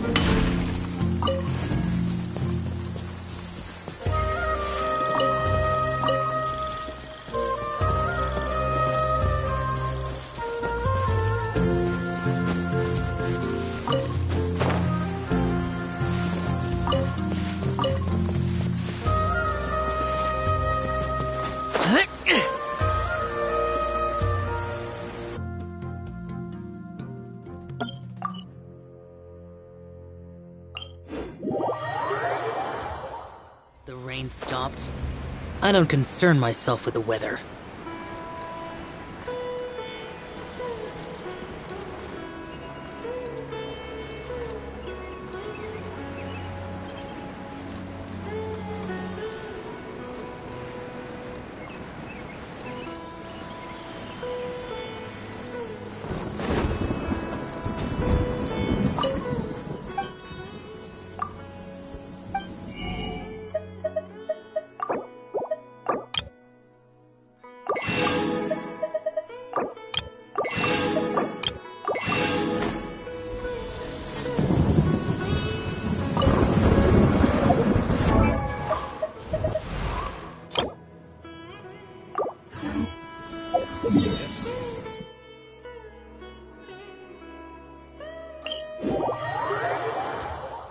The rain stopped. I don't concern myself with the weather.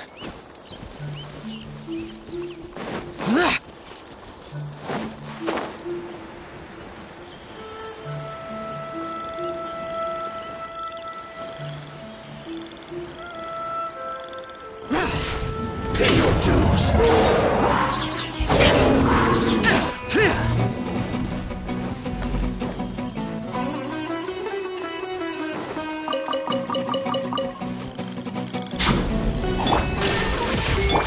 My apologies! Lament! Can't escape! Worthless!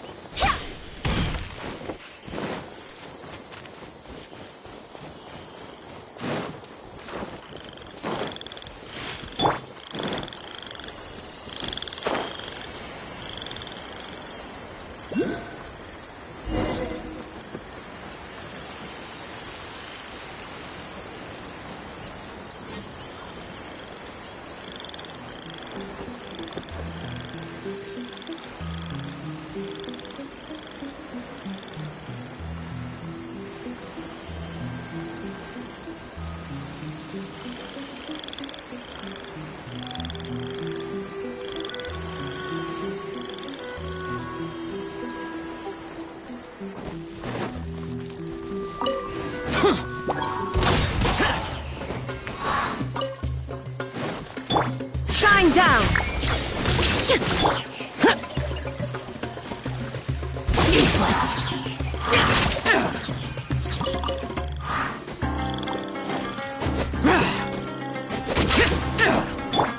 Take flight!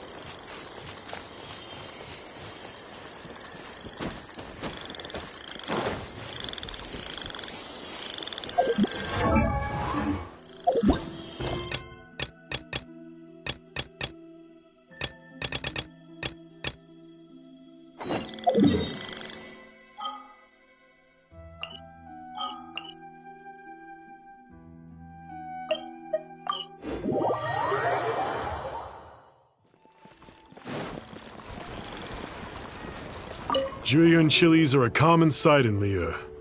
I can rustle that dish up in no time if you help me find some.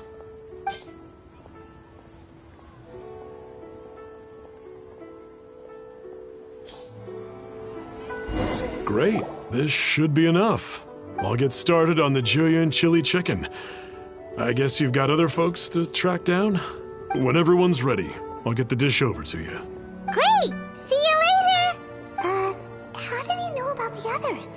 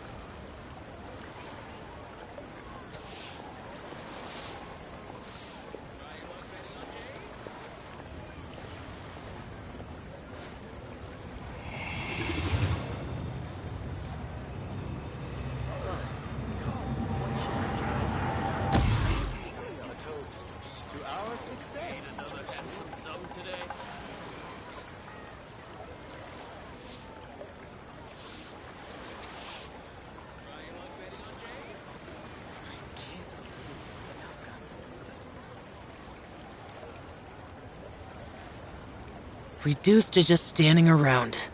How absurd.